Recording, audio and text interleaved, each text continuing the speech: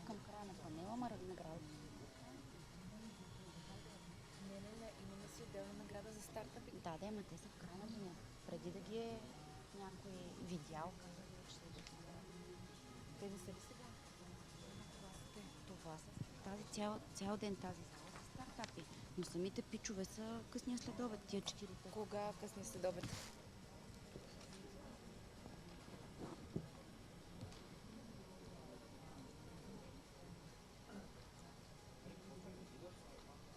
Ми казаха, че сега тук до 1 часа и в 1:10 се обявяват.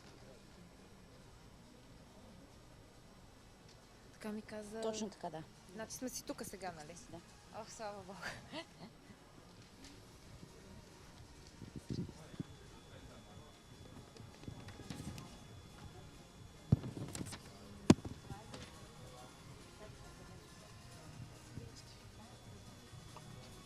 Ти си имаш микрофон, всичко Да, да. 6 минути. Да. Аз викам да почваме, тъй Може, като чуя. най-добре да почваме, да. Айде, стисли. Почваме.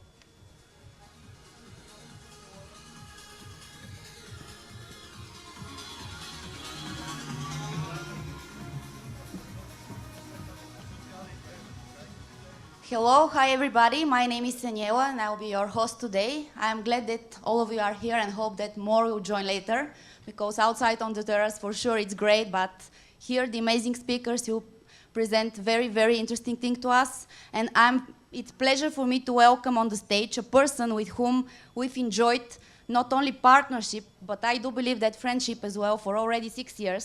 So I believe that when I'm inviting him on the stage, he feels here at Webit like he's at home. He is a co-founder and general manager at Superhosting, BG. Lubomir Rusanov has extensive, nearly 20 years of experience in the IT sphere, and you can imagine how long is this for the Bulgarian IT sector, which particularly didn't exist for 20 years ago. So yes, you may call him a Bulgarian IT superstar. Welcome him and enjoy his story on what is needed for a successful software as a service startup. Welcome, Lubo. Thank you, Anela. Hi, everybody. I'm Lubomir Rusanov from superhosting.bg, and today I will speak about, if they turn on my presentation, about software as a service.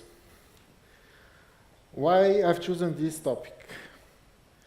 The main reason is that the world is changing, and companies like us, hosting companies, need new opportunities, new services, new decisions, so they can grow steadily in the next years.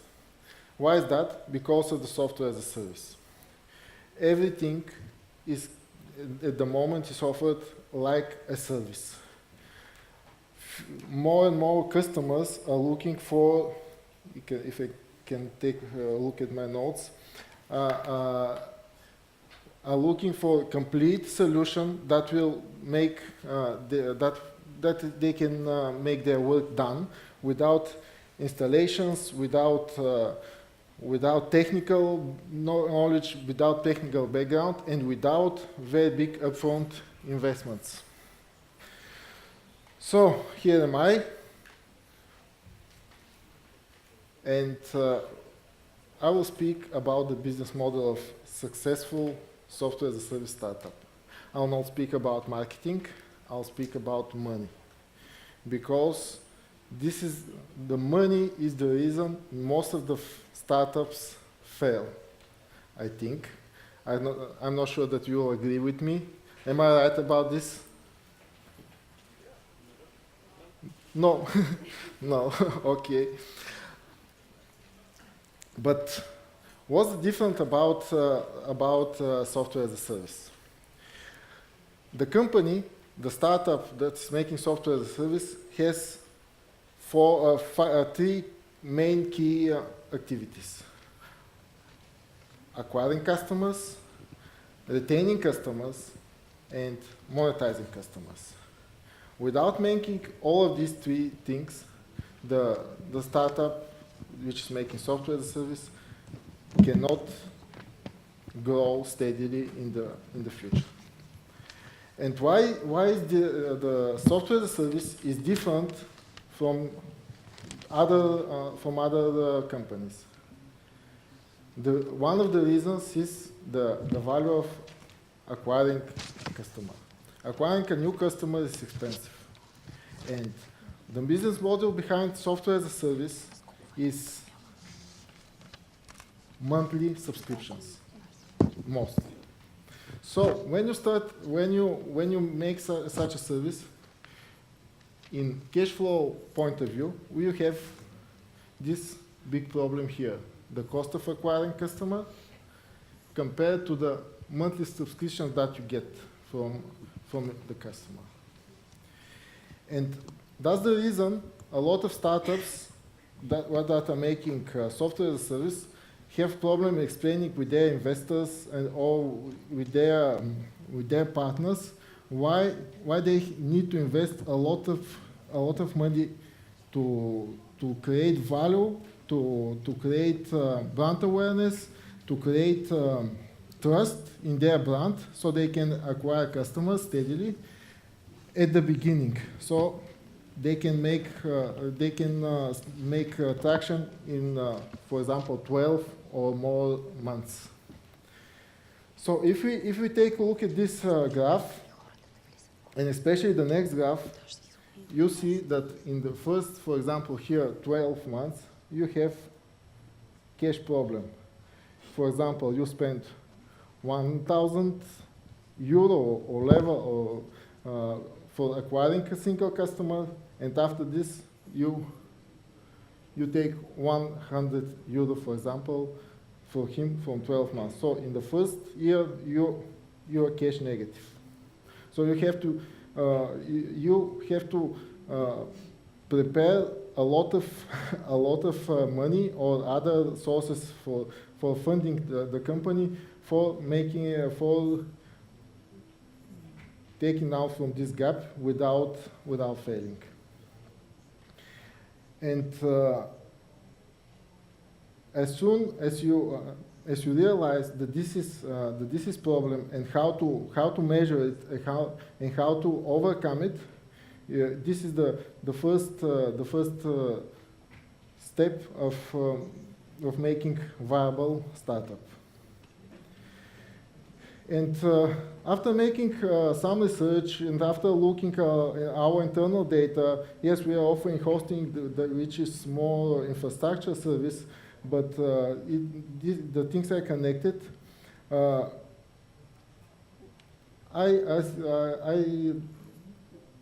I show this formula for successful SaaS business. So what's shown here? The lifetime value, or the money that you take from your client for the time that he's your client, have to be 3 times more than the customer acquisition cost. What's the important things in this formula? You have to know exactly what's your customer acquisition cost, how you spend the money that you have for marketing to acquire a single or a group of customers. And also, you have to know what is your customer lifetime value. How many you expect to receive from your customers. How to measure it, the lifetime value. Let's take a cohort from, for example, 100 customers. You acquire them, and they start paying their monthly subscription. It's normal, like in any business, to start losing these customers for one or another reason, because they don't like your service, or your competitors are stronger, or they offer better service, or the customer don't actually need your service, and you start losing customers. And those lost customers are called churn, like I think you know. And if your churn rate, or the number of customers you lost for a month, for example, is 3%, which you tell it's a little bit, but it can be higher. But if you lose 3% of your customers for a month, you from this example, the first 100 that you have acquired, in 2 years you'll be lost most of your customers. So you can calculate how much money you will receive from this cohort of 100 customers, and that's your lifetime value if you divide it in the number of customers. So these two metrics are very important to check and cross-check if your business model is viable. Without knowing these values and without monitoring these values on a monthly basis, you'll not be successful and probably will have a lot of problems. Sorry for the Bulgarian here. The other metric, the other important factor that we have measured, and I have read a lot of studies in these matters, that the money you spend from the customer acquisition, you have to earn it back in 12 months. Not in 2 years, not in 3 years, in 12. That will make you more comfortable from the cash flow point of view after the first year. This is also important, and the two formulas are very connected, and you have to take measure of them. So when you are acquiring customers to our software as a service, how is our revenue, how we earn money, how we grow? There are three main aspects that we see that give you how much money you earn every month, and if they are going to become higher and higher. The first thing, the blue one, is the new customers. MRR is the monthly revenue that you receive from your customer. So you take new customers, they pay you every month more. The other factor is upsell. It is very important, your software as a service startup, to have very good upsell policy. Because if you offer one plan or 3 plans, but if your first plan is very good, too good, you'll not make the customer pay you more. So you'll be paying, for example, your first plan, and you will have problems. Why is this?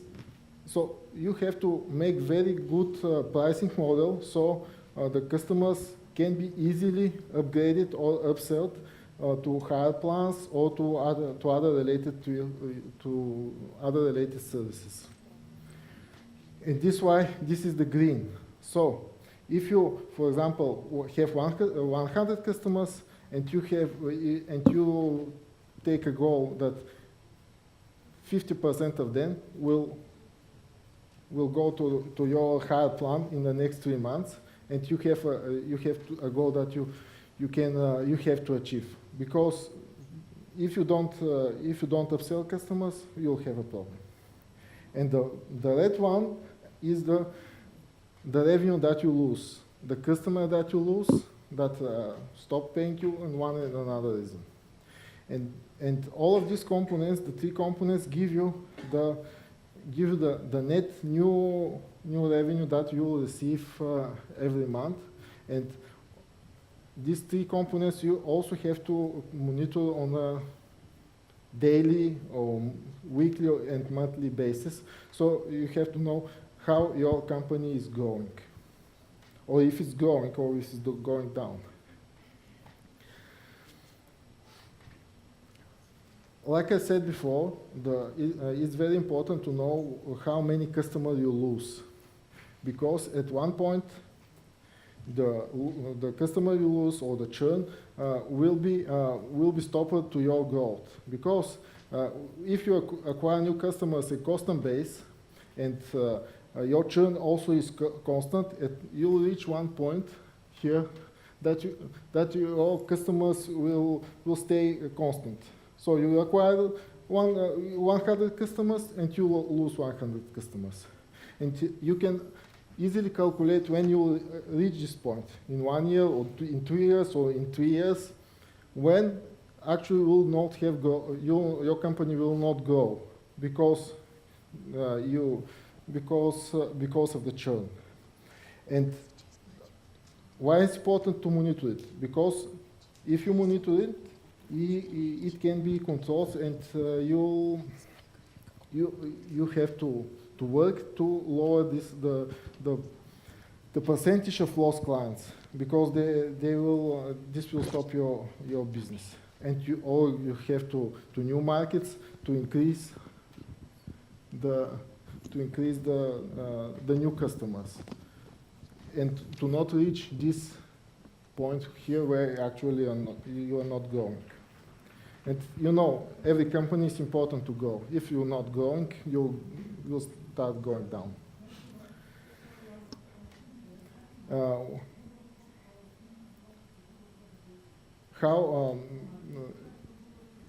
How to fight with the churn? There is one thing called negative churn, and this is the revenue that you receive from upsells and cross-sells of your current customers. So if you have constant churn and you have constant new customers, one of the easiest way is to work on this point, to upsell and cross-sell customers, so your revenue will be growing, even if you lose revenue from lost customers. And you also have to measure this. How much revenue you are making from upsells, and is this enough to compensate the lost revenue from churn, from lost customers?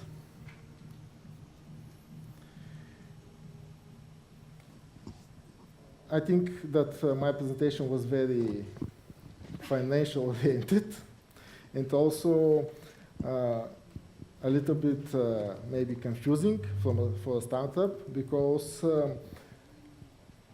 when you start, you think about vision, you think about product, you think about going outside from Bulgaria, for example, in the markets outside Bulgaria. But if you don't measure these important factors, probably you'll have a problem, because yes, the vision is very important, the product is very important, but the financial aspect of the startup is also very important. And if you don't keep very close eye on your finance, maybe you'll have to start new startup after this. Thank you very much, and I hope if you can Thanks, Ljubo. take questions. If somebody has question, please, now is the right moment, or maybe later outside on their place outside. They have a great stand, so you may meet him there for sure. I have a question about the churn rate that you mentioned. You mentioned the 3% churn rate. Is this specific to your business, or it is an average or something else? Thanks. This is like something like industry standard, but it's churn rate per month. And if we measure, for example, the churn rate per year, because most of our contracts at the moment are yearly contracts. But if your customers are paying mainly monthly, you have to measure it by month. But 3% is something like industry standard. It's not very high, it's not very low. It can be higher. If, for example, if you have free subscription, your churn rate will be very much higher. This is normal. But if you have only paid subscription, you have to monitor it to know how it is and how to lower it. Thanks. Does anybody has any other question?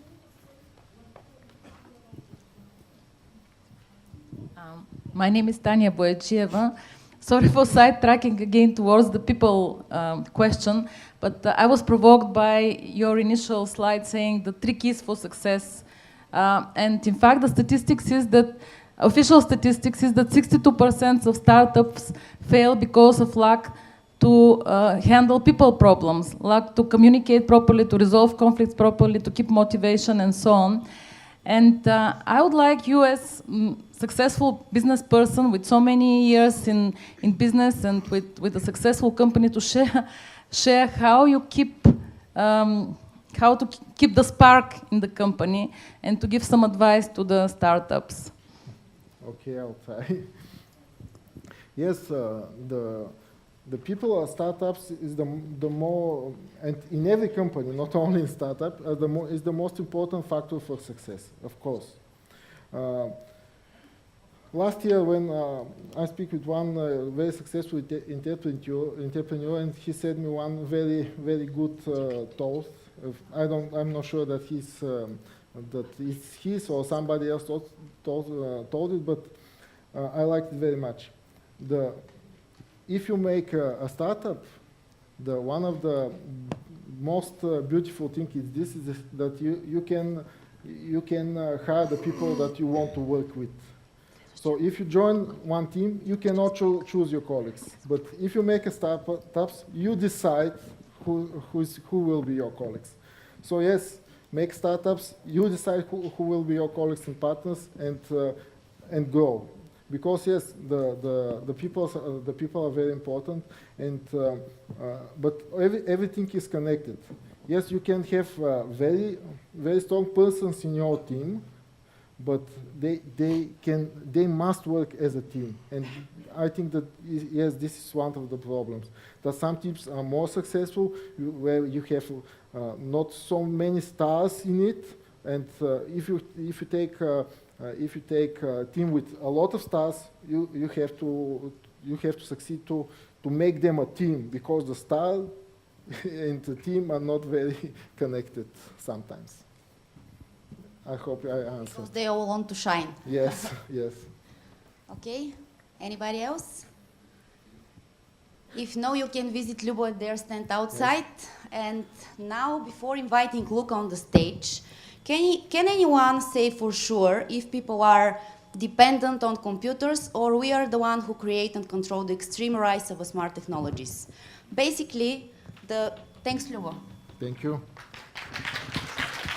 Basically, just a few years ago, the term mobile app was unknown. And today we use it every day. So now, Luca, who is in charge of the management of the BlackBerry developer ecosystem globally, will take over here to give us 5 tips on how to go to the market, starting from ideation to launch, when your startup is a real startup. Luca, welcome. Thank you. Stage is yours. Thank you very much. Sorry. So good morning, everyone, and thank you very much for being here. My name is Luca, and I work for BlackBerry. I manage the developer ecosystem globally, and that means that part of my job is to try to help developers to be successful. And this means to try to give them some tips in order for them to avoid common mistakes that we found really every day. So let's say that you are building a startup, and you really, are able to solve some important problems through your startups, and you say, okay, so I can build an app to fix that problem. And so your startup is actually a startup, right? So you have a great idea, and you have lots of ways to build it, to create your app, but the problem is how to effectively market that app. So these are a couple of numbers about apps. So the market of apps. It is impressive, actually. And many developers really found out that they can really make a lot of money with apps. And so, you know, you're ready. You have your idea. Okay, let's build this app and publish it and start making money. Is it easy? Well, it's actually, it is not easy. It is not easy because of those common mistakes I was speaking about earlier. The number one advice that I can give app developer, by the way, any app developer here? Or any startup working in the mobile space? Okay, cool. So the number one advice I usually give to mobile app developers is target the right audience. It doesn't mean that publishing for a certain platform is the best choice for you. You can just think, okay, I will publish everywhere for any platform so I can get more users. But that's wrong. That's wrong because at the end of the day, maybe you don't know that you can make more money in a certain platform rather than the others. I will show you just quickly an example of a mobile game developer who published for iOS first, for Android later, and then for BlackBerry. And at the end, he found out that he made more money for BlackBerry. He would have never said that before, you know. But because the problem is that, for example, that is valid. I will show you an example for BlackBerry because I know them very well, but could have been the opposite. Maybe they could have published for BlackBerry a certain app, and maybe it was not the right choice, okay. In this case, they made more money because, he made more money because BlackBerry users, for example, are more willing to pay than others. And he didn't think of that before. So after that, this game developer, it was funny because he decided, okay, my next game is gonna be just for BlackBerry. Let's try this and see what happens. And that's what happened. So this green bar is the revenues for the new game called Flycraft. And this bar instead is the sum of these three bars. So he made way more money published just for BlackBerry. He just was able to target the audience and to make this audience happy. So, you know, I like to show this slide because many developers say, yeah, well, I want to grow my user base, I want to do this, I want to do that, but at the end, we don't work for free, right? So this is the main goal they want to reach, and they need to carefully target their audience in order to make sure they start making money with their app from day one. Second advice, choose the right tools. It is important when you start developing an app to choose the right tools for different reasons. You can have many choices. These are the choices available for BlackBerry, for example. And maybe you are an Android developer, you want to port your app to BlackBerry, and you have to know that you can run Android apps on BlackBerry 10 very easily. And maybe you didn't know that, and you chose maybe another, you rebuilt your game or your app, but you didn't know that you could have chosen you know, the Android way. And you know, right now it is very easy. You have multiple choices to develop an app. And it is very important to choose the right one from day one, because otherwise you will spend a lot of money and time trying to maintain that app. Maybe if you develop for different platforms and you use different tools for different platforms, it is very difficult to maintain that application and so on. So again, from day one, make sure to choose your tools very wisely. This is a very important advice. I like this. Don't be uninstalled. One of the main problems is that when you win a customer, when you win a new user, you know, it's a great goal. But if that user uninstalls your app, it is done. It is very difficult to make that user install your app again. So make sure that your app, in particular, doesn't kill the phone of your user. That's one of the main mistakes that happen. You just are eager to publish your app. You want to publish as soon as you can, but it is not ready yet. And when the user downloads your app, installs your app, it immediately understands that his phone is dying, or you are killing the battery, and he will uninstall the app, and you know, it's very difficult to get the user back. Beta testing, again, yeah, you have your app, you really look forward to publish your app to the store, but make sure to take the right time to beta test your app. So try to find friends, try to find a small user base that can really give you feedbacks, collect those feedbacks, and make sure that before publishing that application, you know, you really have taken care of all the details, because an application on a mobile phone is not like a website.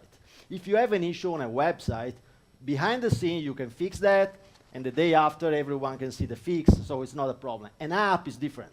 For an app, you have to make sure that you don't have major problems when users install that application. Again, when you have the, you have a good user base, make sure to give support to users. I like to say your app is not intuitive as you think. Maybe it's very difficult to be used. You believe it's the best app to do what that app does, but in general, could not be the case. So collect feedbacks. Don't be afraid. Don't be angry if users say you are doing really a shitty app. That's you collect that feedback and try to make the next version better. So, if you build it, will they come? So what happens when you publish your application? You are there, and you are looking at the analytics. Okay, I want to see how many people will download my app. And you are frustrated if after a couple of days no one downloads that. And you have to think that maybe the reason for that is your fault. It's not because your app is not great, but it is because you are not marketing your app in the right way. So, advice number 4, sell your app. What it means? It means that you have to pay attention. So as soon as you have your app, you have to pay attention at how you sell your app. And you start selling your app when you publish your app to the store. And when you publish your app to the store, anyone who publishes an app knows that you have to add some assets in order to make sure that your app is visible in the store. And part of these assets are, for example, an image that the users can see when your app gets featured or gets more visibility in the store. Many times, we deal with lots of fantastic apps, but really bad images. So the developer publishes an app, then it uploads a very bad image for featuring, and we will never feature it, even if the app is wonderful, because that image sucks. So, everything you do when you are publishing is very important to sell your app in the best way as possible. You have to pay attention. So when your app is done and ready to be published, then it starts another phase when you have to try to sell your app in the best way as possible. This is another example. This is mostly for BlackBerry, but for example, there are some tactics in order to give your app more visibility. On BlackBerry, for example, if your app is connected with BBM, our messaging platform, there are lots of ways to spread the word about your app. And so usually you get 15 to 20 times more downloads if your app is BBM connected. And so these are some tips. This is for BlackBerry, but for other platforms there are other tactics. And you have to make sure that you use those tactics, because really those are very, very effective. Pricing model. So you have your app, you solved a big problem for users. Okay, how do you sell it? For free? Maybe you want to have a paid app. Maybe you want to have a subscription. So what do you think it is the best way to sell your app? It depends on the app. But mostly, we've seen that the best business model for an app is to provide the app for free and then to sell something inside the app. That's the best way, because you reach a huge user base. Of course, your app must be good, otherwise no one will get it.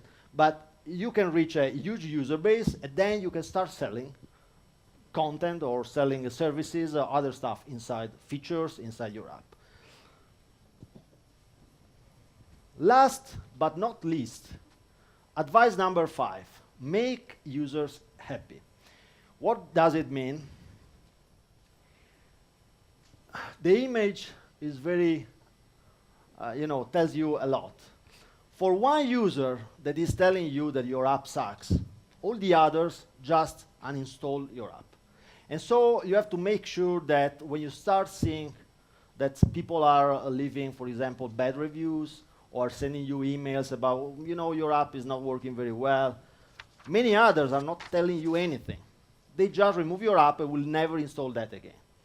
So make sure to manage complaints, and also consider that users upgrade very often. So make sure to create updates as many as you can, because also updating an app is a way to remind the user that your app exists and that maybe it is installed in the user's smartphone and so on. So there is a marketing element in upgrading very often.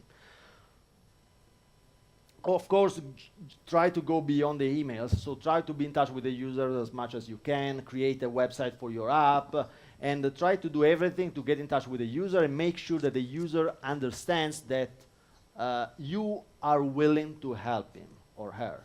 So that he doesn't feel alone, because it's very bad, and there are also very popular apps that unfortunately don't behave in the right way, where very popular apps, and if you try to get in touch with a developer, it's impossible. Easier to get in touch with the president of the United States than with a developer. So make sure to avoid that. Be available for the user. Another important point, reviews.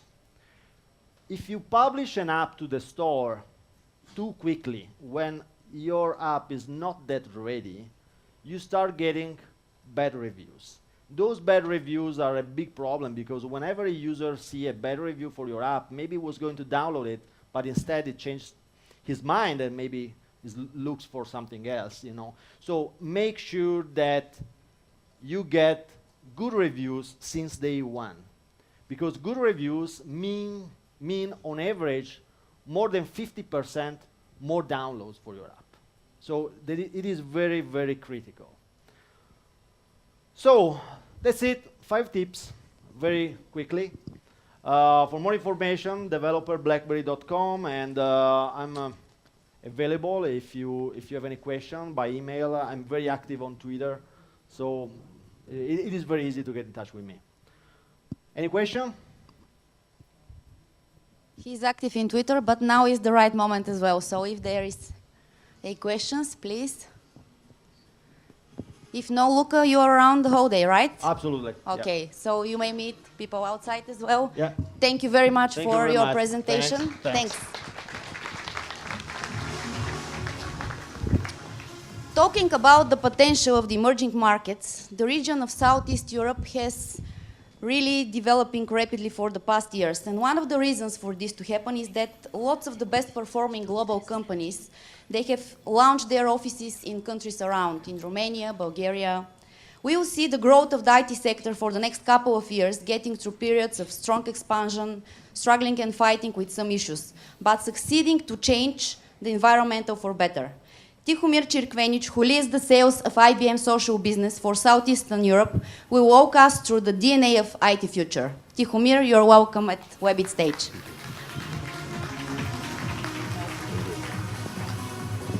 Thank you. I hope you hear me well. So it's definitely my pleasure to be here in Sofia again. So it's one of the cities here in the region that I'm covering that I'm always very glad to return back to. So my name is Tihomir Cirkvenic, and by my accent you can maybe notice that I'm not far away from here. I'm coming from Zagreb, from Croatia. We are almost neighbors, only Serbia between us. So today I'm here just in the next couple of minutes to share some of the thoughts about the future of IT and something about the strategy of how IBM actually looks at it. So if we just take one moment and think of all that we have right now in the IT, of how the IT has changed our lives. We can actually make presumption that what we have today, it was future maybe a couple of years ago. So in a couple of years ago, it was really hard to predict all this explosion of the social explosion of the internet and the explosion of the mobile world with all these applications and things that are going around us. So all of this that we actually have today has very strong basis in the years before. It didn't just came like that from nothing. So it didn't came that we have so many people now using the internet, using their mobile phones, being on the social stuff like that. So if we think what were those base things that were happening in the last 20, 30 years, we can maybe came up that it was very important that it was the era in the 80s and 90s when the PCs came out, especially in the 90s when the PC became the part of the everyone household, and the PC came to every working desk. Also, if we are thinking about the IT literacy, so now the IT is taught in the faculty, even in elementary school. So my boy is learning my son is learning the IT even in elementary school from the very, very early ages. All this didn't happen, it wasn't present in the past. So all of this was like the prerequisite of all that we actually have today. So there is a sense that what will come to the future also has some roots in our present. So it has some root actually right now. So if we want to make some good strategy for tomorrow, we have to make even some investments. We have to think about the strategy and the things that we will do, invest and spend time on actually right now. So if we are just thinking what would be the base, some of these basic elements that would be the DNA like in genetics, DNA of our future. There are a couple of them, and the IBM is at the moment looking at having very strong in its strategy the 4 of them. One of them is definitely the mobile. So we all know, we all heard about the crazy statistics about the mobile. So we know that mobile devices have more shipment than the PCs and notebooks for the last 2 years. So it happened in the second quarter of 2012 that there's more mobile and tablet devices were shipped than the PCs and notebooks. Also, now the half of the subscriptions for the new mobile device in major markets like in Europe and in US are now for the smartphone devices. So there's lots of statistics going around the mobile. One that I can recognize myself in, and one that I really like the most, is that 90% of the people having their mobile device 100% of the time in the reach of their hand. So perhaps in this room, especially in this room, on this conference, I think there are lots of people who can recognize themselves in these statistics. Is it good or bad? I mean, we are not here to judge that, but this is really the fact. The fact is that this mobile thing is really changing the way how we are living. It's changing actually the way how we are doing the business. Now we are all talking about the mobile device, mobile applications. We are talking about how the customers can reach and do transactions with us through its mobile device. Actually, one of the best examples so far I had about how the mobile is changing the world and the way how we are living actually happened to me yesterday. I was coming earlier to the Sofia just to finish my presentation, and it was a beautiful weather in Sofia, so I took a walk. So I can always do the presentation thing later in the evening. So I took a walk from my hotel to the Vitosha Street, and at the beginning of the Vitosha Street there is an excellent pizza cut. So it's really big pizza cut. You can eat it for a couple of days. So it's and while I was eating the pizza, I saw one teenage guy. It was maybe not teenage, it was like 18, 19 years old. And he was using his mobile in one strange way. So I just noticed him by accident. So the thing is that this guy was deaf, so he couldn't hear, and he couldn't talk. So he was using the sign language. So obviously he was talking with somebody on the other side over the some video conference call or something. I don't know. I noticed it was the Android mobile device, and perhaps some Skype or something was on it. So, I mean, if you can just think, was it possible like 2-3 years ago? I mean, for this guy, it was calling from the street somebody else, talking, communicate with somebody else was probably totally impossible. And yeah, at the end, he was sending the kisses. He was sending the kisses, so I do not know sign language, but I recognize when he was like sending the kisses and saying kind of the hello to the other side. So he was able to communicate to his, I don't know, girlfriend or mother or somebody. So it's really one of the beautiful examples of how the mobile is changing our world, the way how we are living. Next thing, social. Okay, we have crazy statistics about the mobile. So regarding the social, it's even the craziest statistics. I'm not going to repeat any of this. I'm sure today you will hear a lot about the crazy numbers about the social. But for sure, when we are looking at the social, how we can use it in a business, there are actually 3 ways how to use it. So one is by a push method, so we are using it as a PR channel, right, like a marketing channel, like a sales channel, so we are publishing some of our content on the social media, trying to sell something, trying to promote something. There's also pull method with the social. So when we are listening to our customer, and it's important to listen to the customer to make some better relationship with this customer. And also, there is a third aspect of the social in the business, and that is the using of the social tools inside the enterprise. So there is one growing market at the moment, and that is about, so actually, yes, it exists. Even IBM has some tools. It's called IBM Connections. These are the tools that the enterprise can install for themselves inside the house, and get all of these benefits, or most of the benefits that actually exist on the social network outside, on some social media. For example, there is a enterprise wiki, so people can use in-house wiki. There is enterprise blogs. There are like 20 different modules that people can use inside of the house that is basically based on all of this social media that we know from outside. So it's, for the most people, it's really easy to adopt it and use it for the everyday work.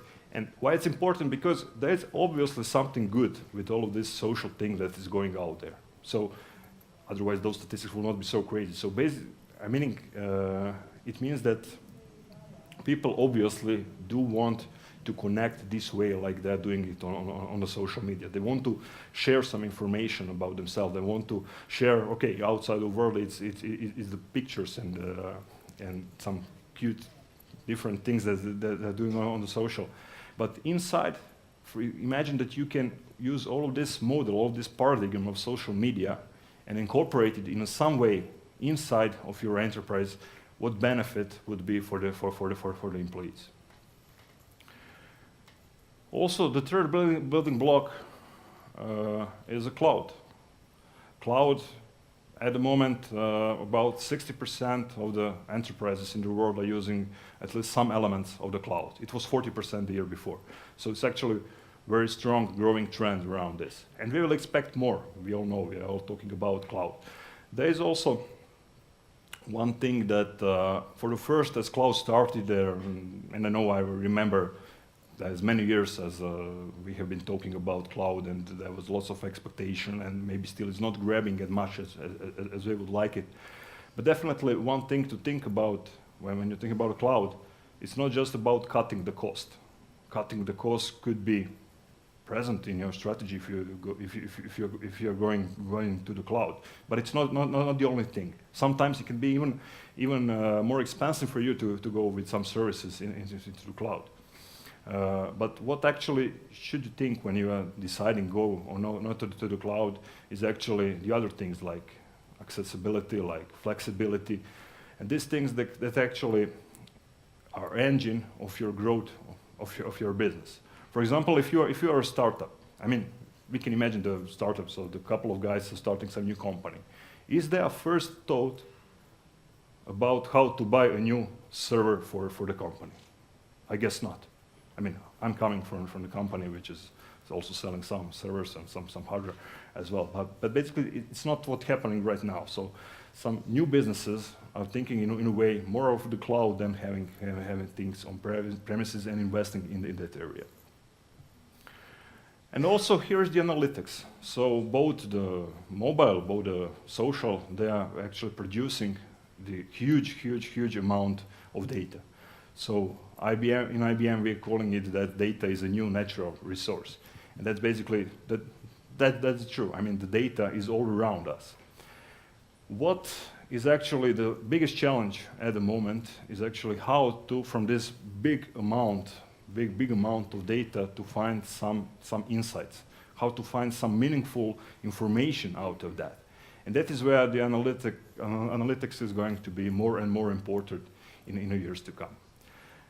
All those four, so any of these four, so either cloud or either mobile, is disruptive enough to make some change in your business by itself. But what really is going to happen in the near future is that these four things will converge to one. And so this is actually what is expected to be the next big thing in IT. So when all of these four converge to one in your business and putting it in a function to bring the more business value for you, for your customers, then it's going to really the magic is going to happen. So there are many tries, even today, with the companies, big companies who are trying actually to combine these four, so either cloud with the social, cloud, mobile, social, analytics, this kind of thing. So, and this is like predictions are saying that this is going to be more change with all of this that come than what we had in IT in the last 20 years. So, at the ending point is basically if you are about the future. So if you want to still work in the future, if you want to be successful in the future, it's basically how you will set up your strategy today. Leaving those four things from your strategy, from your IT strategy today, is not something that would be bright future, that will bring the bright future for you. So this is also something that IBM has put very high in its all strategy or initiatives. We will hear from the years to come more and more from the IBM on almost every presentation that IBM will bring about these four things. We even have the acronym for this. We call it CAMS, so C-A-M-S, and cloud, analytics, mobile, and social. So basically that's what I wanted to share with you today. I will also be on the next session now in digital, so if somebody wants to join me there, I would be very glad. I will also be here for the whole day, for the whole of your sessions, for the whole day, for all of your questions. So if you have any question now, maybe I can answer it right now. Yes, no? So thank you. Thank you very much. No, I have a There is question. one question. Sorry. Just one question, please. One question, and you can go. Okay, so when I was listening to you about the importance of social media and the technology using in our social life, I was thinking about, of course, Google Glass.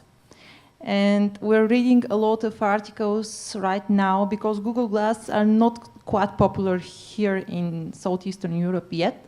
But of course, we want to have the opportunity to buy Google Glass soon. So what do you think about the violence against people who wear Google Glass? And because when you were talking about the deaf children and the deaf guy or teenager, yes, I was thinking that here in Eastern Europe, we are, of course, here not in this room, but there's quite a lot of people who are not so open-minded.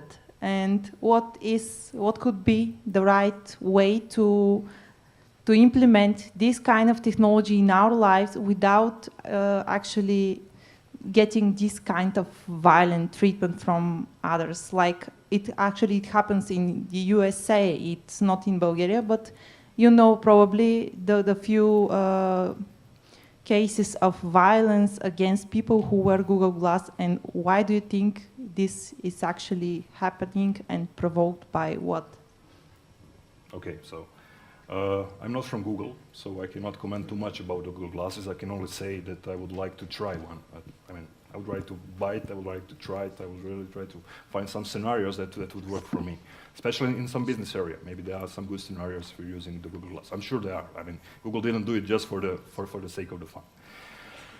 There are many concerns regarding the social, not just regarding the Google Glass. I mean, it's also, I mean, it's about the privacy.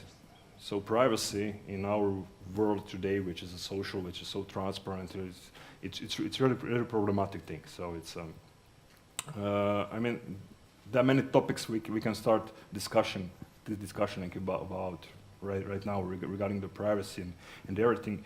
But definitely, what you mentioned, Google Glasses, it's that more and more of these wearables, it's called wearables, this different kind of the sensors and the devices and I know for the fitness and stuff like that, that will actually be present on the market in the next years. It's one of the biggest trends at the moment in this consumable IT area. And we can, I'm sure we cannot avoid it.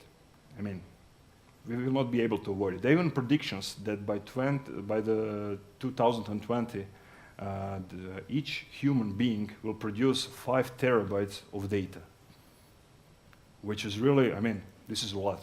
All of this data will come not just from the mobile, not just from our presence from the social media.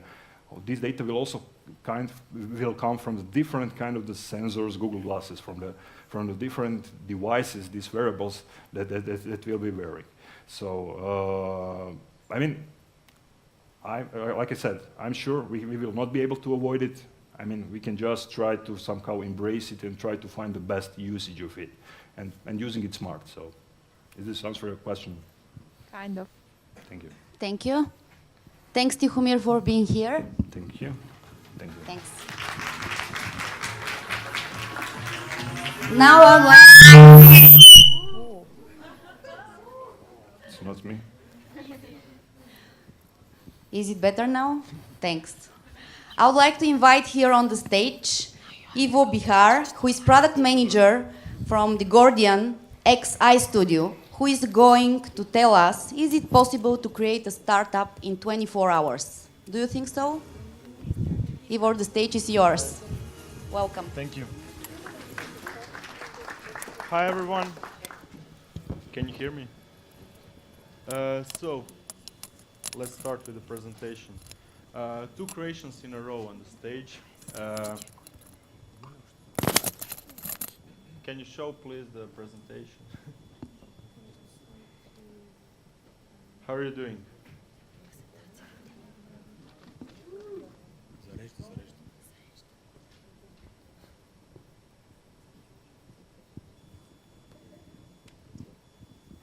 It's a huge one. Thanks for coming, guys. Thanks to Plamen for inviting us all here, connecting us. So here it goes. I'm Ivor. I'm product manager at The Gordian. I come from business and finance background, but I was always interested in technology and innovation. So a natural step for me was to go into startup business. I'm now part of The Gordian, which is a full-service digital marketing agency that's focusing strongly on performance. But with our agency business, we also have different kinds of products that we develop in-house. So some of them are social numbers, which is a kind of portal for Facebook statistics. We have Social Puzzle, which is a set of do-it-yourself Facebook applications for brands. We have Media Toolkit, which is launching again in early May. It's a digital press clipping tool that tracks mentions of brands across the web. And we have also started a startup in 24 hours that I'm going to talk about today. So, why do we develop so many products? Why do we want to constantly find something new? First of all, it's a lot of fun. Second, we bring innovation. We always try. We have these products that are focused on Facebook, but we are always building some kind of new things that are going to make some change in this area, so in Southeastern Europe. Second thing is creativity. So everyone has an idea, but people don't know how to start it, what to do about it. we are trying to find a framework for these ideas to happen. And and the third thing is following global trends. So the technology is now moving faster than ever, and we want to keep our step with it. So our products are basically developed with the Lean Startup principle in mind. We use customer development, and we use agile development or Scrum technique to build great products. Yeah, But, in 3-4 minutes. When you have so many products, so little people, and so little time, it's really hard. So we can't have every idea that comes into our minds in our company, put it into action. So what we did is we started this startup in 24 hours project. First of all, the main point of this is not a hackathon. This is something where you create a full-featured product with everything that you need for it. So business plan, marketing strategy, even the advertising, everything is done in the same 24 hours. The idea behind it is that if you develop a product using a Lean Startup, it takes a lot of time. It takes a lot of resources, and you don't know what's going to happen in the end. If you try hard enough, I think you will succeed. But it takes time. What we wanted to do is create a product, put it in the market, and then see what market says about it. First step in this was preparations. It took us 1 week to prepare everything, so almost 50 of us worked on this project, and we needed to organize everything. We had to come up with an idea that was good enough for 50 people to take part in it, so 50 people that are really eager to work on this. We also set up teams inside of the company. We created a plan, and we set up some rules. Rules were really important here, and I'll talk about them later. The last thing we did is expected outcomes. So we had to set up some goals which showed us if we did the project well or not. So rules were set up so that everyone knows what to do. This is 24 hours, and you don't have any time to waste. So our main rule was done is better than perfect. So if you have something to do, you have just a 3-hour block to finish it. If you're not satisfied with it, it's over. You need to push it, or other teams won't be able to continue. The second thing is fail faster. It wasn't just fail faster, it was no failures are accepted. So even if someone thinks that something shouldn't be pushed, do it, because you have only 3 hours until the next block. This was also why all decisions were final. So once a team decides on something, it goes like this. It was like that with the name of the product, with the business plan, with the monetization plan, anything. Like if someone else has something to say, it's over. And in the end, of course, respect deadlines. So 3 of these points were time-based. We did it in November. All of us pulled in together more than 1,000 hours, which is basically around, I think, 6 months of work for one person. We drank a lot of coffee, Red Bulls. It was almost 50 of us. We were separated inside 9 teams. And during this time, we created 5 videos and 5 blog posts that were published live. The only thing that made us all come together was this one idea. So now about these teams. Marketing team, the first thing that they had to come up with was the name. So we had an idea, and they needed to find a name. I was with them at the last 5 minutes of this block, and they had 5 names written on the whiteboard. They couldn't decide. So basically, they chose the name in the last 10 seconds, like raising their hands, and the name with the most votes won. And it was like that. After that, the design team took over, and they created visual identity based on the name. Everything was moving really fast, and it was really crazy to work there. Really amazing experience.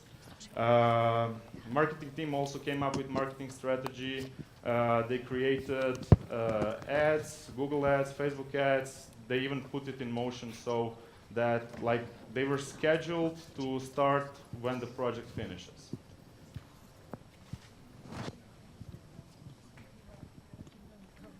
Great. Okay, so technical team, I have I've worked with them too. They were trying to come up with wireframes, with basically all the whole feature set, everything that needs to be done before the development. So they were like building the product from the inside. Business team was trying to find the right models for monetization, how and when they will launch. They were also trying to find partners for the project that would help us spread the word about it later. And basically they had a tough job of doing business development in 24 hours. Then we had a team of explorers. These were our interns that were for first time working on a product. Their first task was to create a landing page that was launched 8 hours after we started with a name, with a visual identity, and we had some developers there who helped them code, and they launched the live site where people could sign up, people who were following us through social networks. And people who were following us through social networks, they were there because of the communications team. So we had live blog posts, we had live Facebook feed. They were following us on Twitter, and these guys were also in charge of content of the site, of copy, of everything that needs to fill in the gap between the code and the design. I have a member of development team here in the audience. These guys were putting everything the technical team did into code and basically creating this idea, putting it live. Design team had a difficult task to come up first with a visual identity for the name that they first heard 5 minutes before that. So they had 3 hours to come up with a visual identity with a story behind it, and they did an amazing job. And of course later they need to prepare to do the site, and they even managed to create a presentation that would be used for sales of the project.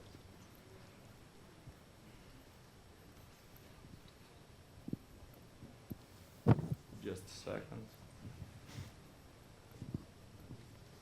I love technology, but it doesn't love me back.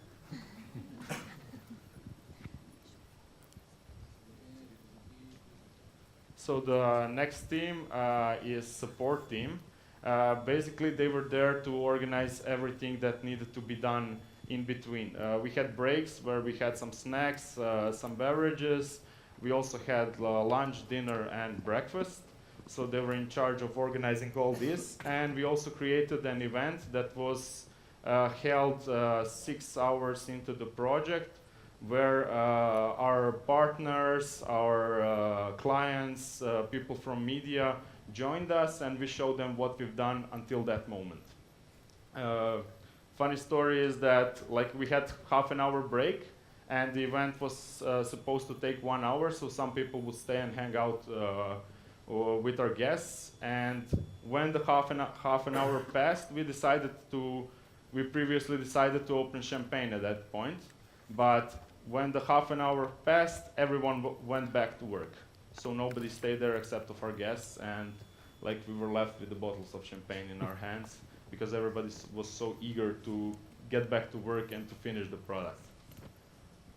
The last team was video team. As I said, they created 5 videos. This is the last one. It was done in that day, so just watch it.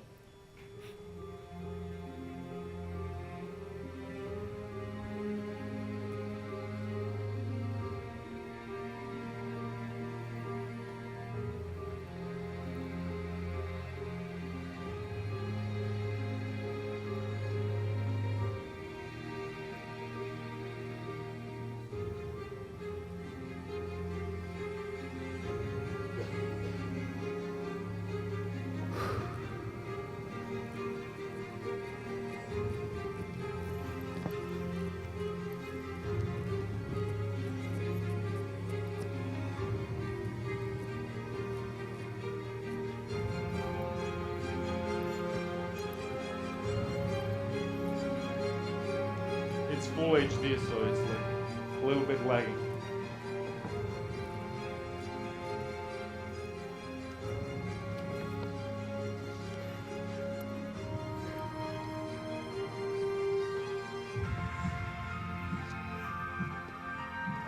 It's all about emotions, inspiration, coming together.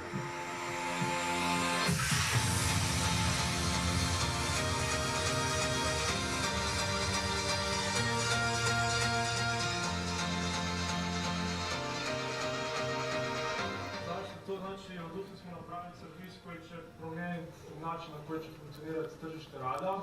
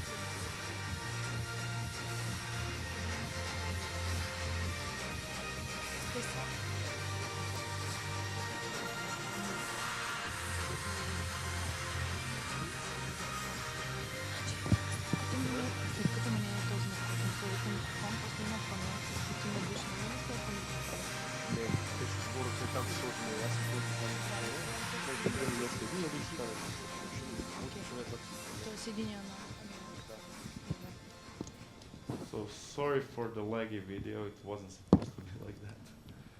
What are the benefits of doing a project like this? First of all, we move the people who usually work in digital marketing agency, they serve their clients, they have their regular day job. We moved them into the startup world and did it on steroids. The second thing, we stress tested the whole company.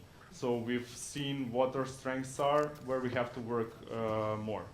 We have also innovated basically in every way possible because we needed to do everything really quickly and needed to find a way to make it done in such a short time.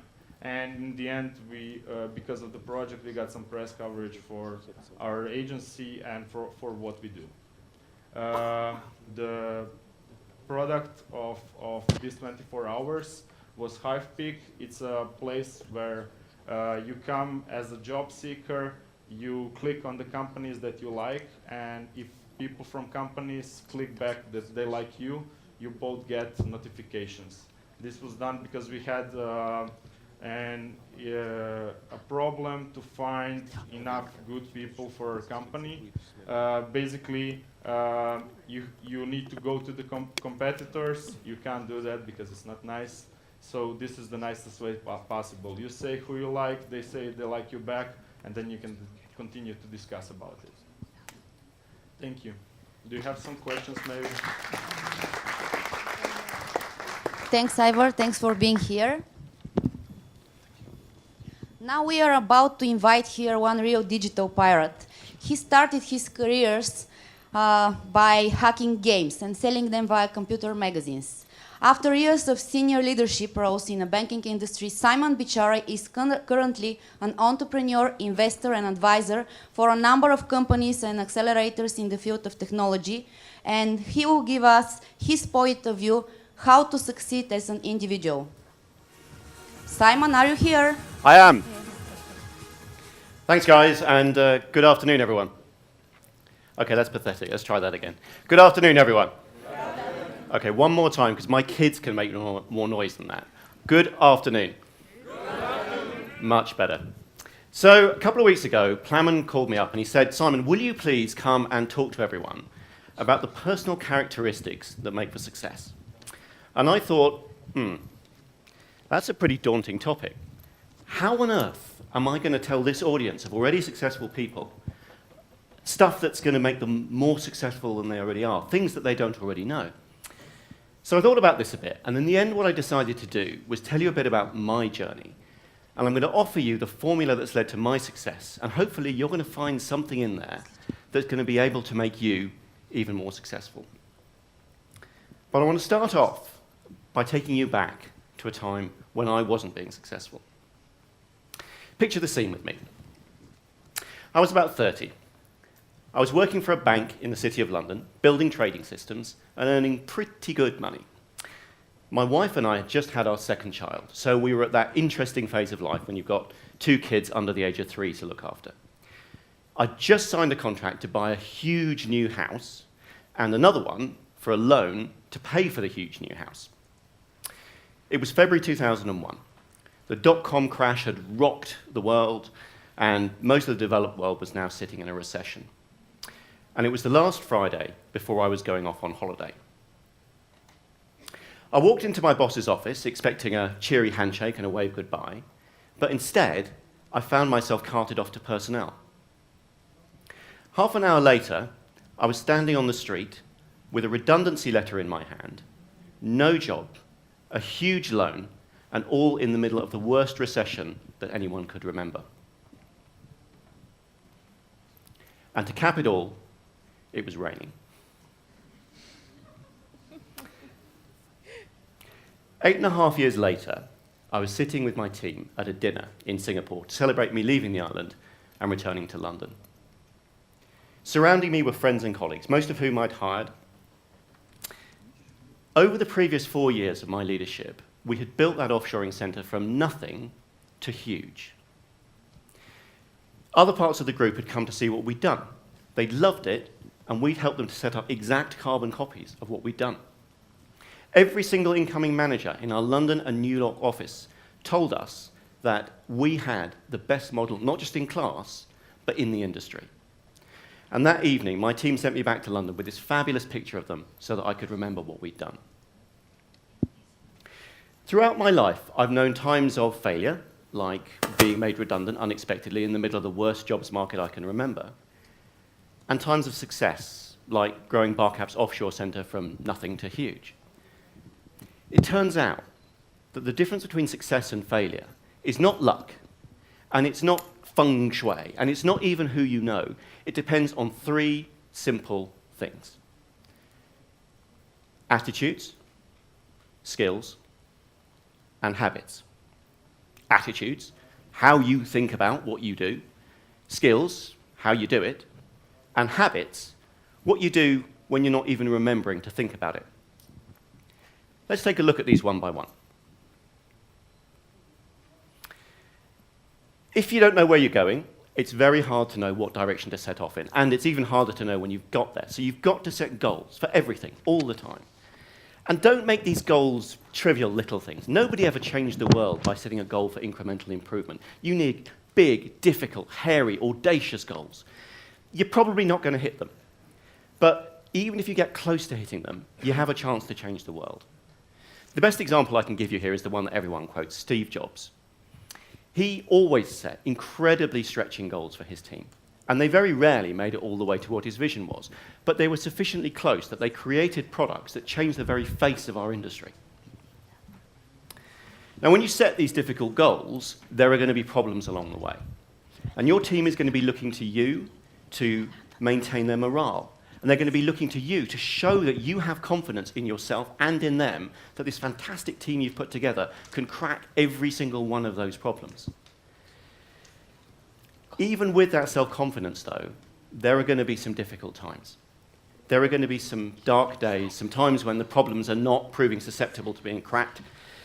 I can remember, for example, that time back in 2001 when I was out of a job. And finding another job was the most difficult thing in the world. I was in despair. Bills were piling up all around me. I was actually worried about whether I was going to be able to feed my children. And it's at that point that you need your sense of humor. People like to work with people they like, and they're going to like you a lot more if you're funny. I eventually found another job, and I found a job because I relaxed and I was funny. And I found an interviewer that I clicked with, and they wanted to work with me, and so they hired me. It was a result, but it happened because I showed my sense of humor. We're going to talk a bit later on about solving problems. Now, the kind of problems we're going to talk about later on are the tractable ones, right? It's a problem with the product, it's logical, you can work it through. But there's another kind of problem that you're also going to encounter, and these are people problems. People are not logical. they have emotions, they have hidden agendas, they have complexities. If you understand human nature, if you understand what drives people, you can do a much better job of working with your team, a much better job of working with your clients, and a much better job of outcompeting your competitors. We know, because it's been shown time and time again, that the firm that succeeds in our industry is the one that gets the product right. Mediocrity is okay as a starting point, but iPad is better than Surface because one is good and the other one is excellent. If you don't have excellence, then somebody else is going to come along and they are going to eat your lunch. So you need to be constantly searching for it. And by this I mean excellence both in the product that you sell, but also in the people that sit within your team. And the last attitude is you need to be always looking for the least effort route. Getting from A to B can be hard, and there's often a smart way to get from A to B with much less effort. My favorite example here concerns John von Neumann, the American mathematician and pioneer of computer science. So there was a study team that were trying to design a computer to solve a particularly difficult problem. And they were having a lot of trouble with this, so they came to see John one day and they said, look, we've got this design, can you help us with it? And John looks at the design and he isn't really very impressed, so he asked them to explain the underlying problem that they're trying to solve. And when they've explained it, rather than helping them with the design, he just solves the problem for them right there in the room on the blackboard and sends them away with the answer. No need for the computer at all. That is getting from A to B in the least possible effort.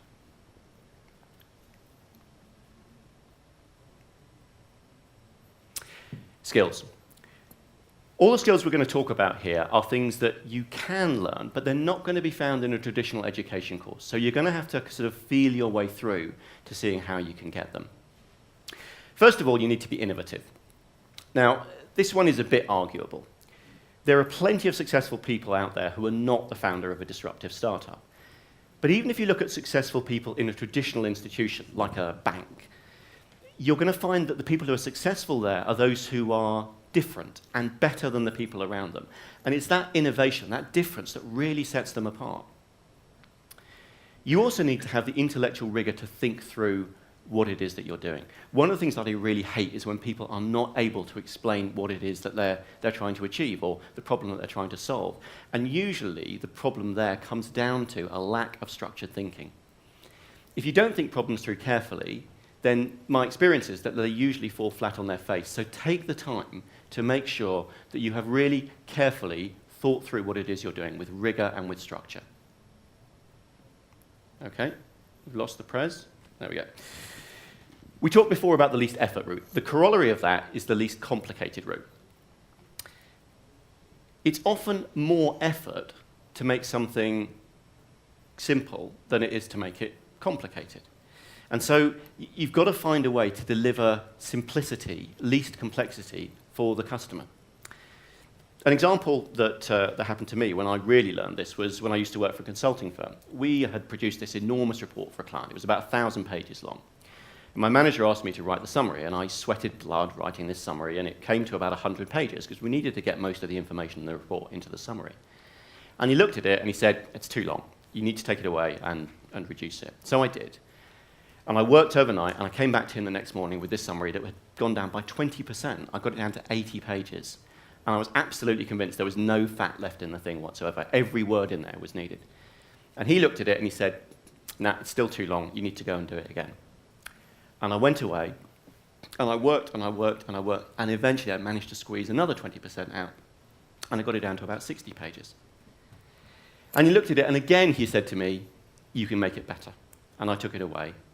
And I brought it back, and I took it away, and I brought it back, and I took it away. And every time I was convinced that I'd absolutely squeezed all the juice out of this thing, and every single time he showed me I was wrong. In the end, we had a summary that had 95% of the meaning of the original one, and it was in 20 pages rather than 100. It can be done, it's just very hard. Successful people love problems. To be able to love problems, you need to be able to solve them. And this isn't complicated. You have to identify root causes, not symptoms. You have to research all the possible solutions. You have to pick one, and you implement it. Or, if you're not the person doing the picking, you have to give that person best advice. And this is usually where the problem starts. It can be really hard to speak truth to power. You need courage to tell somebody very senior a message they don't want to hear. You also need that understanding of human nature that we talked about before. Sometimes you've got to shape the message in a way that allows them to hear it, which may not be quite the same way as you would think about it yourself. But if you understand what their agendas are, you understand what their emotions are, you can get it into their head if you really try. Lastly, let's talk about habits.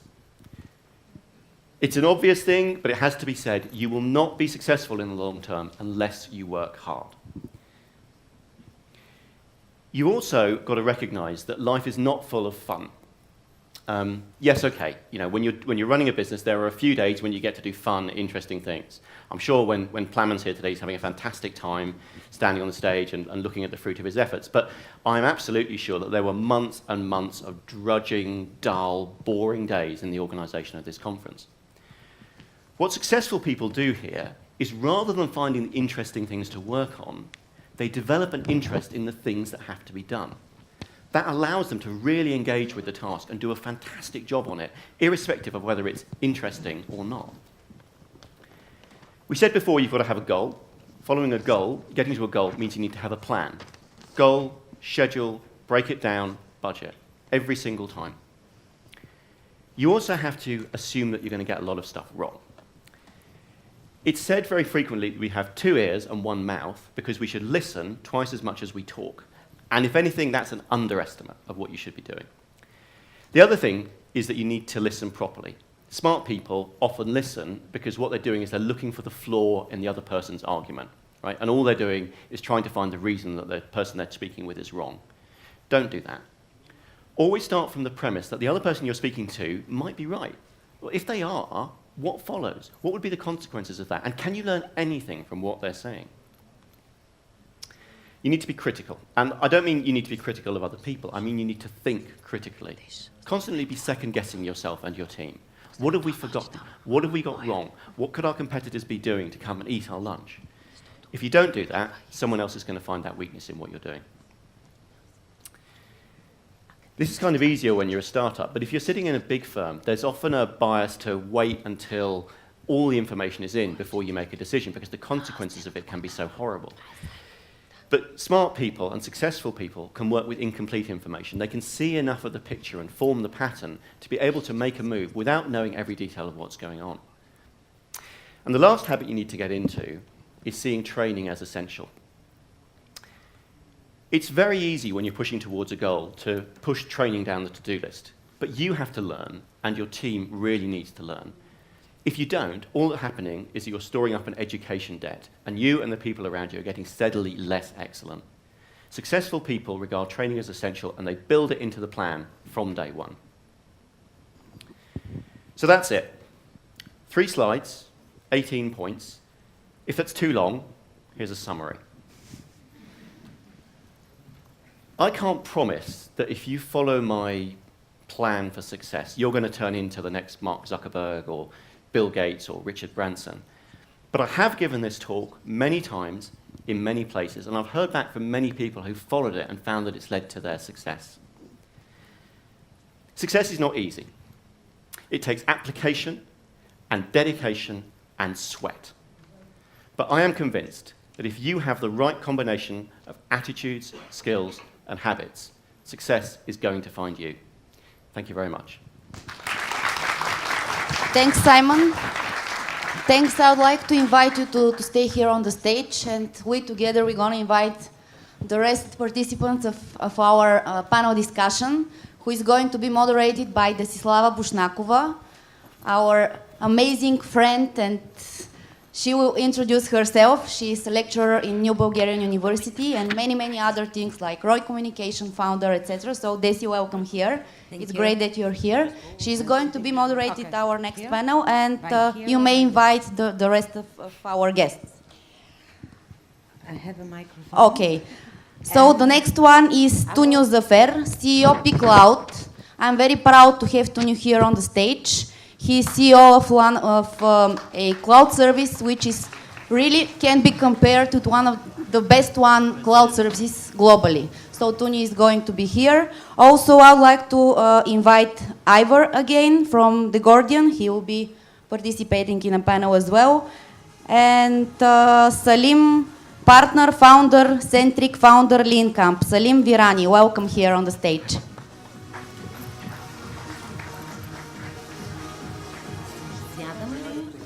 Thank you. Thank you. Thank you. So, hello. Preparing for moderation today, I just come up to a feature, how not to introduce speakers. So, maybe if you wonder why I'm not presenting our guests and doing all this stuff. So, the first rule of a bad presenter is to read the speaker biography. I will not do this. To give away the speaker content. Two of them share a lot of their secrets of success. I expect the next two to do it now, so I will not talk about what they share with me preparing for this moderation.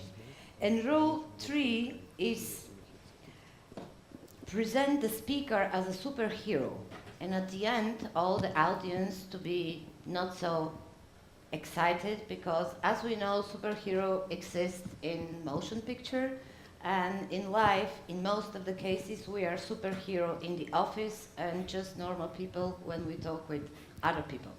So I will not do these 3 big mistakes. I read them yesterday and I say, don't read the bill, don't talk about what the panelists will say.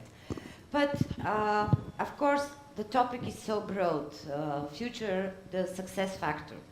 And I'm sure that all of you here are looking for this secret recipe that make Steve Jobs, Richard Branson, and all this other. I'm sure that no one knows the fixed recipe and how to cook it well. But I know that every one of us has a small secrets bringing them to their success. And if we share with people here, they can find some of your secret ingredients very useful and became the next Steve Jobs, the next Richard Branson, and all these famous names that we don't stop using. So I will start with 2 of you who are not giving presentation just minutes before starting the panel. When we talk about successful projects, do you have any other secrets than this shared by Simon and Ivor? Me to repeat? Yeah. Okay. Maybe I'm going to repeat some of the points from the previous great presentation. But for us, the most important success factor, one of the most important, is the team as well. If you want to make great projects, you have to work, you must work with great people, with great specialists. And this is really important, maybe most important when we are talking about developers. Because I have one comparison that one great developers can be easily compared to 42 mediocre ones. The next thing that is, you have to work really with passion and to be like example for the others in the team. They have to see your passion, see your motivation, and you have to find a way to give them this motivation and this ambition to them. And that's how it's going to make big projects and great projects. You have to find the right way to hire and to make the really good team with really great people, and to find how to motivate them, how to believe in the project, how to believe in the future of the project. The ideas are good, but ideas, if there's no will to go on, they can remain just an idea. That's why the idea can be changed through the way the strategy can be changed, everything. But if you have the right team, if you have the strong, tight team, you can even choose another idea and work on the another idea and make really big and nice project. Maybe the most important, as I thought at the beginning, is really the people in the team. And you really find the way to bring all the team together and to work just like one. Maybe sometimes you have to work more than 8 hours. Now it's going maybe 16 hours, even 20 hours per day. But when you motivate, this is not going to make you tired or to make you lost the motivation or to lost the believing in this project or in this idea. That's why, for me, the most important, one of the most important success factors is the team. And for Salim, I have a personal question because we met, I don't know how many years ago, on a Lean camp here in Bulgaria. And because I don't understand anything about Lean, I was invited to give a presentation about Lean thinking. Why I was invited? Because I am the publisher and translator about the 3 books, Lean Philosophy of Toyota. And in theory, I know a lot of things about Lean thinking. But is there any Lean factors about success that you can share with us? Yeah, so I think it's interesting when Lean Startup has become almost a religion in the startup world. And one thing I've noticed successful startups do, I work with, so with Lean Camp, I've seen people sharing across Europe and the US what really works and doesn't. We read the stuff in books, it sounds great, we do it, it's not so easy. And then working with accelerators, about 20 across Europe, also seeing how teams try and apply this. One of the biggest consistent success factors, and I wouldn't say that this is a blanket truth, but it's a difference in attitude. So usually we want to be tenacious, we want to be self-confident, and I think I'd like to discuss the self-confidence point. But often that gets in the way. So there's an attitude shift that is actually quite useful that we see in startups where they move from loving their ideas and looking at process as a way to validate, to prove themselves right, to starting to understand that there is a myriad of options in front of us to get to where we need to. And it often comes down to opportunity cost. So figuring out how to progress actually comes down to how these founders spend their time in getting information that allows them to course correct. And I actually see that is more consistent with an attitude of humility rather than one of like boisterous confidence. And I think that's the attitude that Lean Startup really has at its core, which often gets lost in the way it's talked about or taught. There's a lot of hype around it. Okay, thank you. And you said that you want to discuss some of the topics that Simon shared from his recipe for success. Yeah, so I was thinking about what you're saying about, I largely agreed with most of what you said, but then the self-confidence thing as a blanket statement, I've seen that work against founders where they're absolutely convinced and really they should be stepping back and finding another way in. Yeah, I think that's a great point, and I should clarify what I mean there. So what I don't mean is the arrogant guy, and I use guy specifically because it's never a woman.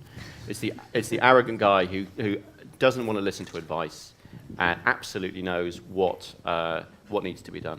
And I work with a bunch of accelerators, and I've seen that attitude several times when I'm sitting there with some other great advisors, and we're all giving this person the same advice, and they're going, no, la la la la la la la la, I'm going to do it my way. That's horrendous, and that's not what I mean.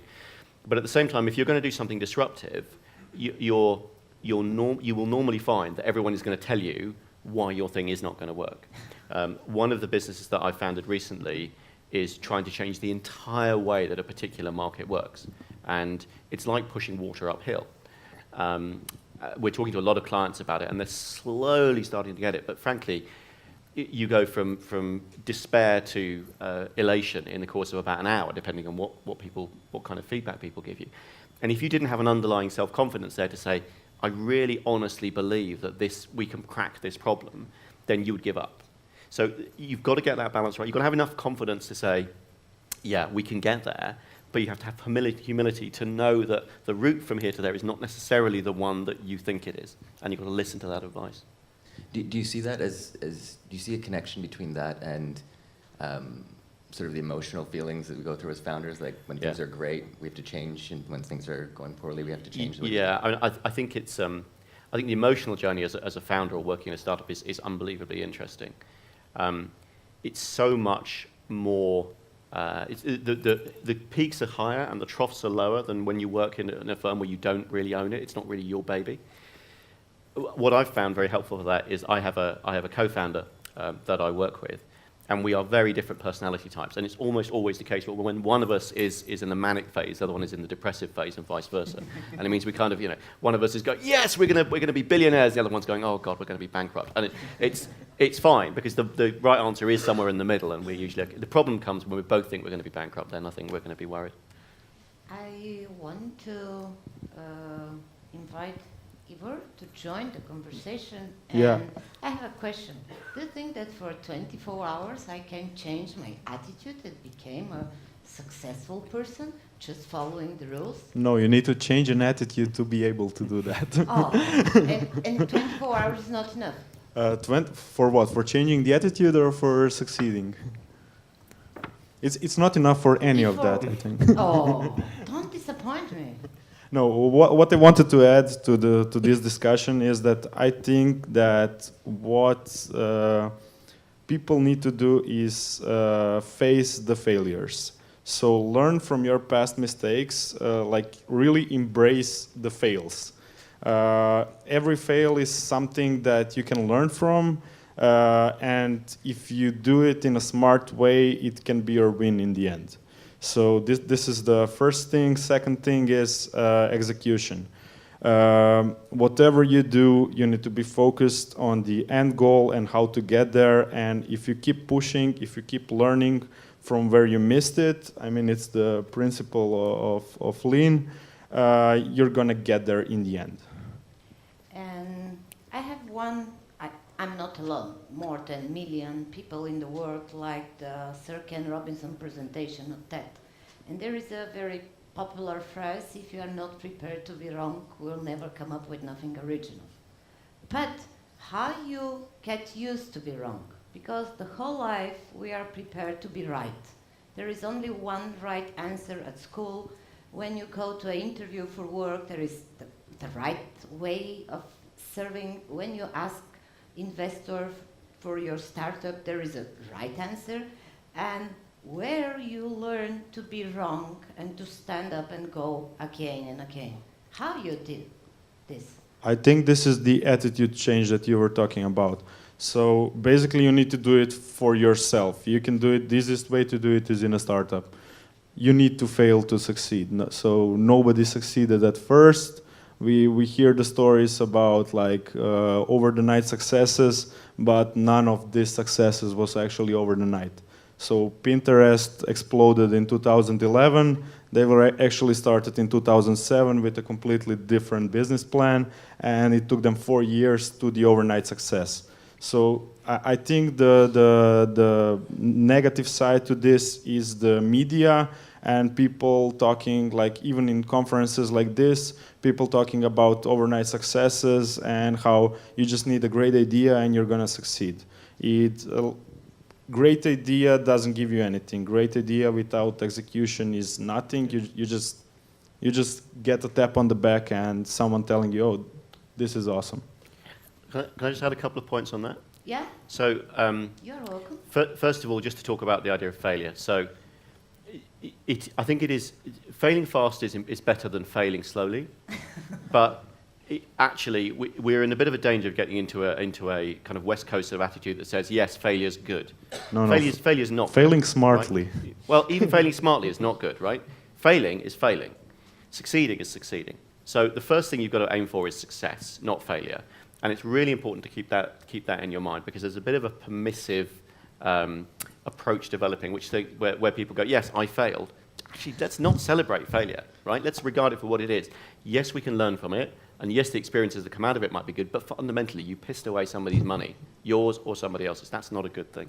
I think they're now trying to push this failure so that we all embrace it, but they're doing it too hard. Exactly. So actually, yeah, the main goal has to be success. If you're doing something to fail, it's a wrong approach, completely wrong. Just leave this job, this company, everything that you're doing, go away. It was funny, in the early days of the lean startup community in London, like 4 years ago, it was full of founders who had serial failures. Yeah. And they were all just going, it was like we were all getting together going, it's amazing, this lean startup thing would have helped me learn these lessons sooner. Everyone was saying, I wish I knew that sooner. We were crying into whiskeys, we couldn't afford them because we were poor. You know, and failure wasn't great, but that failure message did completely override the whole point about fail fast is not about failing, it's about getting the information that allows us to adapt and find success. Yeah. And we end up celebrating like failures as part of that culture, and it's really not helpful. It's the wrong place to go. Yes, but And do you you have to know how hard it is to fail from the cloud? I just wanted to give the word to Tunio because he's in No, I want to add something. It's dangerous. Yeah, I want to add something that every success is full with little fails in features, in people, in teams, in everything. You worked on a feature maybe 1 or 2 months. After that, you launch it, and you see that the users of the service is not happy with this, and this is really fail. But overall, for the project, you have to know that the final success is really full with a lot of fails. Sometimes hurts, sometimes not, but really you have to be prepared that you are going to be, yes.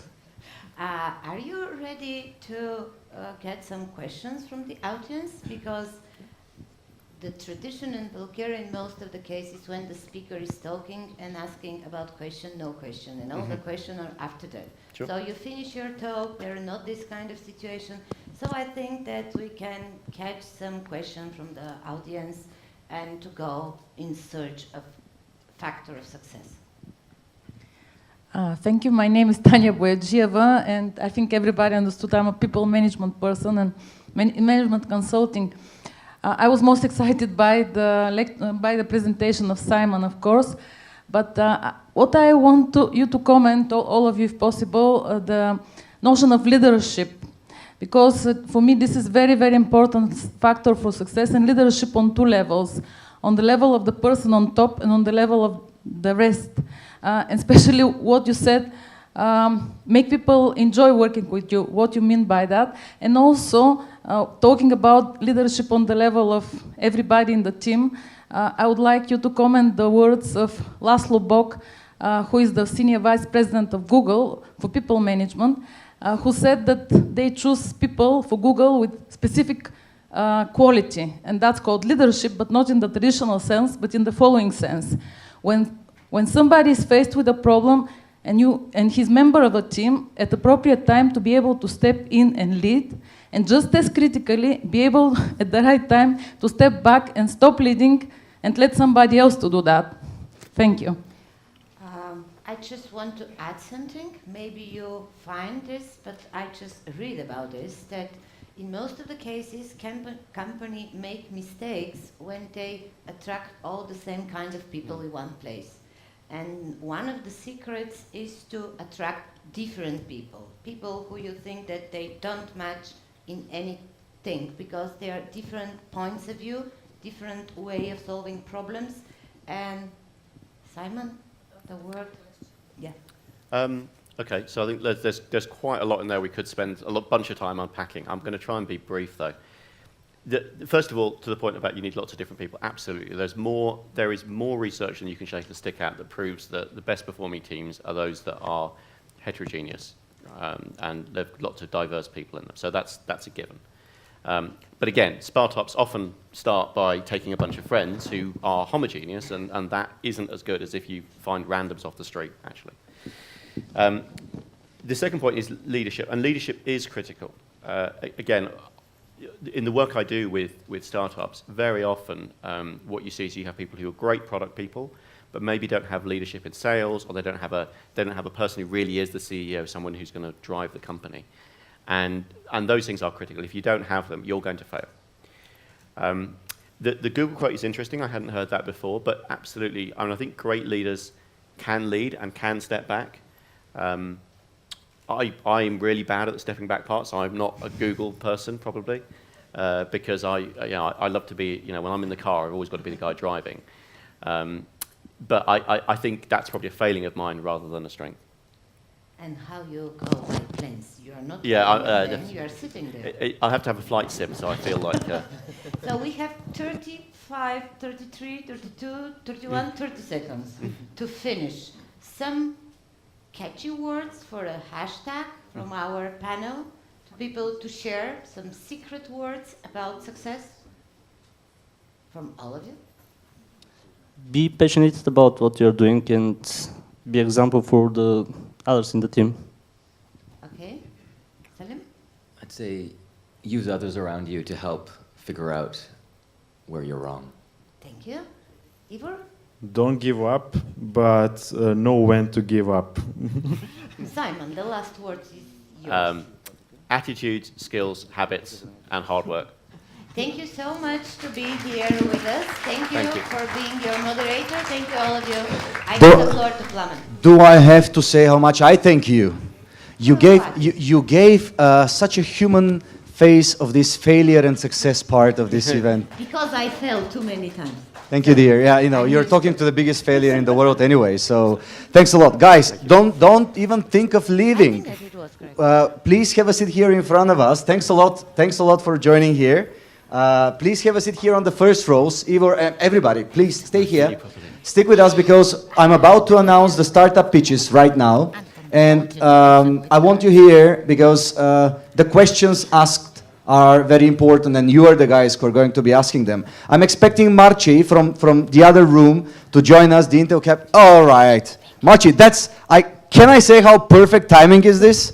Just to mention, thanks a lot. Well, a huge applause for Marci. He just was speaking on the other stage, picking up time to be here, to be part of the jury of the startup pitches. So, Marci, wherever you feel good, here or there. Actually, I would like to ask the jury to join us here. So please, join us here. Everybody, join us on the stage.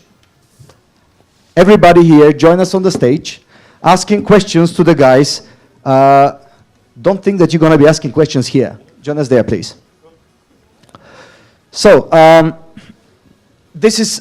escaped from the other room just to be here, to keep in touch with these amazing presenters who will be here rocking the stage. They only have 3 minutes and 2 more minutes for questions to state their case. You know that at Webit we give huge awards. Like this year for the Founders Games, we're announcing 200 stands for free for the startup ecosystem from Central Eastern Europe, Western Europe, Nordics, CIS, Middle East, Israel, Africa, India, and rest of Asia.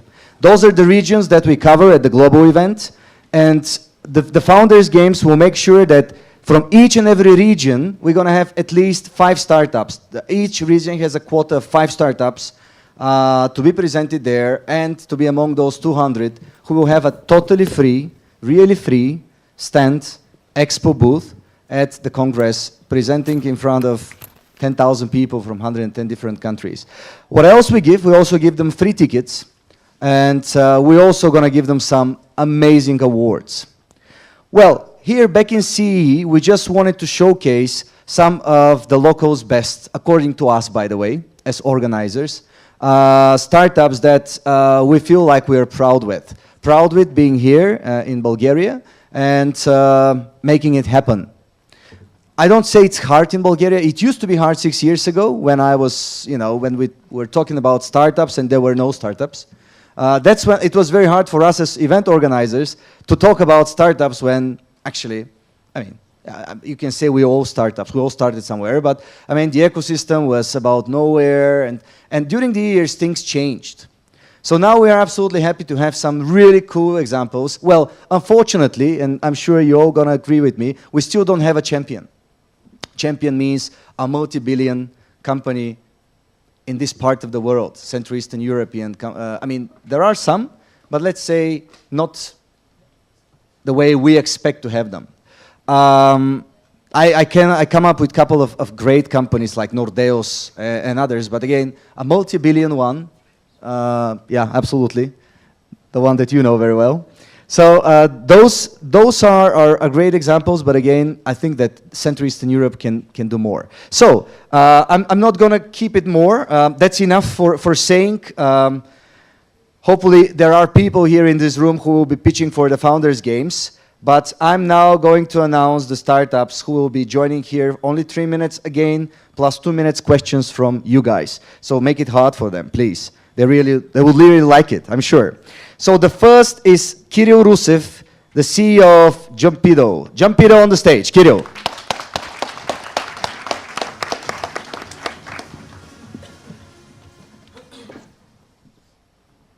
Careful with the timer, it's starting. Hello, my name is Kirill Rusev and I'm CEO of Jumpido. We're creating educational games combining physical exercises with engaging math problems. We all know that children are full of energy. They like to play together, to run around, to be active. But the current educational system is forcing them to stay on their desks stationary, not being active. They are using technology, but they are using that technology on their desks. And this can contribute to serious health issues, including child obesity, which has almost doubled in the past 30 years. Now, 1 in 3 American kids is either obese or overweighted. And we want to change that. So, we have created a very active game. Children just need to raise their hand and they can start controlling the system. They're learning, they're playing, and they're having fun. And the most important thing, they're physically active. By playing Jumpido, students can compete or cooperate and work on real math problems. Our feedback from the schools that are already using the system shows that children improve both their math grade and their engagement in the classroom.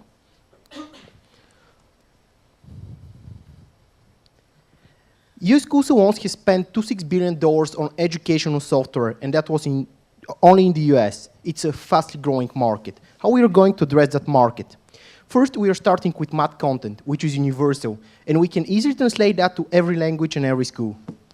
We are selling directly to primary schools for just 250 euros. We are using a network of resellers in order to scale internationally. And in the future, we are addressing the home market by building a special version for the Xbox One console in order to achieve a spillover effect between what students are learning at their home and what students are doing at their school. And we are going to make students and parents and schools our repetitive customers as we introduce new games and new content for Jumpido. We're already selling in Europe. We have more than 200 licenses sold in several European countries, and the most important thing is that we already have resellers in several key European markets, and we are making money. One of the reasons that we managed to do that before everybody else is because we are part of an exclusive Microsoft program which allows our team to have early access to the Kinect sensor, and this is the camera that is tracking the body movement of the children. And there are only 20 companies in the world, and we're the only one in education. In Bulgaria, we have official support even from the Ministry of Education.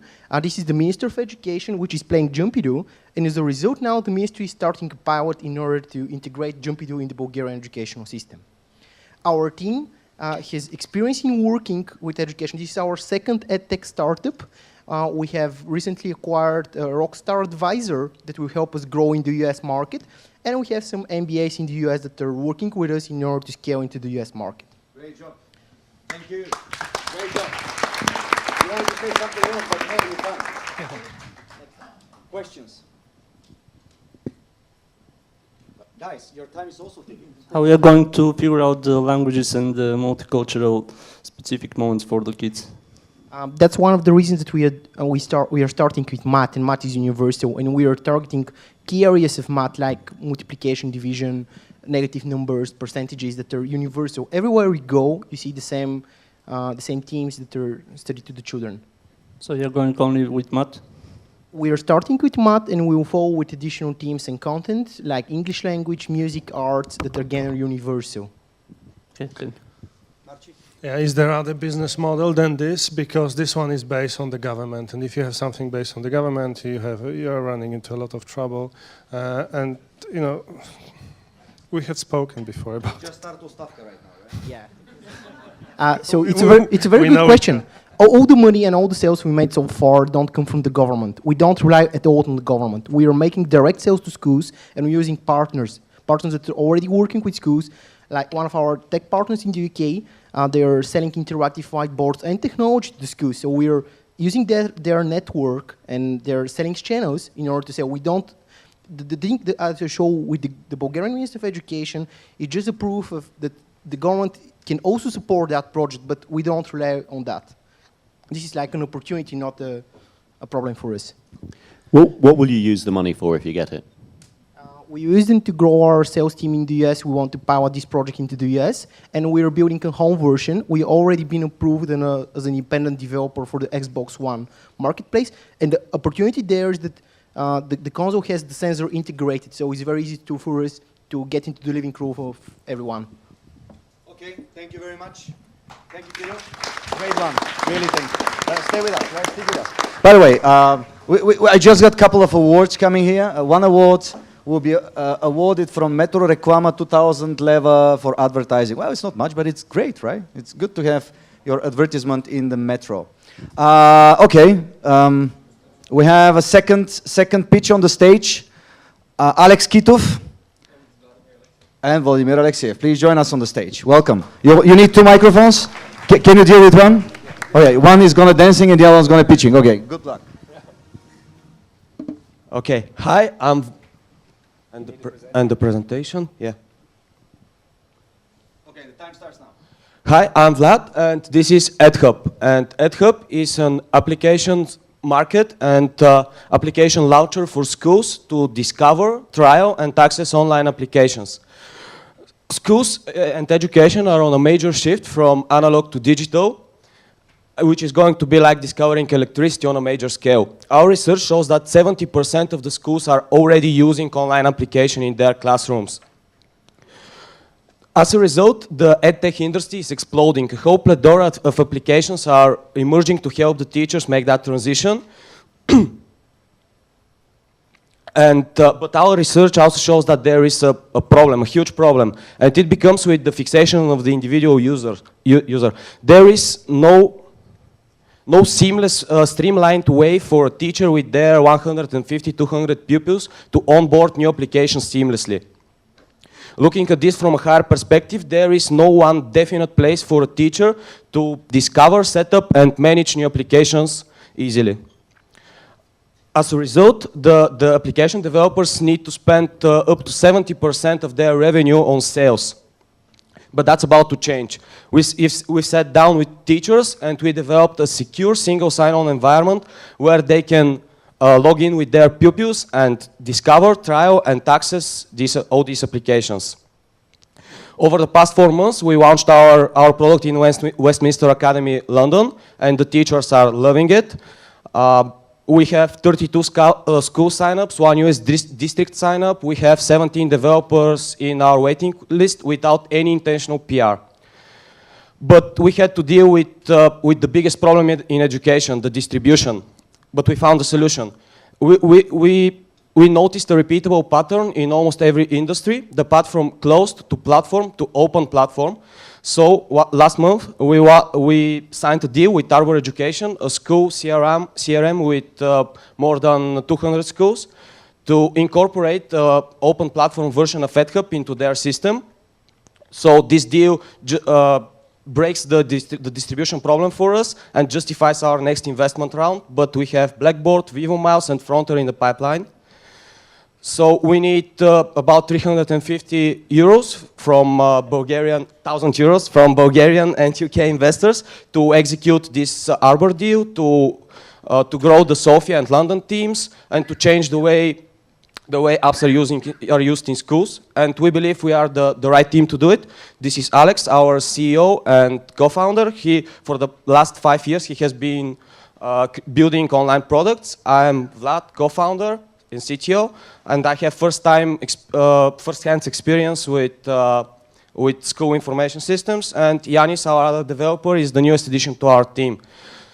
We'll be happy to talk to you afterwards, and thank you. Thank you. I gave you 3 seconds more. I hope nobody else is going to crucify me for that. Well, guys, the floor is yours now for questions, please. How long time did you develop that? 3 people? We actually developed it over between 6 to 8 months currently. So okay, current version. So it means that if you are going through this channel of sales through CRM for schools, which are a lot, each country has at least 2, then it means that they could develop it probably equally fast. Well, it's not finished. It's a bare bones project, and it involves a lot of business development. So most probably they could, but most of them are just too slow and too big to care about a market that's not developed. So it's a typical innovation dilemma. And the business model? Business model is an application business model. You charge per acquisition of an application in the school. So there's one competitor in the UK doing it called RM Unify, but they are, as you said, restrained to their own product, their own software, so they cannot cross-sell to other countries, and effectively they live only where their products live. Sure. What lessons can you draw from previous single sign-on companies? We've seen single sign-on happen already, largely, and it's sort of fallen in the hands of Twitter and Google. So what can you draw from that? Why would your strategy be different? Well, it's a single sign-on is just a technology. So the strategy is to enable access to teachers and to schools, and do that in the fast possible way. So single sign-on is a means to do that. If another technology evolves, then we'll be obviously using that. But the end goal is not to provide a single sign-on product, is to provide easy and quick access. So it's just a means of doing that. Final question. Yeah, sure. I know Alex personally, and I know that he's working on another project. How you're going to combine 2 projects and be effective for both of them? I've been doing that for like last 8 months. So I've stepped out most of the operational part. I'm just being there, looking at stuff and talking to the people, but actually not actively working. We have 9 people team, and they can take 100% of the stuff alone. Thank you, Alex. Thanks. Thank you, Vlad. Don't we have great startups, especially in education? Well, where we are heading? You have a tough job, by the way. The winner is going to get a totally free stand at Webit Global Congress. So it's good money for them, right? Quite good. Several thousand euros. So it's only 4, so it's a 25% chance to win. It's a good one, I think. They should be happy to be here. So Asparuch Koef is next one. Asparuch, please join the stage. Good having you here. Thank you, Pavel. It's you now. All right. Welcome. Transmetrics brings big data to cargo transport to improve capacity utilization. The global cargo transport industry is a 2 trillion industry, and half of that amount is spent transporting empty space with nothing inside, just air. In addition to the staggering cost, this also burns fossil fuels, produces carbon emissions, and creates traffic jams. A lot of the empty space is there because the volume of cargo to be shipped on a given day fluctuates a lot from one day to the next. You see a real case of cargo company day by day, and you see there's days when there is a lot to ship and there is very little. And because the cargo companies cannot predict it in advance, they end up being half empty. However, these fluctuations are not random. They're caused by a number of external factors such as weather and public holidays, and if these are known, then future volumes are predictable. And if they can be predicted, then basically there are big economic effects. Just how big? Our first pilot with Agility Logistics, they're a $4 billion company out of the Middle East, shown that it's a simulation that basically you can reduce the empty space from 47% by 18% by prediction, and you get 300% more profit by doing so. Our next pilot customers are DHL, where basically we're doing their entire air network over the world, and the European Containers, which is a large transporter out of Northern Europe. Once we finish these proofs of concepts, which are getting done, we are raising a seed round so that we can finalize the product and start selling it on a global level. And our product as such is a product where companies can load their past historical information.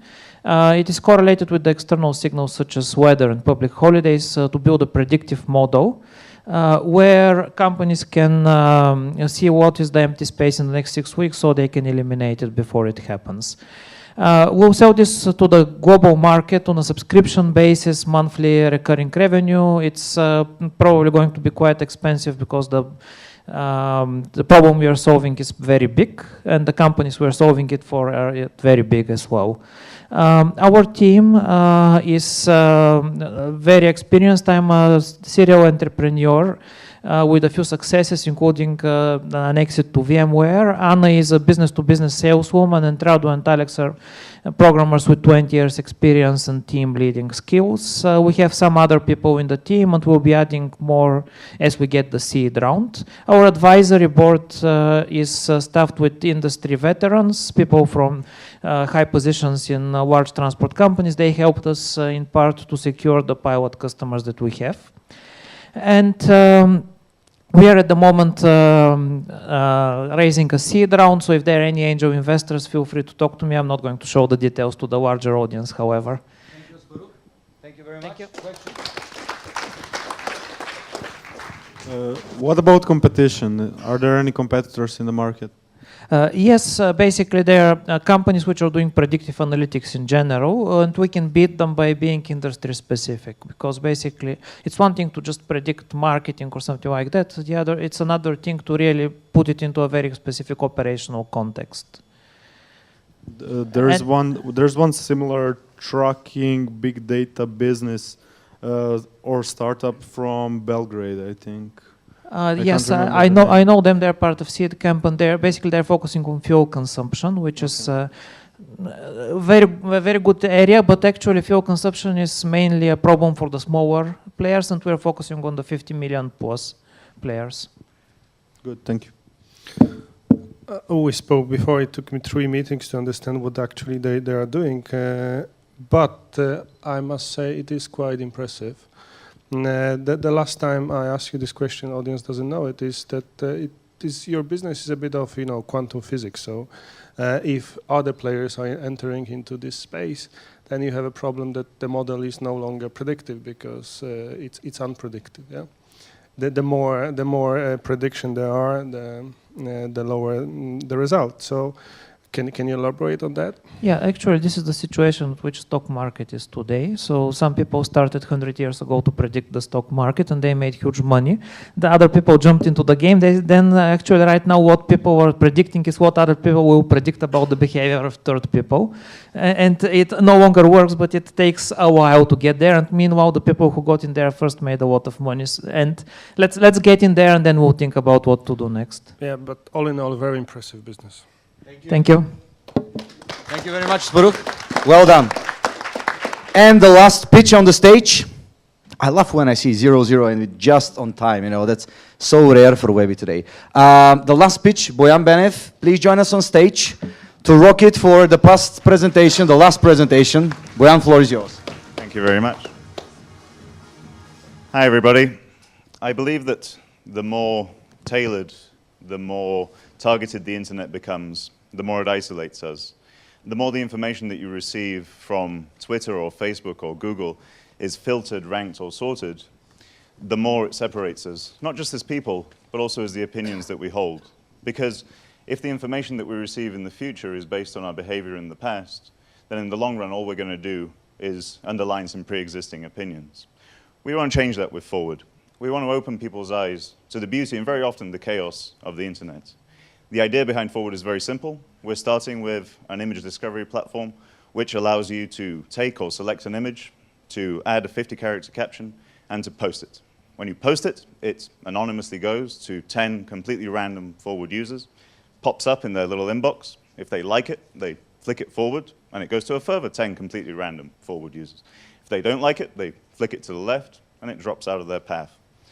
We're starting with image sharing and image discovery, but we want to turn Forward into a full content discovery platform. What that means is that people will be able to discover not just images, but also news, audio, and video in the same intuitive and empowering way.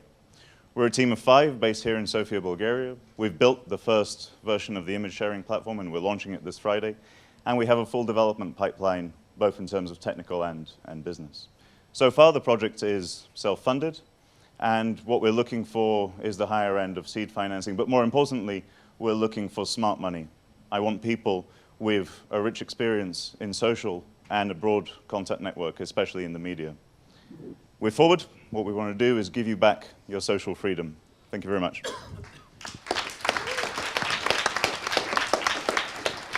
This is what I say to have something to say for less than 3 minutes. So guys, the floor is yours for 3 whole minutes. Can you ask that many questions? Nice. I didn't understand everything, but all in all, does it resemble a Snapchat idea? Okay. So if we take Snapchat, what we're doing is that, but random and anonymous and not tracked in any way. So there are no accounts, there's no profiles, there's no tracking. So more stumble upon, yeah? Stumble upon without the personalization, without the categories, yeah. What about Secret, Whisper, and other anonymous sharing apps? Again, those use your contact network and your some of them don't. Some of them are really random. They don't, but they do rank the content that is generated by those things. We want it to be essentially a peer-to-peer random sharing network. But in the example that I gave of going to 10 exponentially to 10, it is entirely peer-to-peer. Haven't you got a more fundamental problem that basically people who like looking at pictures of cats want to look at pictures of cats, not pictures of dogs? Sure. With the very good cat-dog example, what we're trying to do is make the process of disliking content fun. So it's understandable that you will dislike a lot of the content that you see. That's the idea. That's why we look at information that we like. Yeah, but why would I go somewhere that's going to present me with lots of content I don't like when I can go to cats.com and look at lots of pictures of things I do like? The idea here isn't that you will use this as your sole destination for discovering content. This is just one in a complement of networks that you would use. Okay. What do you expect to learn from the launch that will allow you to see what's next, where you go from here? Okay. We have a basic hypothesis, which is what you picked up on, that people want to receive and send information to completely random people. At the beginning, we don't have a messaging function, we don't have a comment function, we don't have anything. The only thing you have is the feedback of how many people have seen that item of content. I want to test that hypothesis. I want to find out whether people do want to receive and send information to random people. Because if they do, then we can do all the other things that we want to do. We want to turn it into, the news sharing and the richer content sharing. How do you get people on it to begin with? We have a number of interesting partnerships that we've discussed and negotiated, which will open us up to a very large network of people, without going into specific numbers, but many people, even more than are here in this room. What about business models? Business model, as you can guess, the idea here is to build user base. To be acquired. To be acquired. We've built it in a way that the image plus the tag plus a bunch of other things that need to be there is a little bit under 100 characters. You can take some conclusions from there. But also there are some very interesting applications for this in terms of ideation, for even though I hate that word, for companies and other applications that could have, aside from the obvious advertising and user base models. All right, great. Thank you very much. Thank you, Bojan. Thanks. Okay, guys, now you have to do the job. And you have 3 minutes. Please, if you want to sit here or just, state your number 1, 2, 3, and 4. And I told you they're playing for quite a big award. So make sure you do the math correctly. In the meantime, I already received, but I don't want you to listen now. Please, stop listening. I received a SMS from Metro Reklama. They already chosen their winner. So one winner is clear, and the rest, I really expect that you can make it quite fast. It's only 4, so I'm sure that your high priest conclave will bring us to the right spot. So we're about to have a break for lunch. I have some bad news for you. There is food outside, not the best one, but it's good. And then you can scroll around. But what's important is that it's going to be only 30 to 35 minutes. So you will hear us calling you back because we are terribly late. And obviously we have to catch up with time. So it's going to be a short one, but hopefully it's going to be nice. So this is first. And second, I want to make sure that you're aware that here in this room, there will be 2 amazing workshops at the end of the summit agenda itself. One on innovation. That's the most amazing. Lately, I've heard a way to create innovation, to reproduce innovation in your company. I'm personally very much looking forward for a whole course of the speaker who is going to be presenting here. And don't waste anywhere your time, just be here. And then the second one is on lean startup customer profiling. By the way, the first one is by Krasen Hinkov. Those who don't know Krasen, he's the beloved guy of the telecom industry, as you know. He used to be. He quit this industry, and now he's doing this. So it's really very challenging. And the next one is done by a person who I've recently read on TechCrunch Mike Reiner, with his Wise Guy startup accelerator. So he's going to be giving a 1 hour and something workshop on customers profiling on lean startups. And I've promised him I'm going to make sure that you're going to have some sticky notes and stuff like this, so I'm sure it's going to be fun. So that's why we have to catch up with time, because anyway, we have to end at a certain moment, and this moment should not be very late, because you have to get ready for the big party at 22:30 tonight. Where? Do you know? Where is the party? Poison. Do you, how many of you like rock and roll? Only rock? Okay, good. So we're going to have fun there, that's for sure. Get ready for singing. Honorable jury, are you ready? We have more microphones there. Okay, cool. So I think, first of all, we want to thank all of the pitchers, because it was actually, although we had to be quite quick, thanks, Plumbin. It was actually quite a tough thing to call, and we could see how all of the ideas were very effective. But in the end, there can only be one winner, and we've picked. It's supposed to have the camera's supposed to focus. The camera's supposed to focus on all the faces when we do that, right? I've learned from the X Factor. That's what you do. Yeah. You pause, and they focus on each one, and then you say. How's your flight, by the way? Yeah, it was good. Yeah, it was very good. How's your wife? Is she well? Yeah, okay, that's good. Yeah, so good. who's the winner now? Jumpy Doo. Right. Wow. Okay. Congratulations. Congratulations. Bravo. Well, I'm sure, there was some advertising going on screen for Jumpy Doo. I hope that it wasn't the reason for you, but actually you're back. So great having you here, guys. Congratulations. So I'll be seeing you in Istanbul. You have your own expo table there. Yeah, we have our partner there, so it will be amazing to combine this with some business. Everything was fixed, I'm sure. Thanks a lot. Congratulations. All right. I have one more winner to announce. Transmetrics gets 2,000 leva with advertising in the metro. I don't know, probably they liked it because it's transportation, for God's sake. So congratulations. Congratulations for you. Thank you very much. Thank you, and good luck. You really, amazing ideas, amazing startups. None of here is just because they're not amazing. They're here because they're great. So thanks for rocking the stage, guys. Stay tuned. 35 minutes. Please be back here for the rest of the global CEE Digital Summit. Thank you.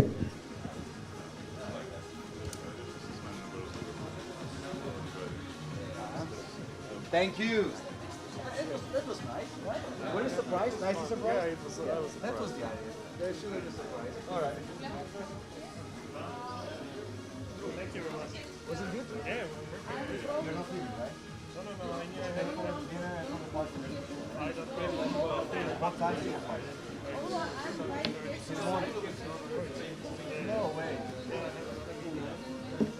Somebody needs to work. Sometimes better networking and better working. We're closing it easy, right?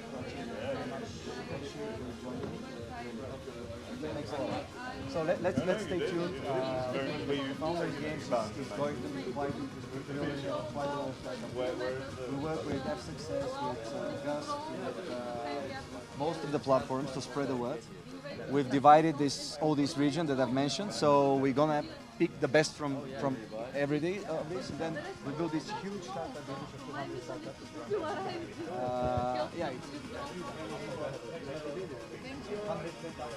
All right. And then of course we have it's first and second of October. And then we have we're gonna have party for money. We're gonna have party and with a huge party. So we have 3,000 people on your birthday. That's granted. That's where the parties are. I'll send you more information. Let's see. Thanks, mate. Really.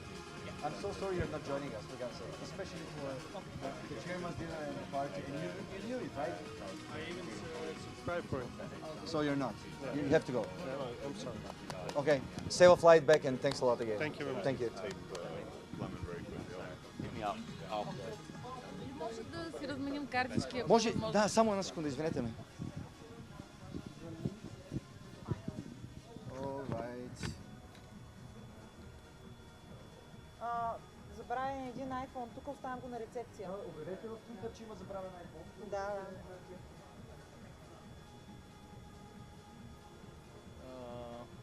Коя е обаче?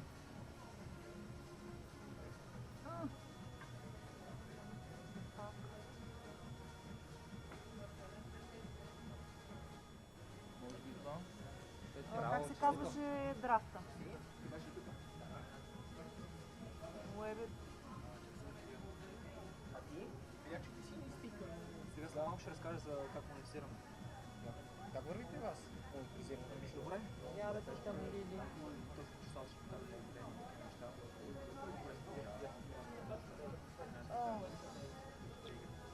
Първите 6 седмици днес след като върнах и сега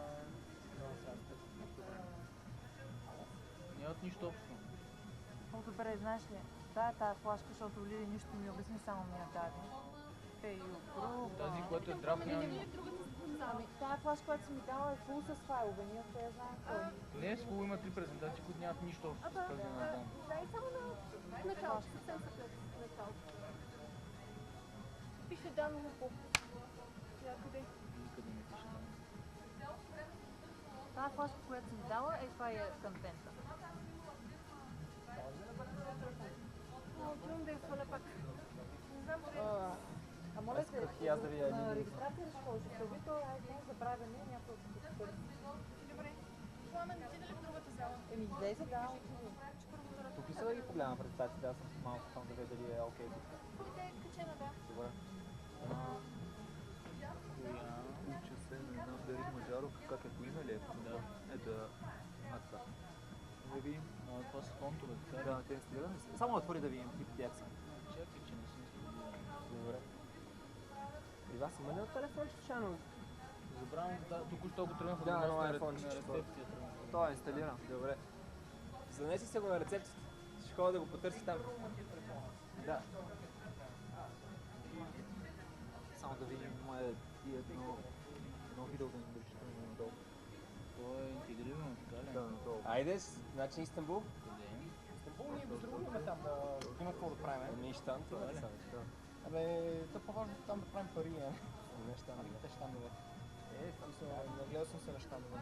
Следващо. Останах и само... Тръгва, но... Тръгва ли? Добре. Дали ще върви с му? Тук да изложи. Върви се, нали? Сега да. Окей, добре. А с звук ли трябва да е? Моля? По принцип с звук ли трябва да е?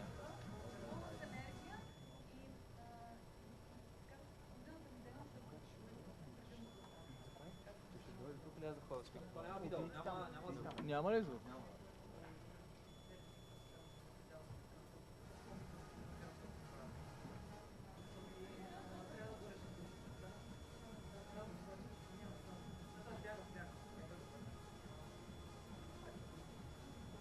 Благодаря много, Кирил.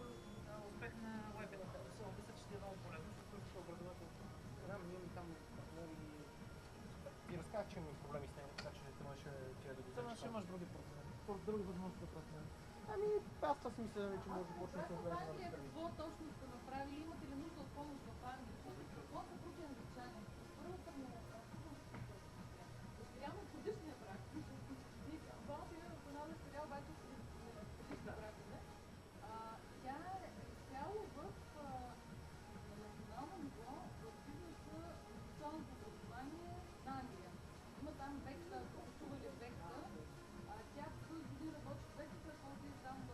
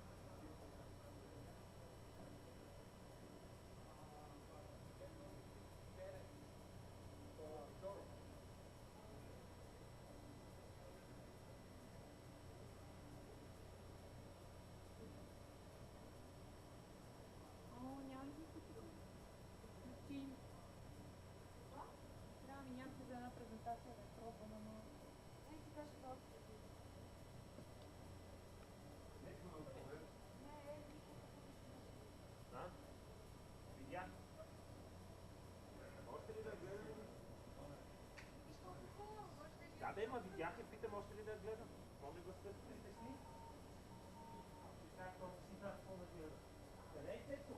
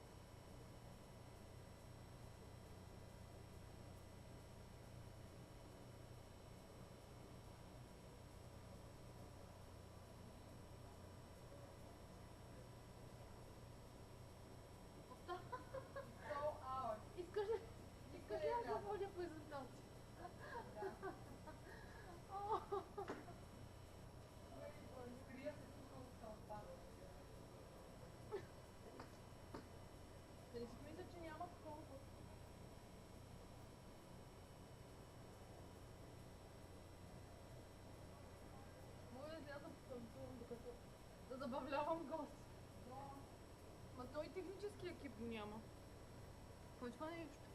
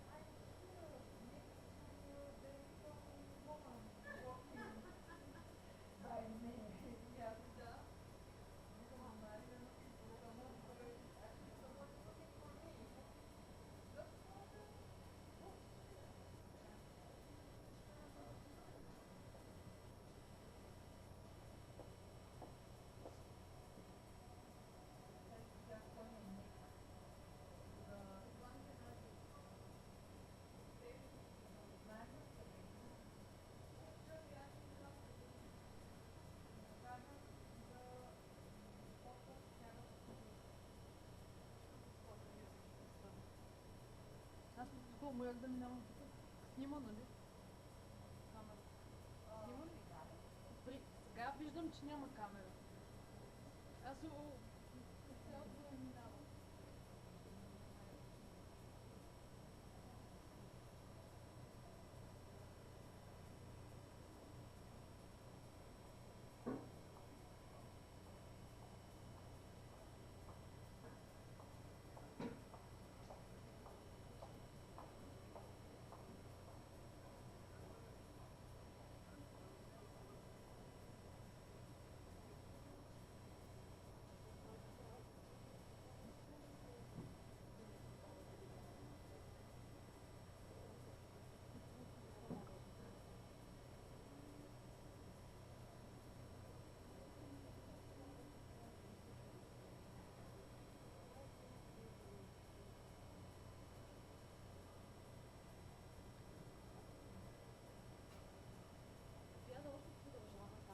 Ядат, така ли? Ми не, да, да. О.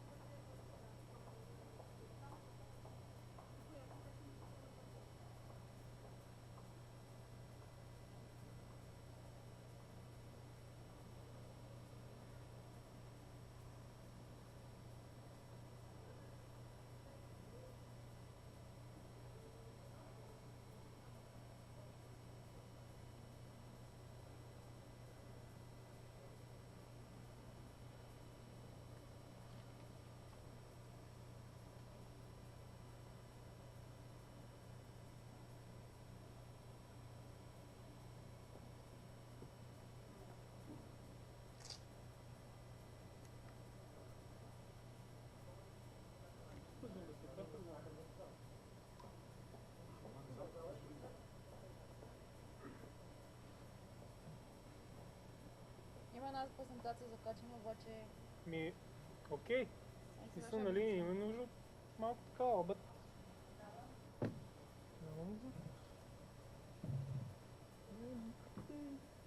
Всеки само да ме.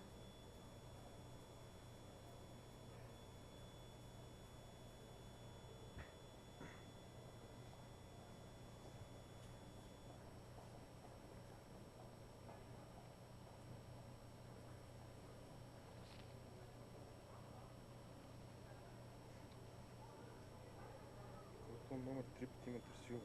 Аз някакъв ми досажа от сутринта, как ми не познат номер и не теглих на май. Имам тук 10 пусти обаждане, ама един е 3 пъти.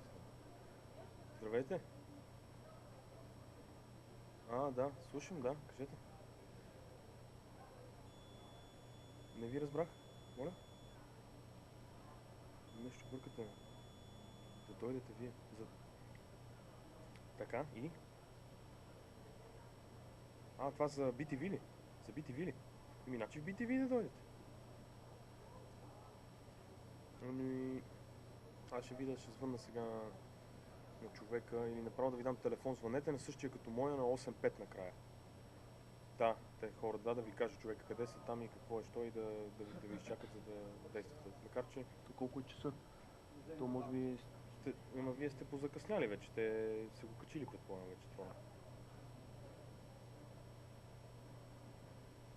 Така ли, звънете тогава на 8-5 накрая, Иван, да, окей. Чао. Перфектно, тъсно нямаме никой няма да знае.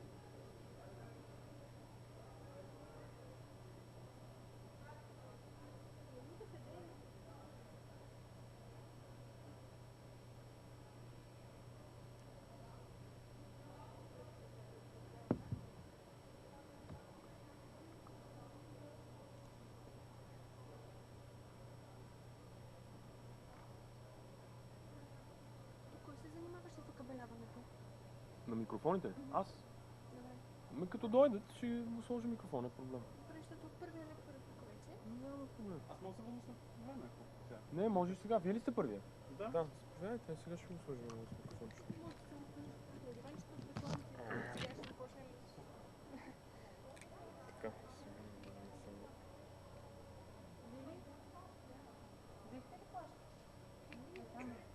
добре. Свърза който предполагам. Да, може би. Скоро не, ама ми звънна по телефона преди 10 минути и ми каза да почваме да събираме хората в залите. Добре, по какъв начин? По welcome начин. Такъв начин. Или е така.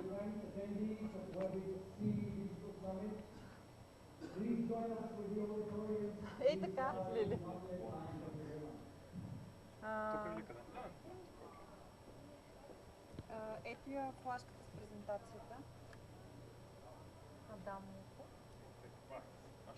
Супер, да. И мога да се сложа. Да, може. Вече ли? Да речем. Вече. Да. Втория електор вие ли сте? Добре.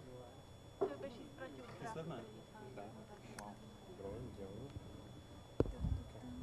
Так му положа всичко, после ще провалиш. Малко това.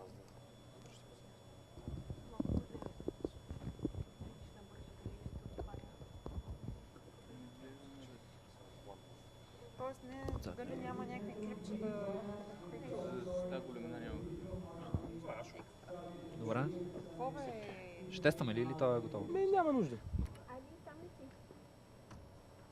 Аз не мога да ги оставя тези неща тук малко пред теб.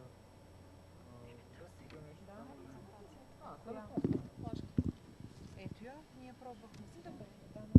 Ще ме търсеше да ме... Точно да отидам. Защото не ме се налага. Не. Да, просто изпусна за 20 секунди и не разбрах какво става. Няма проблем, всичко е добре. Микрофон. Това микрофон? Нищо няма. Този микрофон не е от тази зала. Този микрофон не е от тази зала. Този микрофон е от друга зала. От другата зала. Също няма от коя друга зала, а от другата зала. Защото аз имам вече един номер едно, който ще работи. Да.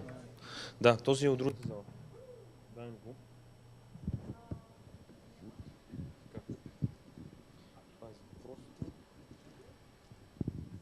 Ей. Окей. Тук такива чаши рисковано се остават. Така.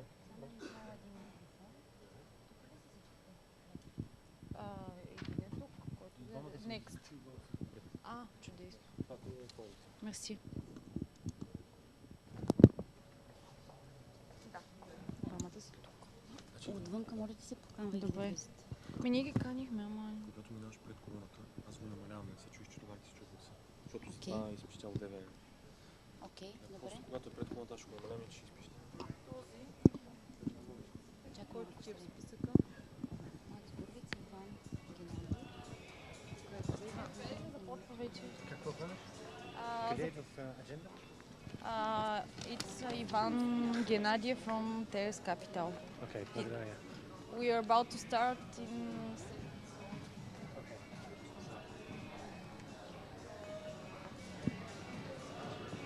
Briefly ask what's the next session?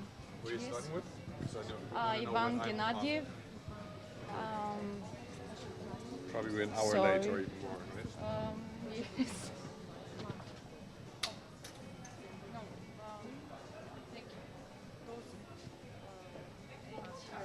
Yes.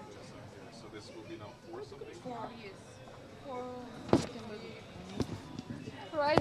Right on the line. And should I be here or should I be in the speaker's lounge? You can be here, and 10 minutes before that, you have to have a microphone. Where should I get the microphone? The speaker's lounge or here? Here. Here? Here is okay. Проблема е, че е много малко хора има. Да ме апдейтни с часовете. Тоест, сега сме тук. 16:25. Ще да почнем. Ще да видя навън дали има някакви хора. Да, няма да лошо. Ще почнем в 3, колкото виждам. Нещо такова.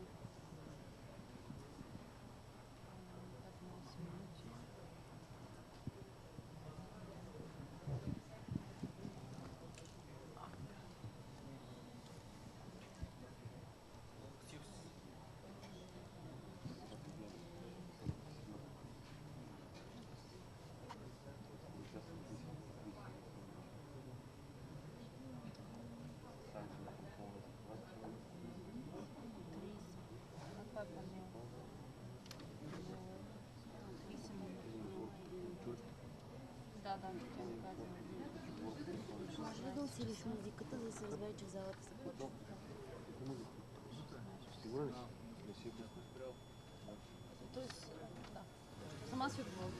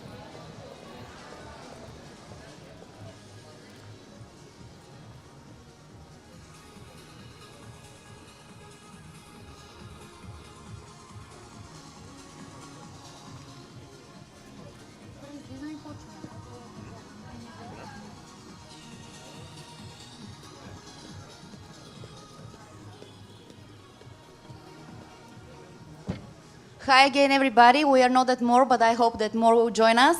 I would like to invite here Ivan Gennadiev.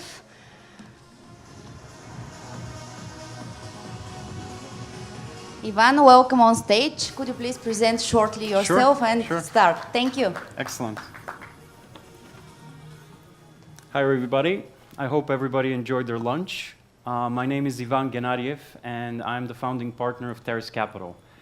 Most of you probably haven't heard about us, but I'm hoping this can change in the next few weeks. We are currently finalizing the raising of an early stage venture capital fund dedicated to regional startups. And the idea is to invest in teams that are that originate here, but ultimately target the global markets. I think that ties nicely to the topic of today's talk, namely smart money in emerging ecosystems. how everything looks from here. So without any further ado, I can start, walk you through the slides, and then if there's any questions at the end, I'd be happy to answer them.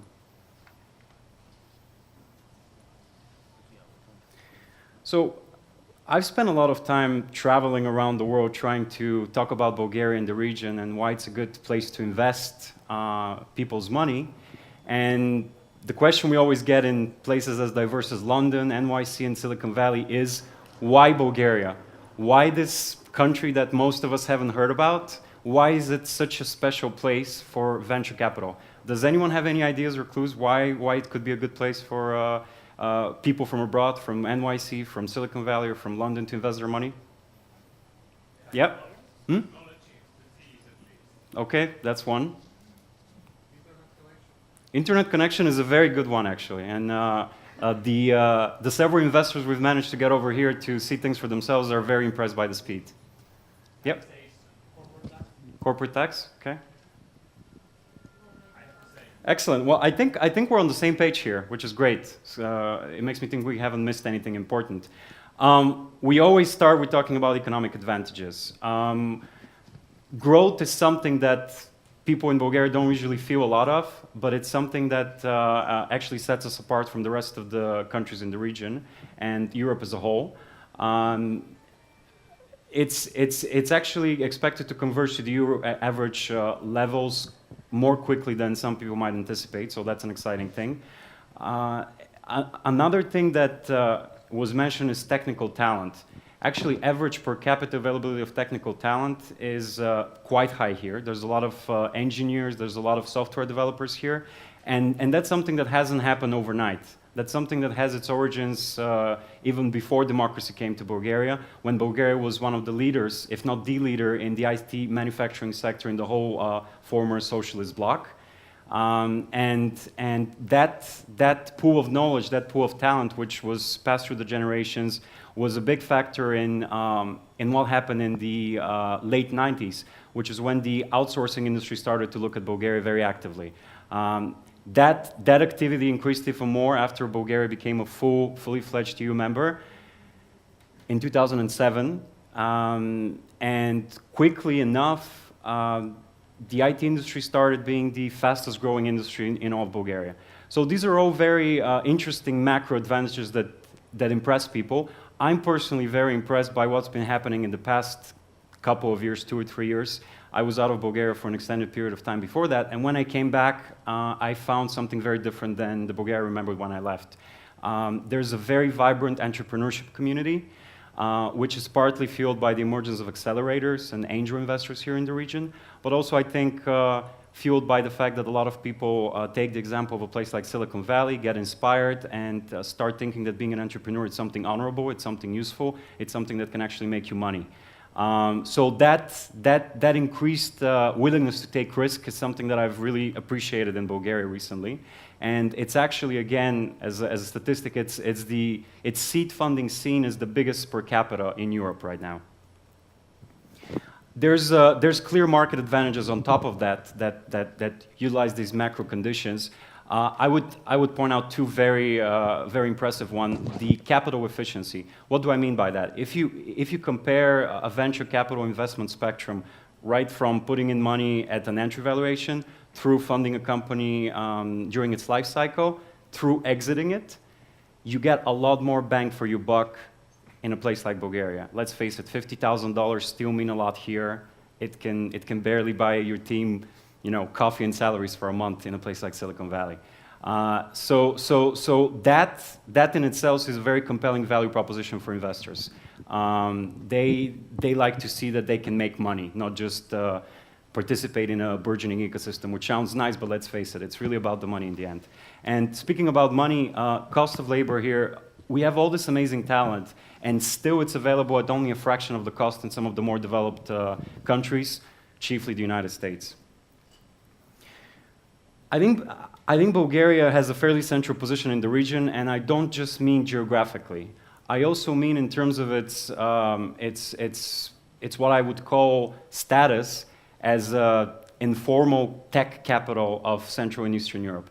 There's a lot of, as I mentioned, seed funding. There's a lot of technical talent. There's a lot of entrepreneurial activity. There's Webit. So I think we're quickly establishing ourselves as the hub of where you can actually not just invest in Bulgaria, but also look at exciting opportunities that involve the entire region. All of this is great. What it does, inevitably, is it breeds comparisons. People like to compare it to something they already know. So we've been compared, you know, to a lot of things, including grand phrases like the Soviet Silicon Valley, which in my opinion, have a mixed meaning behind them. But it's usually useful for people to visualize something that they can relate to. And again, we're barely the only ones who have enjoyed the benefits of that. There's a long list of Silicon somethings: Berlin, London, even New York with its tech alley. The truth is actually, as a friend of mine says, stating that your region will be the next Silicon Valley is a bit like digging a hole in your yard and calling it the next Grand Canyon. It's useful to be able to relate. It's useful to have milestones in mind. It's useful to picture your progress when you compare it to something already exists. But I think at the end of the day, you have to be realistic about where you are and what you're really strong and special. And I think there's a mixed picture here in Bulgaria currently. There's a lot of upsides. As the ecosystem matures, we have a lot of founders who gain a lot of experience. Even if someone hasn't succeeded with their first startup, they can always move on to a second or third one, and with every other one, they get more experienced and more exposed. The accelerators I mentioned are fueling that. The low cost of doing business is something that's important. The EU membership and the access to markets throughout the European Union is very important as well. And again, the engineering potential that we've had for a while now is something that will never change. It will always be an upside. That being said, we still have, I believe, a few areas of improvement. I identified three main areas. One is founder culture. Second one is disruptive products. And the last one is smart money, which is the main topic of today's talk. Let's take a closer look at each of these. And again, if you're wondering, well, why hasn't he started talking about smart money yet? Well, this is the reason, because we need to build it up in a way that, that explains all the things that are happening behind it. Founder culture. Two things that are still working against us more than for us is the fact that we have a pretty small local market. So scalability is an issue. Not everyone can wake up and find themselves in Silicon Valley the next day. So that's something that we need to address more meaningfully. One way to do it is to really find a niche in a small economy that Bulgaria is. Another way to do it is to think about regional expansion where it makes sense. And obviously the third way to do it, and one that's an aspiration for a lot of entrepreneurs, is to go to a place like the United States. I actually find a lot of value in this model, because if you can build a system, if you can build a business where you have the business development function, where you have your sales, maybe even your intellectual property, in a mature market like the United States, while the technology cost center is in a place like Bulgaria, this makes a lot of different sense for strategic and for financial reasons.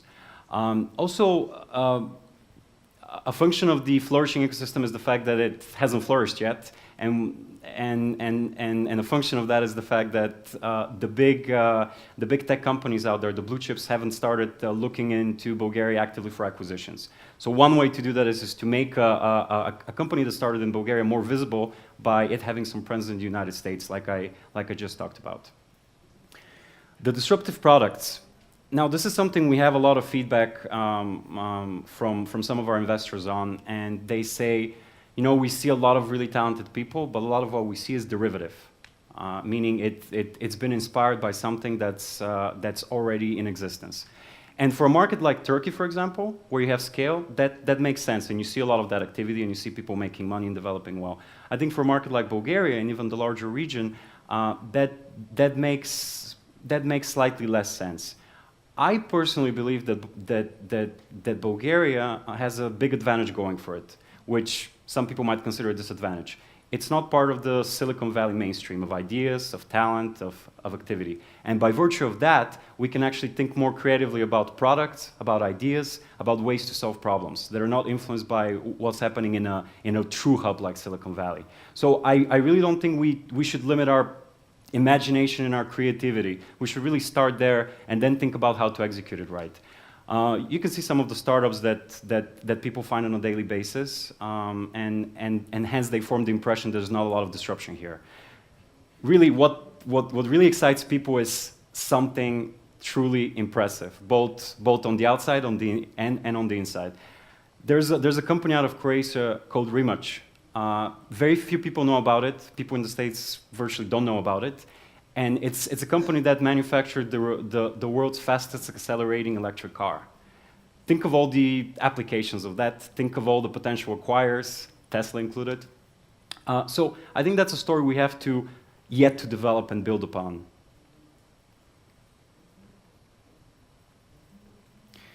And that brings me to the core of the message, smart money. How we can actually accomplish some of the things, some of the areas of improvement that I outlined. I think smart money is really a very important part of the recipe.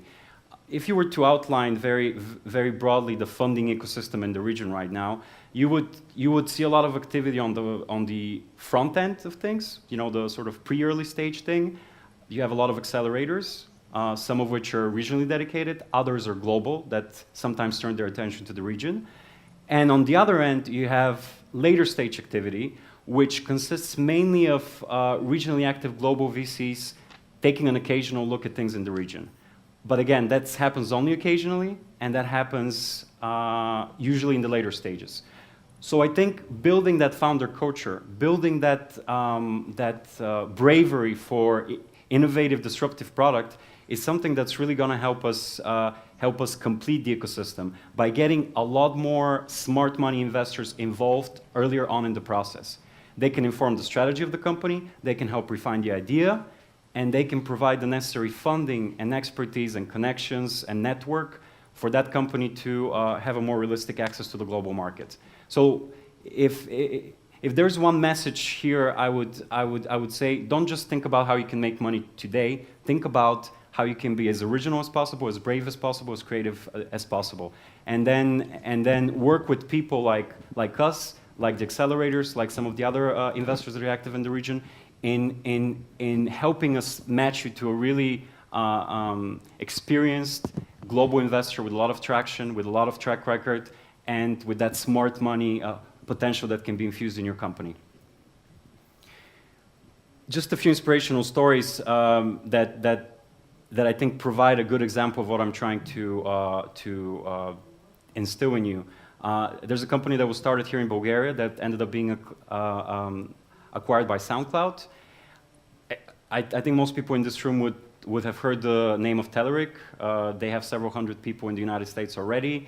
They're building a second big building in Sofia. It's a company which has had tremendous traction and tremendous success in a relatively short period of time, and we still expect to see more great things from it. Also, deals on the earlier stages, in this case a Series A round that we at Terrace had the pleasure to be personally involved with, along with LaunchHub, Tim Draper, whose family is considered one of the founding families of venture capital in Silicon Valley, and Early Bird Venture Capital. I think Dan Lupo is here and he's going to talk to you a little later. We were able to invest in these founders who really believed that their idea was, one, original, they have 2 US patents behind it, and 2, suited for the global markets. They didn't hold back from dreaming big. And in only a matter of months, they were able to effectively relocate their headquarters in Silicon Valley, which is exactly the kind of model I spoke about a couple of minutes ago. Technology cost center here, business development in Silicon Valley. In short, this is the message I hope I can instill to you today, and I'm really excited about what lies ahead, and I'd be happy to answer any questions you may have. Thanks, Ivan. Thank you. If anybody has any questions, or maybe later during the panel discussion. Excellent. Okay. Thank you. Ucase is a platform for video lessons. He said he got the idea for the site when he was a postgraduate student, and his sister was asking stupid questions. Darin made a few educational videos in his spare time. Kids liked them, and that's how all started. Now here is Darin Majarov, founder of Ucase, monetizing your startups. Lessons learned. Thank you very much. Welcome. Thank you. Hello, everyone. And do you hear me? Yes? All right. So last year at Webit Bulgaria, I had the chance to present UCSE, and we all agreed that actually it's a great product, we're doing something good, amazing traction. And the main question actually was, how are we going to monetize it? And yes, that's right, because it was going to be very difficult, of course, because first of all, it's a startup, and all startups it's quite a challenge to monetize them. Then it's in education, which by itself is considered by many people still to be a free service. And at that point of time, people knew it as a free service. For 2 years long, it was considered as a free service. And you can already see that the task was going to be very, very difficult. The road was very long, and it was an enormous challenge, I can tell you. It was very emotionally exhaustive to explain people why a free service, exactly the same free service, has to become paid. And now I'm going to tell you how we did it. And then it was very successful, and I'm going to give you some numbers because I want to be as helpful as possible to all of you. So we are local. We are in this tiny place over here in Bulgaria, which is a tiny place, but it's a very interesting market. There are 650,000 pupils, 50,000 teachers, and the market for private tutoring is 120 million euro. Bulgarians pay a lot for private tutoring. And this is a market which has to be disrupted by an online service. To sum up what we are doing, UCSE is a platform with educational videos in all subjects and all school grades. We follow exactly the official school program. We create the content ourselves. And the videos are short, they are funny, they motivate pupils to learn and to improve their grades. Until now, we have more than 2,700 videos, watched more than 6 million times.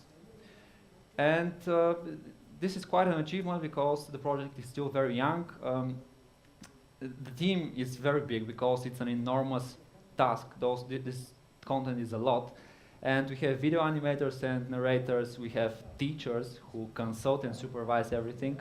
Web developers who take care of the platform, and the marketing team. The project got really quickly popularity and gained traction, and won twice the award as best educational website in Bulgaria for 2012 and 2013. Which again is quite an achievement because the project is still 2 years young. Everything started in February 2012. We got our first investment in December by LaunchHub, the acceleration fund. And then we had a seed investment in August the next year by another investment fund and 2 business angels. We use this money to create content because that's what we think is very precious. A lot of platforms, but they're all lacking quality content. And we use this money very efficiently and still have quite a good part of it in our bank account. And actually what happened in the last 2 months is what is most intriguing, and I'm going to tell you now about it.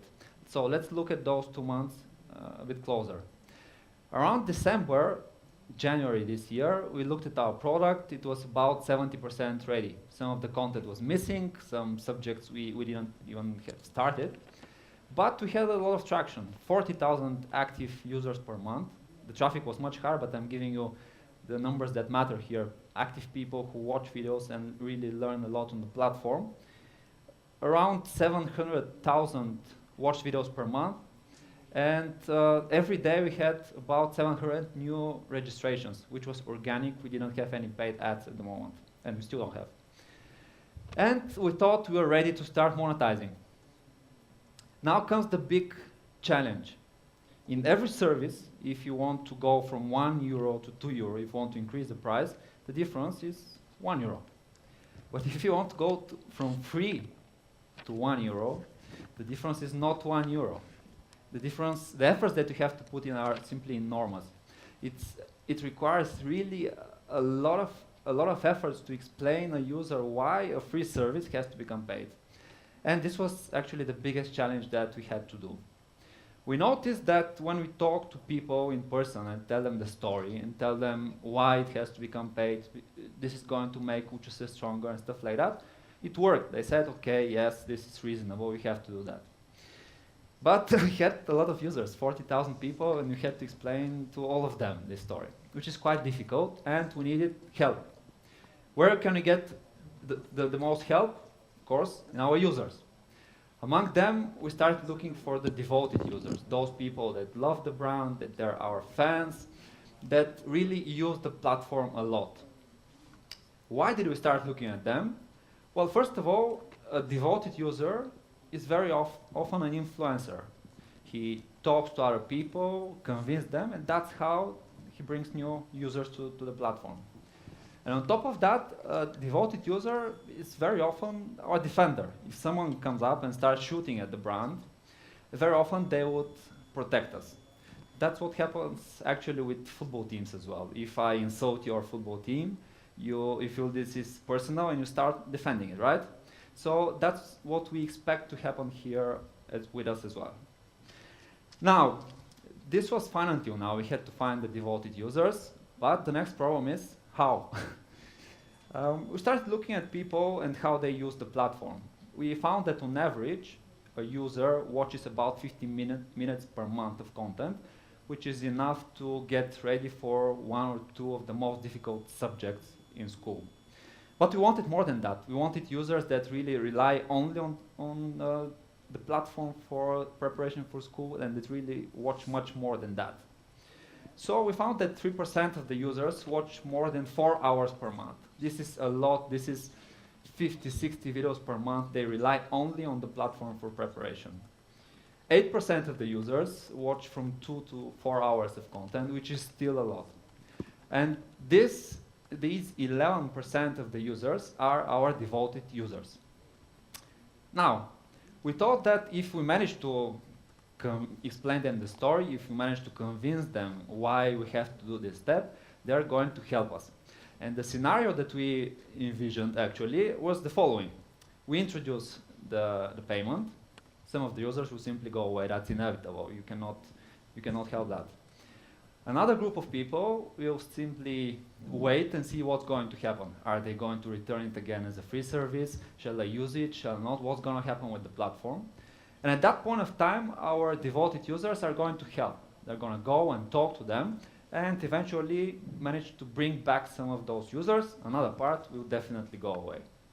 So that was our plan, how we want to do it. We want to actually invest in our devoted users, and they're going to help us after that in explaining to the rest of the users why we have to do that step.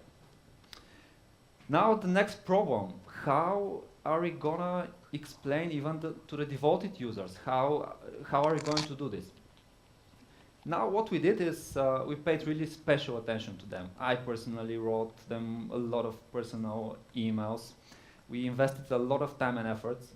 Actually, all the money that we had for marketing, we invested in our product and the attention to those people. And to everyone on the website, we did special video campaigns in which I stood with my face in front of the users and tell them very honestly and very personally the story. That's why UCS has to become paid. This is going to make it stronger, and we're going to do many more other things. We gathered the whole team, and again, with our face, told them the story. That's where our money comes in. We are going to do a much better service. And it worked, actually. It worked because the industry standard for education is 8% conversion rate. So 8% of your users will become customers. And what happened with us? So let's go back to those 2 months.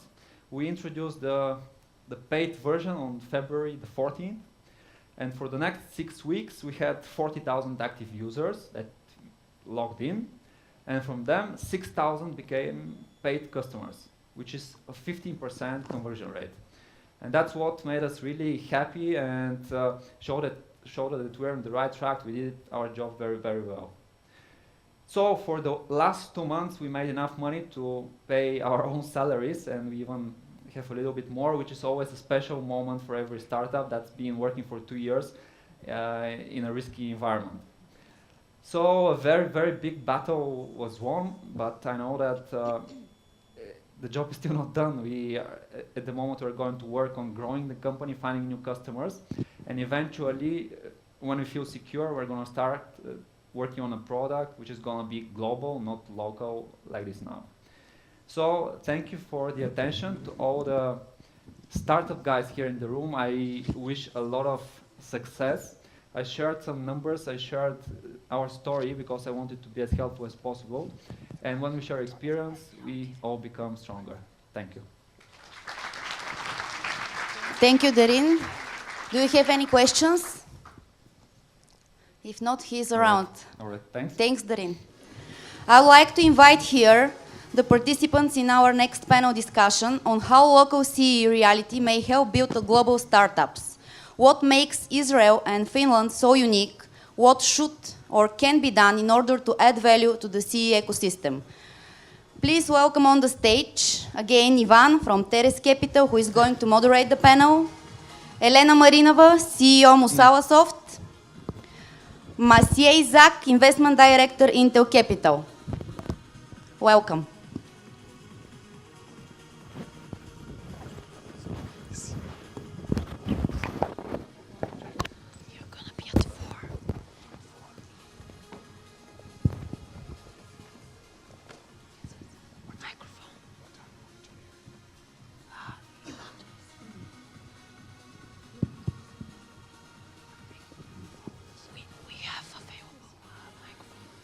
Hi everyone, it's a pleasure to be here again in such a distinguished company. I think it's a very neat combination of people we have on stage. Matej and Elena, as we're going to talk about local versus global. I'd like to cover two main themes today, if possible, in the next 20-25 minutes, because I'm told Sorry. Can you turn off the music? Perfect. I was just enjoying my voice in the. We in the can musical multitask. background. Perfect, perfect. It's practice for the dance later tonight. What I'd like to talk about is two main themes. One is building upon a little bit of on what I said about exporting, in quotation marks, teams from here that can address the global markets through having a business development function in a more mature market while they keep the technology cost function here. I'd like to talk about what the main challenges, according to you guys, are in doing that. And then maybe also turn our attention to what the challenges are to cultivating a local venture system that doesn't necessarily have to have an outward perspective at all times and across all functions. Can I first ask the question, why Finland? What's with Finland on this panel? I'm not sure about Finland either. Oh, so hey. we should be here. So we have somebody to tell us why Finland is so successful. Perfect. So in your experience, Matej, do teams universally dream about accessing places like Silicon Valley or New York?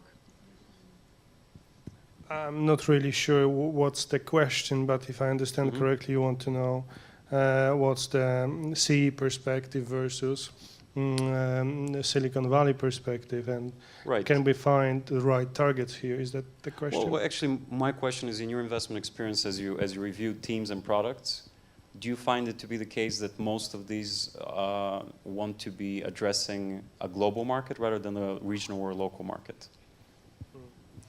I came across many that tried to address a global market. I cannot think about maybe one or two from the region that succeeded, and I don't really think that this is something that startups from here should be doing. So thinking about global perspective, because if you want to think global, the natural place is Silicon Valley, and if you're desperate enough to start a startup, probably you should be desperate enough to go to California and do it over there. That's my opinion, yes? But there are a few that made it to NASDAQ, and they came from this region, to mention AVG, to mention Yandex. Hardly you can name them startups, but these are the big successes. LogMeIn, for example, all of them are investments. I would say there are different things that count here and in Silicon Valley. If you are in Silicon Valley, you should probably focus rather on the product and the pre-revenue talk, and have the story like WhatsApp or Snapchat or even Nest on your roadmap. Here in Europe, and especially in this part of Europe, I would say that startups should be more focused on really earning money. And it's always this Jerry Maguire thing, show me the money. Because I don't really think you can bridge the gap without being, bridge the gap to Silicon Valley without being there.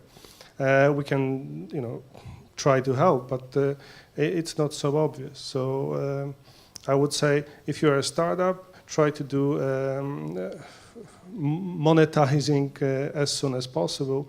And then if you have a really great idea, go to Silicon Valley. Okay, so you don't think a system where you actually do both is feasible? Where your technology is here, technology team is here, but you sell your service or product. But look, there is. I'm not saying that there is no talent.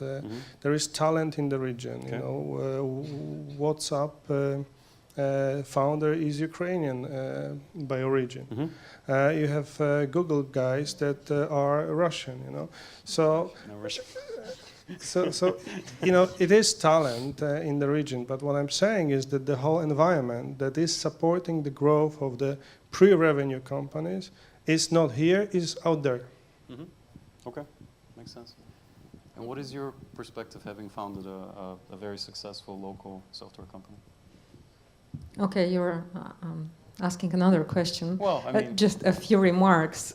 First, is there a model which a startup or any company should follow? No.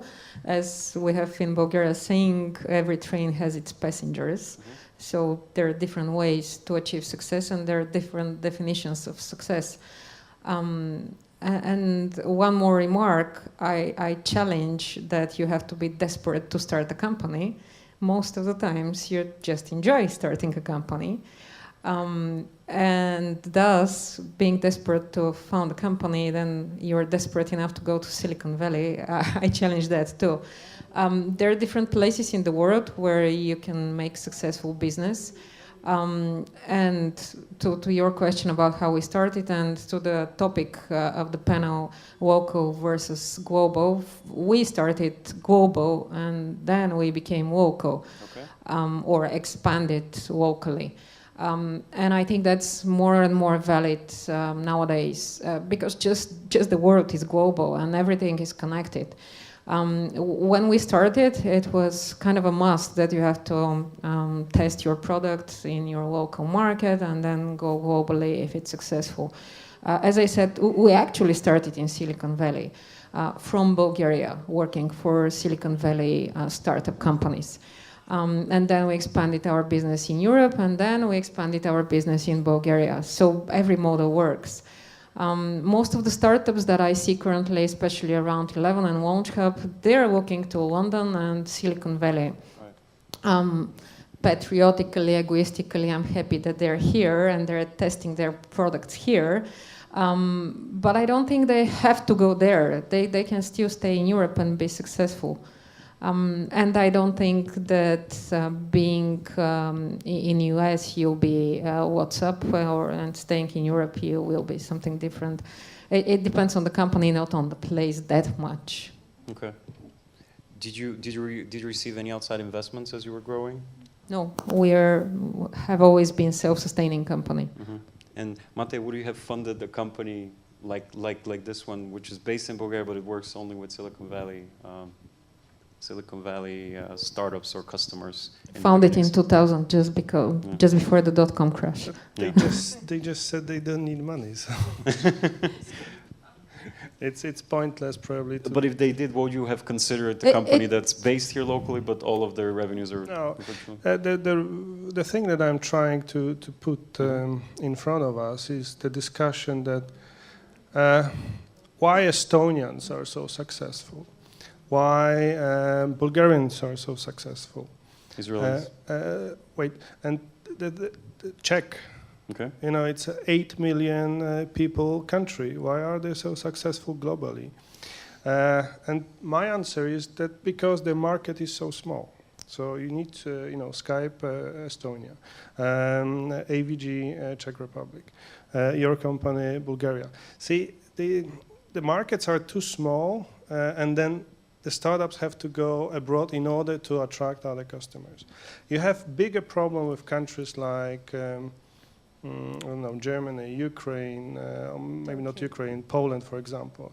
If you start up a company in Poland and you are successful, you can probably, and your family and your co-founder's family can live well on this money. Yeah? They can be wealthy and they can do a lot of development things with the product because there is enough internal market.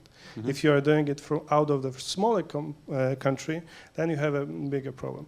And to put it in a nutshell, if all this combined and you take it to Silicon Valley, you have a 300 million technology savvy users that you can start your product with. So for me, natural place of a startup would be a Silicon Valley. And we have seen example of Flips, for example, from Bulgaria. I spoke with the guys a year ago, and they were here. And suddenly, I dropped email to them, WhatsApp, and they say, listen, we are in Silicon Valley because we completely moved over there because we have a media product right now that needs to be addressed to a bigger customer base. Right, but again, the question of moving completely or partially, I think, is an important one. And again, I bring up this idea of having a few guys in Silicon Valley, but actually most of your guys are here doing the programming and the code. Your question is actually, especially in the context of having the technology here, but business development there. Obviously, it's good to have business development close to your client, wherever he is. Of course. That's absolutely normal. I mean, everybody does it. So I find it quite natural. And it's right, but if you do business development in Silicon Valley and you get funded by Silicon Valley investors, which is the case with Flips, you usually have to become a quote-unquote Silicon Valley company. So this issue of patriotism is really important. It's really interesting to me that you raise. Is it still a Bulgarian company or is it an American company? Is it both? Culturally speaking, just conceptually speaking, I'm not speaking about the technicalities of that. Yeah, but usually you structure your company the way it's best for your business. And if you need to have a US entity to be funded, then you do it. If you need to have a US face, you do it. For example, Indian companies are doing that for years, having European or American faces. With America, it's not that much of importance. But for example, for Europe, if they want to enter Germany, they're hiring German-speaking native people so that they have the German face, because Germans are not very much willing to work with Indian companies. Now talking about big companies, not startups, but even with startups, if your business requires something, you just do it. It's the cost of doing business. It's not the main thing. It's just technicality. And back on your question, whether he would fund my company 15 years ago, most probably not, because at that time the venture and capital culture as a whole was not well developed in Bulgaria, if I may say so. It was not developed at all, actually. Currently, there is a lot of buzz. There are a lot of startups. There are a lot of different funds, angel groups, etc. here. And it's completely different situation. Those who are starting their companies these last few years have much more advantages than we had 15 years ago. Absolutely, I fully agree. And this is why we are looking right now at companies that can demonstrate growth as well as revenues. And what Intel is really good on doing is to, once the company has enough traction, we can bring this company global. And it might be the case that your company, for example, will need a funding for going global. You would imagine that you want to be in 15 other countries. That's where probably investors like Intel Capital or others can come in. But your question was, would I fund a startup?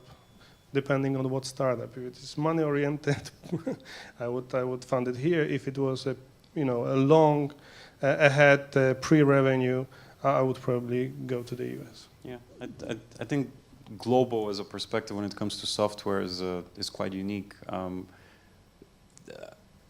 If you were to say I'm in 15 countries, would you actually mean we have offices in 15 countries or we somehow cover them? Because my sense is that a lot of the work can get done remotely without having formal presence in each of these countries, in some sectors of the software industry. It again very much depends. Yeah. For example, we've been having clients for 10 years without meeting anybody physically. Wow. I mean, really anybody. They still pay, right? Yes, they still pay. You don't need to meet them, perfect. There's money, so real clients. And in the same time, for example, recently we acquired a German big client who insisted on having business development and client-facing person on site in his town, not geography, not the country, but very close to him. So it depends on the culture of the client also. As I said, you just follow what the business needs. So in this case, I had to have a representative in a specific town. In many other cases, we are covering different countries without ever being there. Yeah. So the two. Yeah. And do you think there's a feasible way of actually building a purely local venture culture here? You know, Turkey has done that. Obviously, scale is very different. The market is very different. But is there a specific niche or a specific vertical that we can say, okay, people, if you're good in this, you can stay just in Bulgaria and not worry about venturing outside, at least for the time being? No. Okay. I mean, as I said, we're living in a global world.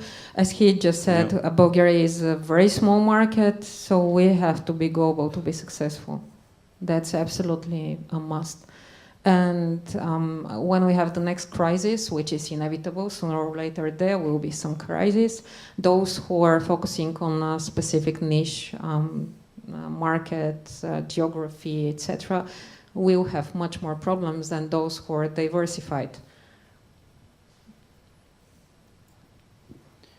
How much are you worried about local geopolitical conditions? I've been hearing a lot of different takes on that recently, especially as we go around the world and fundraise. Recently, one of our investors was calling me frantically in the middle of the night asking, "Oh, is Bulgaria next on Putin's list? What's going on? Is it safe? Is it safe to put our money there?" What's your perspective on geopolitics? We obviously talked about EU, NATO membership, all the macro conditions, but how much do you think that matters? I am Polish, so it's very emotional. So you're first on the list before Bulgaria. Exactly. So historically, we were not that successful from both sides of the river. No, I would say that in Intel Capital, and that's my as well personal belief, that wherever there is a big gap between a real danger and the perceived risk, that's where you can make the most money. Mm-hmm. Right now, even though we are very close to that conflict, I think from the global perspective, it is perceived as risky and therefore shouldn't be touched. At Intel Capital, especially in this geography, me and the whole team, we think differently. This is the right moment to invest because the valuations are, the competition to the deal is much smaller or there is none. The valuation therefore are lower. So this is the time to invest. Makes sense. Opportunistic view. Yeah, and especially Poland, I think they're in a very good position currently with the Ukrainian problems because there is a number of people going to Poland, immigrating to Poland currently, and that's qualified workforce. Yeah. Do our Finnish friends have a perspective on that? Yeah, that's what I thought. Where are you on Putin's list was the question.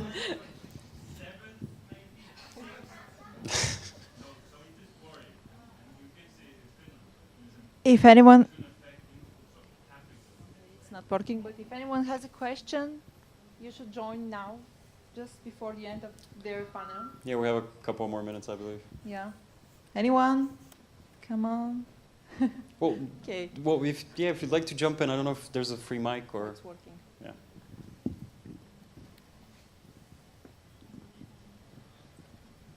Thanks. Hi, I'm Timo from Finland. Live here in Sofia now. Little bit perspective, more than a question, on why Finland has been successful. And Right. I think it has.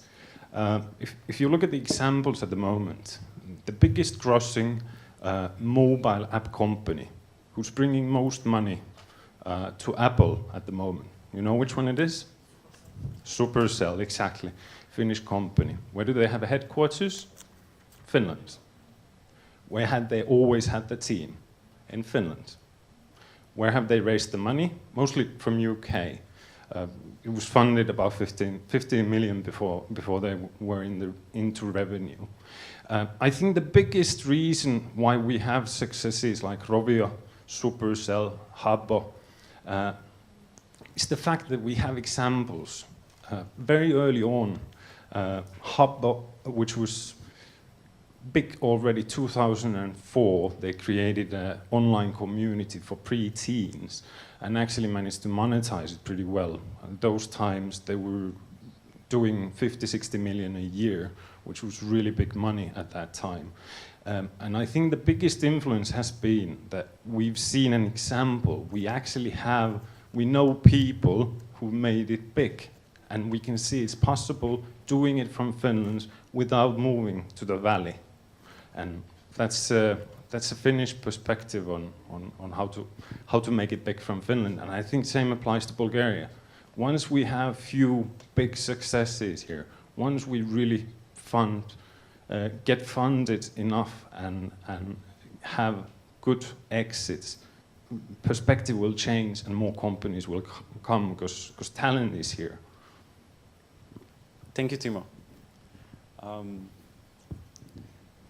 Perhaps just a few closing words from each of you I'd love to hear. What do you think is, in summary, the easiest and the hardest thing about going global? I would agree with Timo that PR, the show-off side, the branding of the country is extremely important.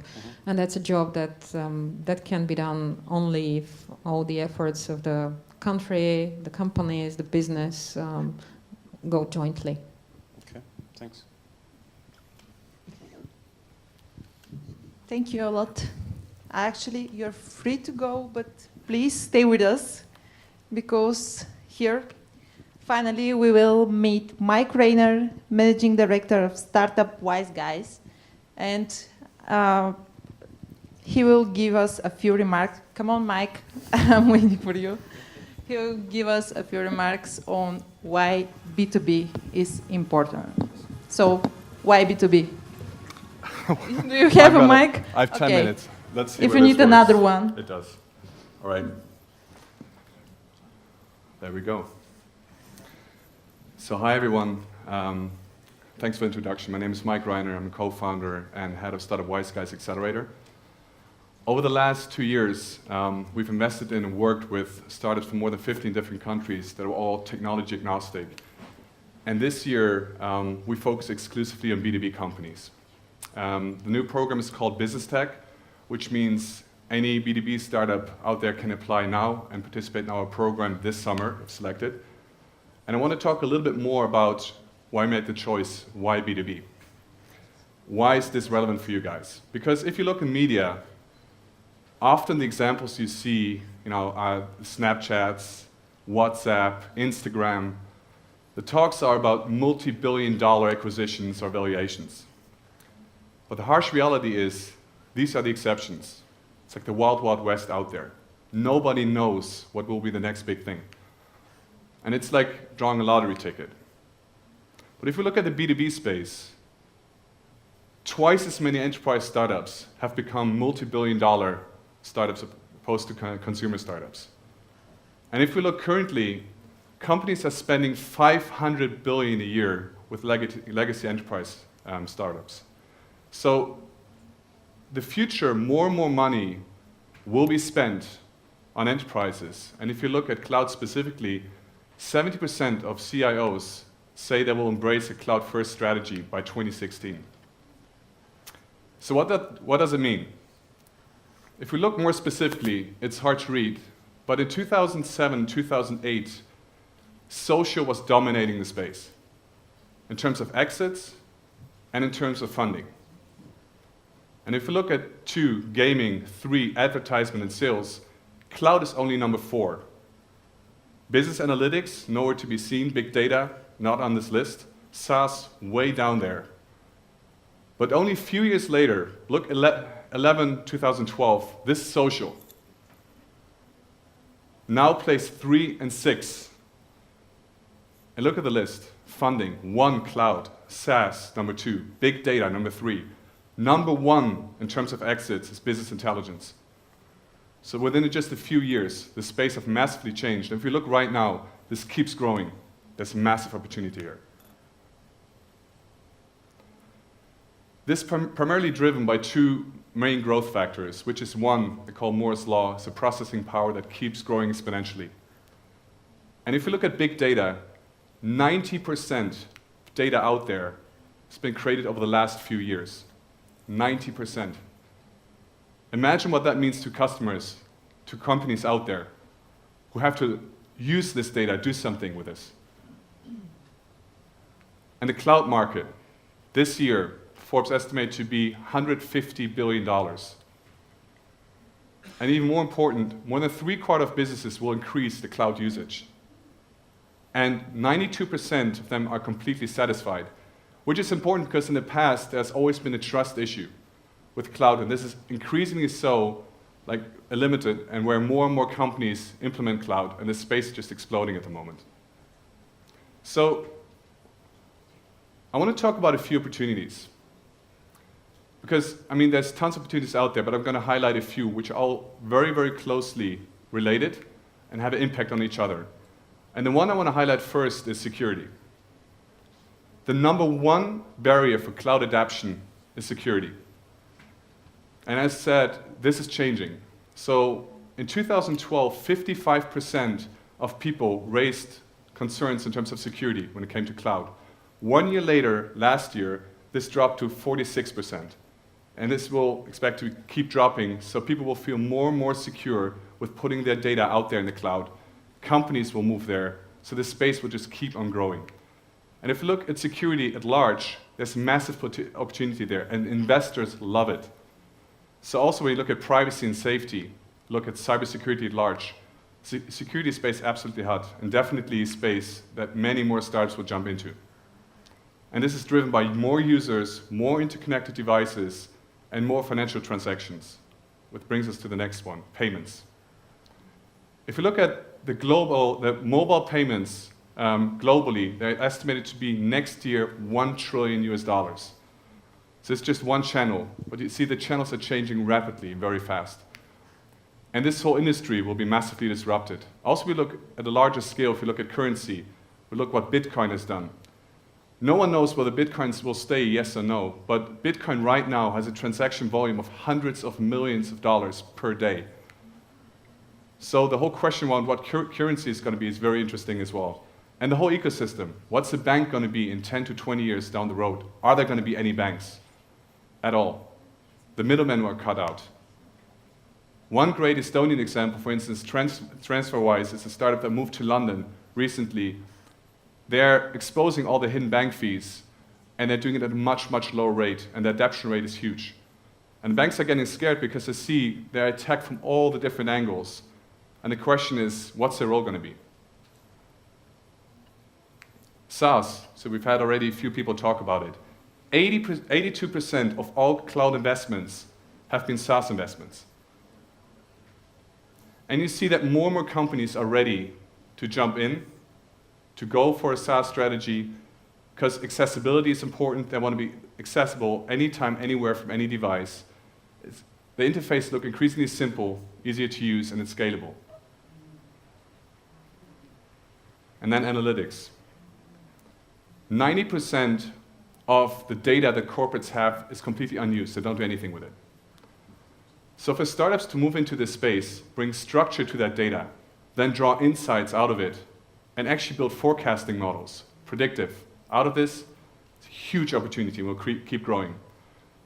That's also a reason why IBM, for instance, put like BI as one of their top priorities in the future to invest in. So there's one thing that startups often forget in this space, and I want to highlight this here separately, which is it's all about sales. And especially when I look in CEE, I see amazing startups, great products, but what I often see lacking is a biz dev and sales. And especially when it comes to B2B, a large percentage of the sales is human to human. And 95% of decision makers indicate they want and need human interaction in order to make the decision.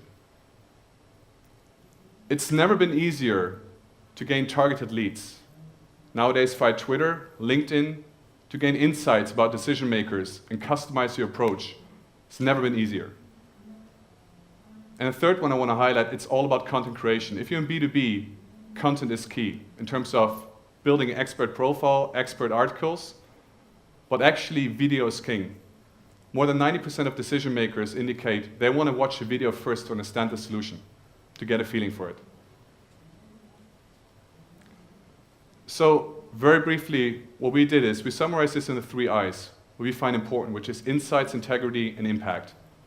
Insights, because it's all about data and metrics, and it's about finding the right partners and supporters, also in terms of board of advisory, to bring a business forward. Integrity, because it's all about trust, especially in B2B. It's about the reputation, the experience, and recognition. And impact, because obviously a business has to be scalable, international, but one really, really important part in B2B is sales cycle, and reducing that sales cycle as much as you can to grow your business. So maybe now you consider B2B. I only had like 10 minutes and we were already over time a bit. One final thought, there's massive opportunity, but there's also a shit ton, like shitty software out there. Massive opportunity for you guys to improve, bring online. And what I'd like to ask you is, don't be afraid to talk to companies. They all consist of people. People are much more forgiving than you might think, especially if you approach them the right way. And I want to ask you to validate very early on, to focus on a very key, detailed, like core product at the beginning, very simple, and choose your first customers very well. And try, have fun, and dream big. Thank you.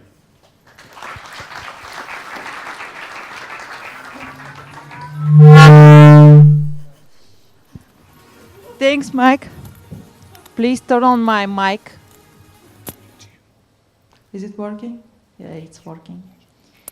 Thanks to Mike, and of course, anytime that I hear the word Bitcoin from someone, I'm more than happy. Actually, this year was the first, I think, when you could buy a ticket for Webit with Bitcoins. So we have one more event, not in Bulgaria, but just to mention, we have another event in Middle East, which will be basically on payments and digital commerce. So this is very sensitive and a favorite topic of us. So thanks, Mike. And the next one is Dan Lupo. I'm looking for him. Yeah, here, over there. So Dan is a partner of Early Bird Venture Capital, and he will give his remarks right now, at the moment. So, do you have a mic? Yes, I do have. Okay. I'm not sure if it's working. It's working. Okay, sure. Hopefully this one is working. So, thanks for coming here. This is this is a quick and dirty talk about what does it take to get funding from an international VC. As you can imagine, pretty complex and broad subject.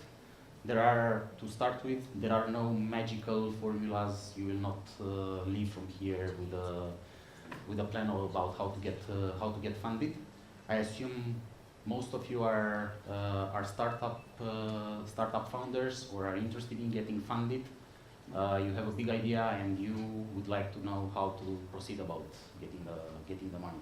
First of all, what's an international VC? I would say that this is a fund that has 100 million plus to invest and invests across a wide geography, so they are not country or region focused. They can give you not only money, they can also help you increase the profile of the business in order to help you with the customers and with your next funding round. This is, in order for this to work, this is as much about what you can bring to the investor as much as what investor can bring to you. So let's focus on, if we take a stage approach and you look at seed, early growth and growth companies, most probably in order to get funded by an international VC, you need to be in the early stage or early growth stages. So you need to be past the seed stage. This is because you need to bring credibility, you need to bring the possibility of you making it to a big success. So you already need to have a product that is functioning, that is being used by customers. You might not have revenues, but you should have customers or users, at least, of your product. And you should have a pretty stable and well-rounded team already already approaching the investor. So you already got some funding because you are past the seed stage, and now you are trying to raise money either to get real customers and to scale up a bit your revenue stream, or if your product is fully developed and you have the customers, you want to get real traction and you want to get to multiple customers. You want to develop a clear understanding of your funnel. Oops. Okay. Sorry. So let's come back to the VC side of the entire process, and this is how the entire thing works for the VCs. I'm saying this because you need to understand what your counterparty is looking for whenever you are approaching somebody. And this is a pretty rough example about what are the operating characteristics of a venture capital fund. So you have committed capital, and then you start spending money out of this. Costs for traveling, costs for talking to advisors, costs for attending conferences, and so on. So you lose part of the money from the outside. Then you make investments that you think are great, but turn out to be not so great, and you lose more money. Then the great investments that you thought you are making are only returning maybe your capital, or slightly more than that. So you are pretty much even by now.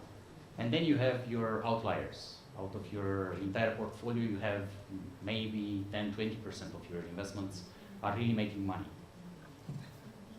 When they are making money, you are taking a cut of the proceeds, because you need to get paid as well. And then you return capital to investors. And what investors expect is to get 2 to 3 times, at least, capital back from what they invested. You don't do that, you don't raise a new fund, you are not able to finance the next batch of companies. So this is what we are looking for, which basically means that every investment has to be a start from the beginning. We know that they are not gonna work out, all of them, but when we invest, we need to believe that they all are going to be stars. So this is what you need to sell to investors whenever you approach somebody and ask for money. Again, coming back to the startup side of the relationship, what investors expect to see is basically, again, I'm focusing on a team which has to be fully rounded. So you need to cover all the aspects of the company operations. You need to have high caliber individuals, and then from there you need to start looking at what you need to offer in order to build the story of required for the investment. So whenever you go past seed stage, you need to be able to demonstrate Join me for the revenue panel now? potential. You need to Are you part of the demonstrate panel? real customer traction, and you do that usually because this is not fully understood. You do this by providing feedback from customers. So you get the investors to talk to your customers, understand the interaction with the company, understand what are the weak points, Did they supply what with are the strong points sticky notes of and the stuff? companies. Do you have them? One important thing to consider is not to waste too much time on, projections and business plans. Why are you laughing? If they say they do it, they do it. Requirement, and this should not be That's something how it goes in our life. that will bring you the decision to invest. Savvy investors already know that you are not there. Sure. Your projections have no basis. So again, we are not looking.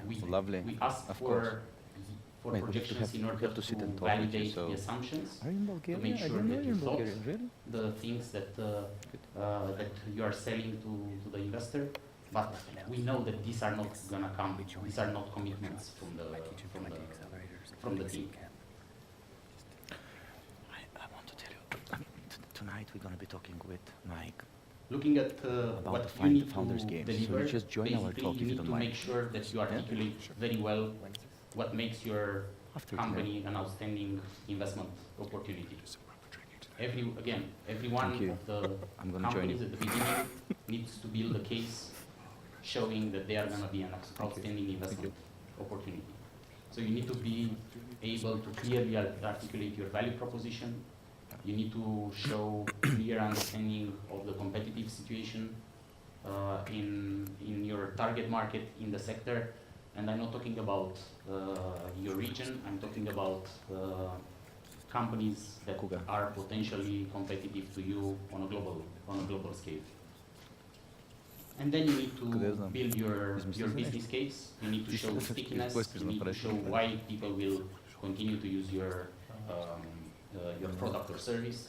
You need to show traction, because no matter how good an idea seems at the beginning, savvy investors understand that the only validation is not through logical thinking, but through market adoption and penetration.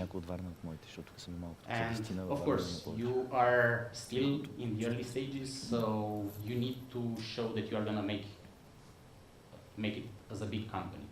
So what do you need to make it there? You need to show growth, and you need to make sure that you identify exactly what are the triggers that will drive your growth. And these are lock-ins and size of opportunity, if you want. So you need to be able to understand the market, and you need to be able to explain with numbers what is the size of the market. Saying to somebody that the market is huge, it might be huge, but unless you show that you understand how huge is for you, this is not going to work well. And again, these are investors that are investing other people's money, need to return that money. So you need to show that you want and you are committed to execute an exit plan. It might be tough to part with your baby, but this is the rule of the game. So you need to think of an exit plan. You might not be able to articulate the date of your IPO, but you need to show that the size of the company that you are targeting will lead you to a potential IPO or to a strategic sale. Again, this is less about details. This is about showing investors that you are considering all these things, and that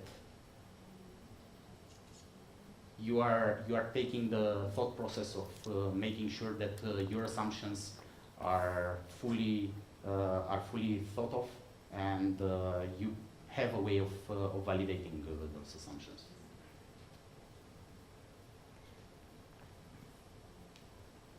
I think that the important message would be, rather than that instead of chasing chasing investments and trying to model your company or your way of presenting the company to the investors, I think what's needed, and it's gonna work much better for you as a founder, is your drive to build a business, not target an immediate investment or a specific exit strategy. You need to think of them, but you cannot actually predict them or commit to any of this. So you need to make sure that you target a large market. Large usually means that this needs to be a market of more than $1 billion or euros, because you need to be realistic about your competitive position and how much of that market you are able to get. You need to have a strong lock-in due to your competitive position, because you need to make sure that whatever you grab, you are able to hold, and you're not going to be exposed to competitors, nimbler competitors coming in later and taking your market share away. And typically you need to show, whenever you make it to a big size, you need to show that you are profitable, so you need high margins. Luckily, most of the business models that investors are considering, and the ones that I'm seeing coming from the region, already target high margin offerings, either products or services based on technology products. The one message I want to re-emphasize is that you need to think big. Thinking about about sizes that are in the millions or tens of millions might seem ambitious when you are a startup, but you need to think about what would drive the decision making of the investor that will give you funding to realize your dream. And this is building a big company, because you need to be able to show that you are going to create a company that will generate a big exit for the investor. So you need to think big. Whenever you think of companies that will generate millions or tens of millions of dollars in revenue, you need to think that might not be a company that is financeable by an international VC. Not because there is anything wrong with that business, but because you will not offer a sizable investment opportunity to your investor. If you look at what's needed, you need to be able to show 100 million plus exit for an investor that invests out of a fund of 150 million dollars or euros, whatever. So you need to think big. I try to overemphasize this, because thinking big will drive the entire thinking process about what kind of markets you need to address, what kind of team you need to have in place in order to execute your strategy, and more importantly, will avoid losing your time and access to potential investors if you approach them too early or with an idea that doesn't fit their investment criteria. I think that's it. Thanks, Dan. Well, I would like to ask you to pick a chair over there. To pick a chair is a good one. Çok teşekkürler. Çok teşekkürler. Nasılsınız? No. My Turkish is a bit rusty. Please give us it. Well, we're going to have a great panel right now, and I want to invite here on stage Mike. Please join us. And the rest of my panelists, please join us on the stage. Ivan, good to have you here. So, Dan, it was great overview. I very much liked actually the true story about the 100 million thing. It gives a very clear perspective on where we are and where we are heading. I mean, we, meaning the ecosystem. So it's all about now.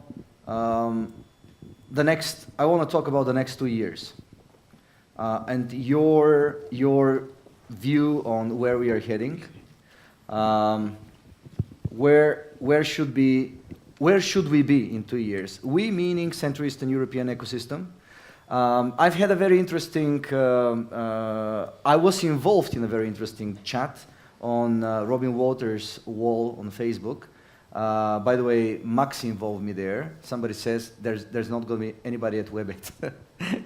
Well, literally there are quite a lot. But so Max said, this somebody, by the way, is Bulgarian, very funny. And Max said, Plamen, is that right? So that's how I was involved. But the question there, Robin was sharing that if somebody says that you are going to create the next Silicon Valley in your region, it's equal to dig a hole in order to say that you're going to make the next Grand Canyon. So it was funny. What I said there, besides that it's packed at Webit, I said that there was one more guy, by the way, who said that he still believes in Santa Claus, though, and it makes sense for this. And what I said is that if you work hard, why don't you build the next big Grand Canyon? Depends on how we work. So I'll sit over there, so to be easy for you to follow me. Let's start from the current, where we are. You already have investments in Turkey, I mean early bird, in Turkey, in Bulgaria, and in Romania. Romania, yes. 3 investments so far. You just raised some new money for Central Eastern Europe. Sure. What was the final amount? We raised $113 million for a fund targeting Central and Eastern Europe and Turkey. Right. So don't be surprised with the examples. Obviously, you need to reach to this 100 billion million. Sorry, billion is even better. Yeah. Why did I say sorry? But yeah, that was a good example of where we are heading. So let me tell you who we have on the stage, if you still don't know.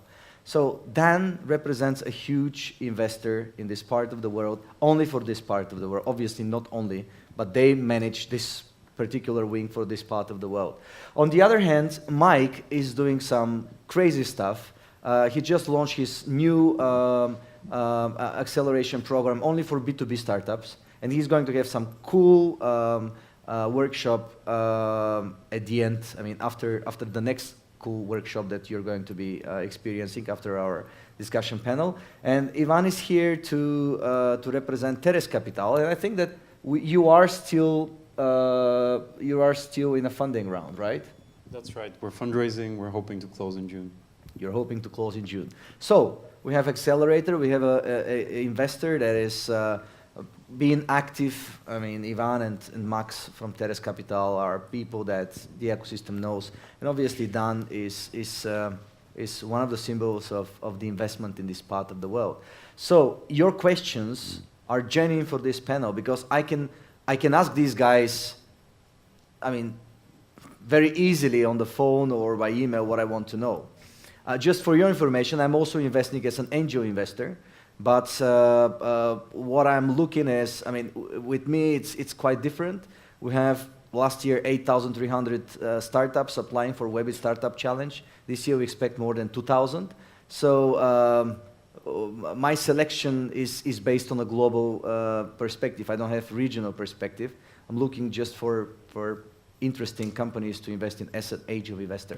So you can ask as many questions as you wish, but again, where are you heading? Where are we heading in CEE in the next 2 years? What do you expect, guys? So Dan, probably to start with you, with the large picture, because I mean, raising a fund of 100 means that you are expecting a growth.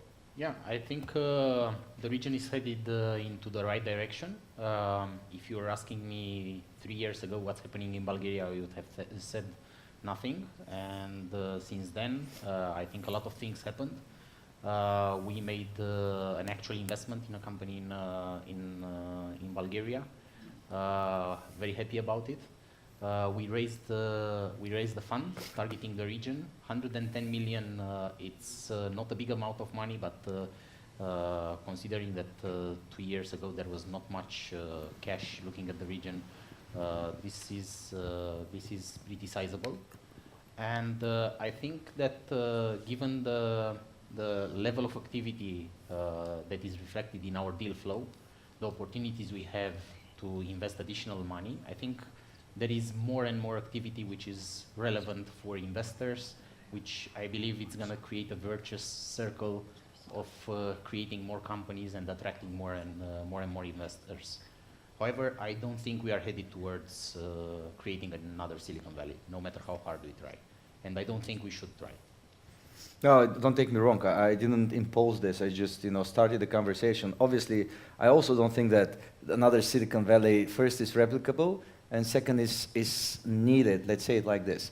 But we've been discussing this. What makes Silicon Valley different than anything else is probably the density of raw examples, of raw models, which my question is, do you think that we are going to have these raw models in the next 2 years? Do you expect some really great exits? Do you expect, what happened in Turkey, like with Marcafoni, with Sina, and with Geti, or it pushed the market so dramatically. Two exits, 250 million each within a couple of months. It just opened. The ecosystem in Turkey, which I know quite well for the past 6 years, we never thought we were going to move Webit over there. Just because there was nobody. I knew the 20, 30 people over there for the past years. And then after the 2 exits, the ecosystem grew like exponentially. So, based on your overview, where do you foresee champions? Again, we don't mean billion company, but again, role models to showcase. Where do you foresee them on the regional map? Where are your eyes right now aimed at? We are seeing a lot of activity and a lot of opportunities in Romania. We are seeing a lot of opportunities in Bulgaria, in Slovenia. So regionally, there are a lot of opportunities, but I think it's going to happen within the next 2 years, and I hope it's going to happen. It's not necessarily a sizable exit, but rather see new investors that will be attracted to invest in companies that are active in the region, or which started in the region and moved out in the meantime. So if we see Series B, Series C rounds being invested and valuations of 100 million plus for companies, this I think it's gonna be a success. If we look further down the road, 4 or 5 years, we might see sizable exits. What Turkey witnessed during the last 3-4 years. Thanks, Dan. Mike, your point of view of where we're heading for the next 2 years. So if you look what happened, let's say the last 5 years alone, it's absolutely incredible. Whole Europe. We talk CEE especially, but in whole Europe. And I think we've reached a tipping point. You talked about like the level capital. You talked about the quality of people, the density in Silicon Valley. We'll need another 5 years to get there. Right now we've reached a tipping point, but you see so many support networks, so many more people trying it out, getting that experience, that over the next years this will grow exponentially. You see in all the CEE countries, you will see much more experience, more exits, more capital.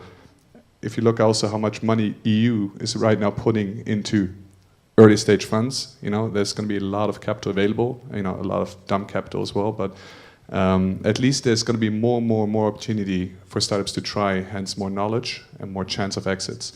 So my feeling is let's say it takes another 5 years, but then you will see the large exits coming outside of Europe as well. And the space won't be dominated by the US, which has been historically the case.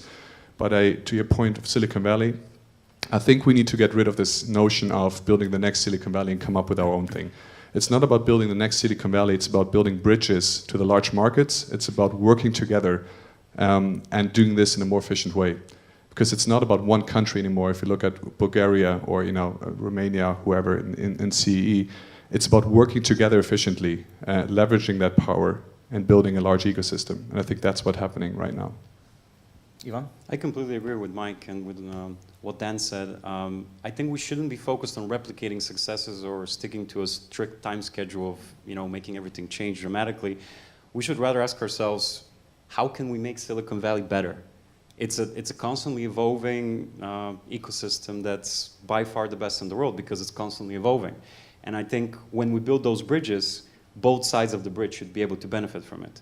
I think a place like Silicon Valley can really benefit from the enormous tech talent we have here without necessarily moving that tech talent over there. It makes a lot of sense strategically, it makes a lot of sense financially. To see companies that have business development function in Silicon Valley and then technology cost function in the region. And also it's going to make everything, the whole ecosystem, more dynamic. And I think another way to do that is to really be in the mindset of not necessarily being the lead, the sole, the controlling investor in every situation that we get involved in. We should actively, more actively than now for sure, seek syndication partners and investors in follow-on rounds. Some of the big major VC houses in the world have gotten involved here, but that's still an occasional occurrence. I think that we should all try to make them as comfortable as possible with deploying capital in the region. And I think the way to do that is to really become the first point of contact for these people. They're trusted partners on the ground. And maybe one more point towards investments. I think increasingly so US investors see the opportunity in Europe. The exits amount are smaller in Europe, but the valuations are also so much lower, which makes it much, much more attractive for US investors to co-invest with European investors. Yeah, and it gives you a longer runway, more bang for your buck if you have the technology cost center here. Guys, it became too positive, for God's sake. It's, let's make it more, right. Well, let me share your story. You know how huge is Webit. We're talking about 10,000 people from 110 different countries. And I'm talking to Sequoia, to, Bandoten are going to be there, Wellington are going to be there, but who else? To Anderson Horowitz, to the top guys, Tiger. They say, listen, we're not interested in this part of the world, for God's sake. That's it. I beg to differ. If you look at the latest sure. No, let me be negative, and then you have the right to be so positive. Thank you so much for helping us here. I would love to. Yeah. So they just. That's the feedback personally to me, and we know each other quite well. So probably things are changing, and of course that's where we are pushing. That's why we're doing all the things we're doing. That's why we brought this huge platform here, and we're working on that day and night, like Webit going to Middle East, North Africa, and Central Eastern Europe, obviously, and the rest of the world. So, but again, I think that there is still lack of interest. So please be realistic. Tell me what you think. No, I think that what's lacking is systematic interest in the region. And yeah, that's what I mean. I'm not talking about investment in Yandex or in this company or in that company. That's clear. We're talking about systematic. Exactly. That's the right word. Thanks. This is understandable, and I don't think this will turn out all of a sudden. Usually, this kind of systematic interest and presence of large UK or US-based investors signals a bubble, and it's bad for both the companies and the investors in the region. And honestly, if you look at the region top down, there is not much happening, and there is not a lot of reason to invest in the region. However, if you are on the ground and you see the opportunities, the story changes. So I think I agree that with Ivan that it's our job to bring the attractive investment opportunities to the likes of Tiger, of Kleiner, or of Sequoia, and our job to convince them that these are worth pursuing, and we are doing that. I think Tiger is invested in Turkey, in Kleiner is invested in Turkey, General Atlantic is in Turkey. Here in Europe, if you want, we have a lot more examples. Sequoia is invested in Germany. Index is invested in Germany. So you have a lot of... Also in Russia, obviously, too. Yeah. I would not bundle Russia with our region. I think Russia is a special animal. It acts like one. So I think that we... Just a joke. Yeah, I was too negative. Yeah, somebody said that Russia is the biggest gas station disguised as a country. For God's sake, it was. Yeah, that was McCain, but. Yeah, for God's sake. Yeah. All right. So, so it's all about Russia. It's not. To your point, Laman. So, US-based investor literally said to me, "Look, why are so many CE investors such dicks?" And what he said is, there's so many investors in the CE region that exploit startups, that have horrible conditions in their contracts, that invest at horrible valuations, and essentially ruin the startup to ever move to the US because they would never get any follow-up investment there. And I think that's an issue, but I think that's also something that is now changing. More and more people realize, that it's a problem, that they also shoot themselves in the leg. And I think for the US-based investors, in general, people want to invest close to them, for angels especially, but for VCs as well, people like to invest somewhere close they can feel, they can see. So a US investor wants a startup to be close to them so they can talk, meet in person. So what is really important is that they find trusted investors here in this region so they can co-invest and say, look, I trust you, you're the lead investor, and then once the guys are ready, they can move over and we can do the next round. And I think that's a critical thing to do. And also, that's very much the concept that all we are doing, that you should be happy sticking with your friends and families. You know, that's where you're most productive. That's where, I mean, that's where your environment is. I truly believe that's why we do what we do, by the way, to make happen that people here can achieve their dreams instead of going and living somewhere else. Like I did, for example, 10 years, and then I came back and found out that that's where the happiness lies. Yeah. And it was a great, by the way, great presentation with being a successful entrepreneur and being a successful person. It goes so much together, otherwise it doesn't work. But yeah, Ivan, please. This makes me think the word lifestyle. You know, what's the definition of success? Obviously, in this context, it's the definition of attracting top-notch investors and making a multi-million, multi-billion-dollar exit. But for a lot of people, the definition of success or satisfaction is actually in the lifestyle business, which they might not consider even raising capital for, let alone exiting until they retire, at which point it becomes an entirely different story. So that could still cultivate leaders here in the region. It doesn't all have to be about the exit. It doesn't all have to be about the VC story. I just think it's important to be able to relate to people who have built a business in a certain way, in a global way preferably, even if that business has had very little to do with VC or with exits. If for no other reason than these people should become the investors in these younger businesses one day, and we still don't see enough of that. As we shared, we're still in fundraising mode. We barely have anyone from the region, let alone Bulgaria.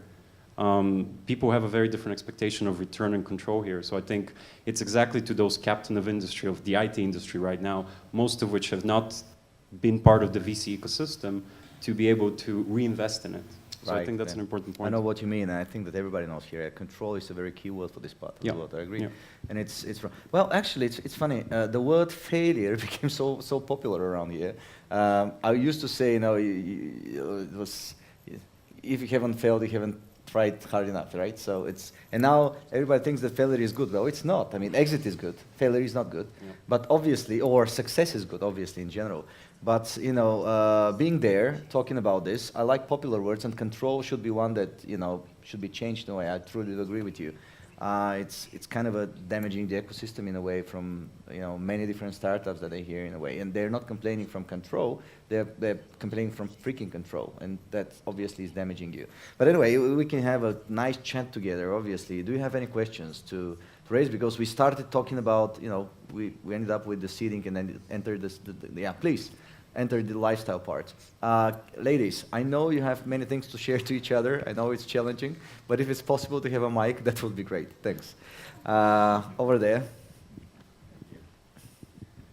So I share your optimism, but I'm wondering about building the Sofia ecosystem on its own strengths. When we look at like the Teleriks, who are leading the way with sort of not the same type of scale that we see that comes from Silicon Valley, and we see VMware here, who's been the story of a lot of exits here, even though they haven't been as big.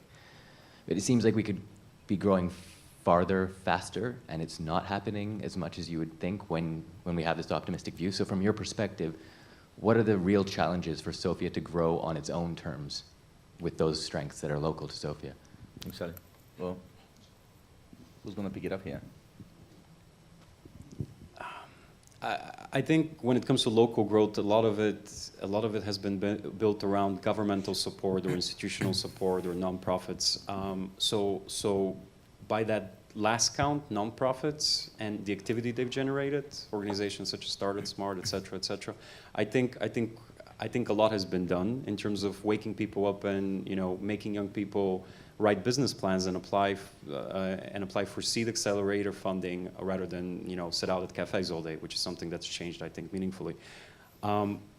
Short answer is I think it's going to take time because, from my perspective, the ecosystem has only been awakened in the past 2 to 3 years max. So it obviously has to take a little bit more time.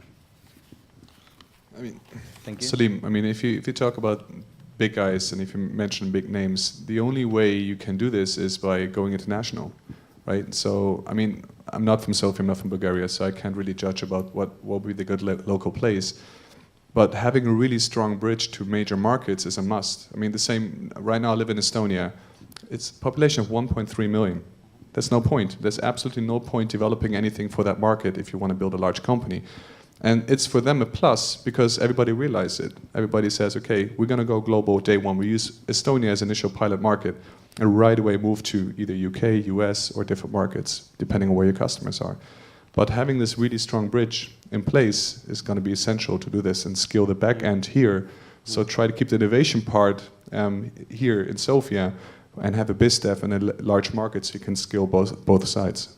Yeah, I think if you could just add to that, I think another key part is that often gets missed. It's obviously software is easily scalable, easy to export outside, and you know it doesn't take a whole lot to maintain in terms of cost. But what we're often missing that there's other sectors that are, let's say, more capital intensive, or they're not just about software.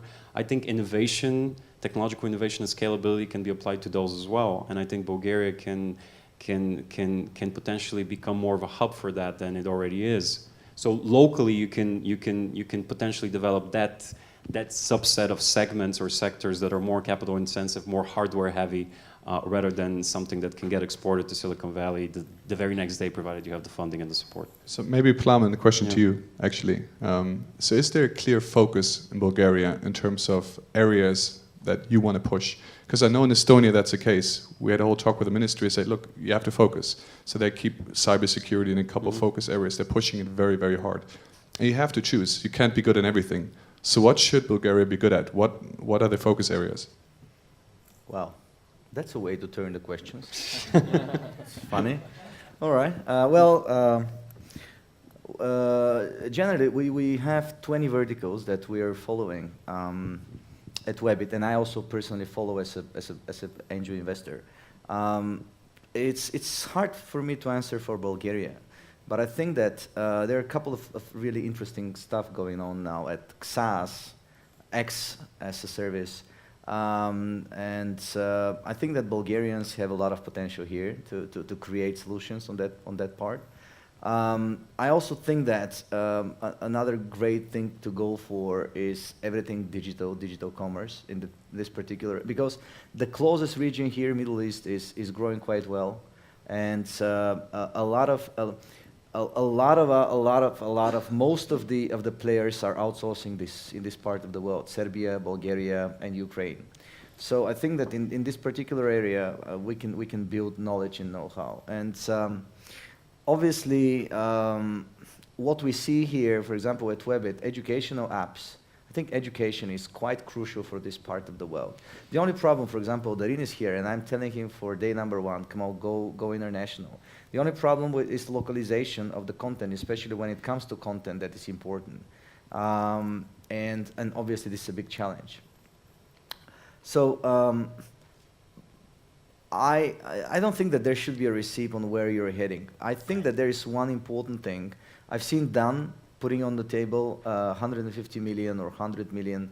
I can put on the table 50 million market, or let's say above 30 to 40 million markets, to target such markets as a must.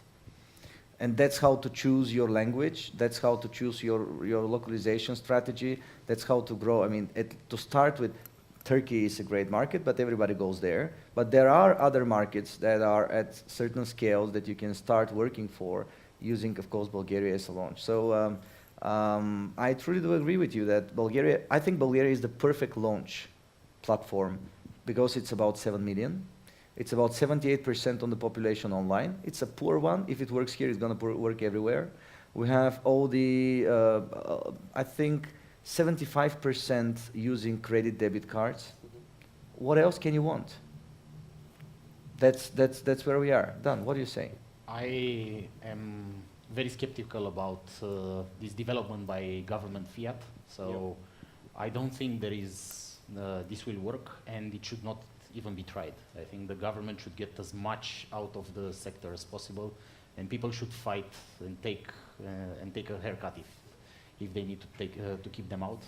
Providing money to truly independent third parties to manage and invest, it's essential. It's a great help.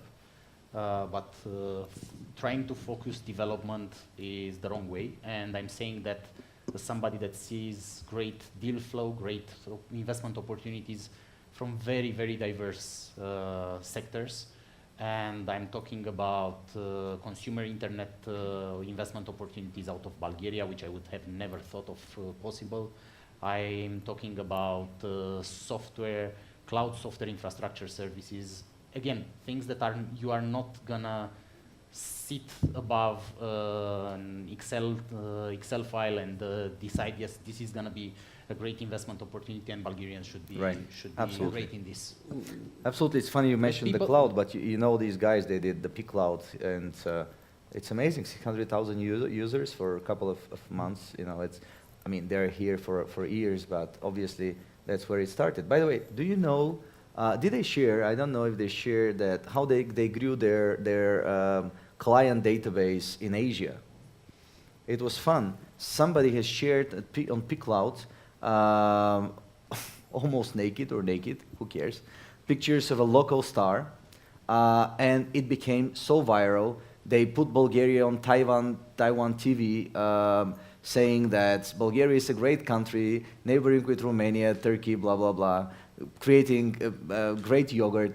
But this brought a couple of 100,000 users from a small country like Taiwan, because it's 2 million or what? Taiwan is a small country, right? Not mistaken. I think it's a bigger country than that.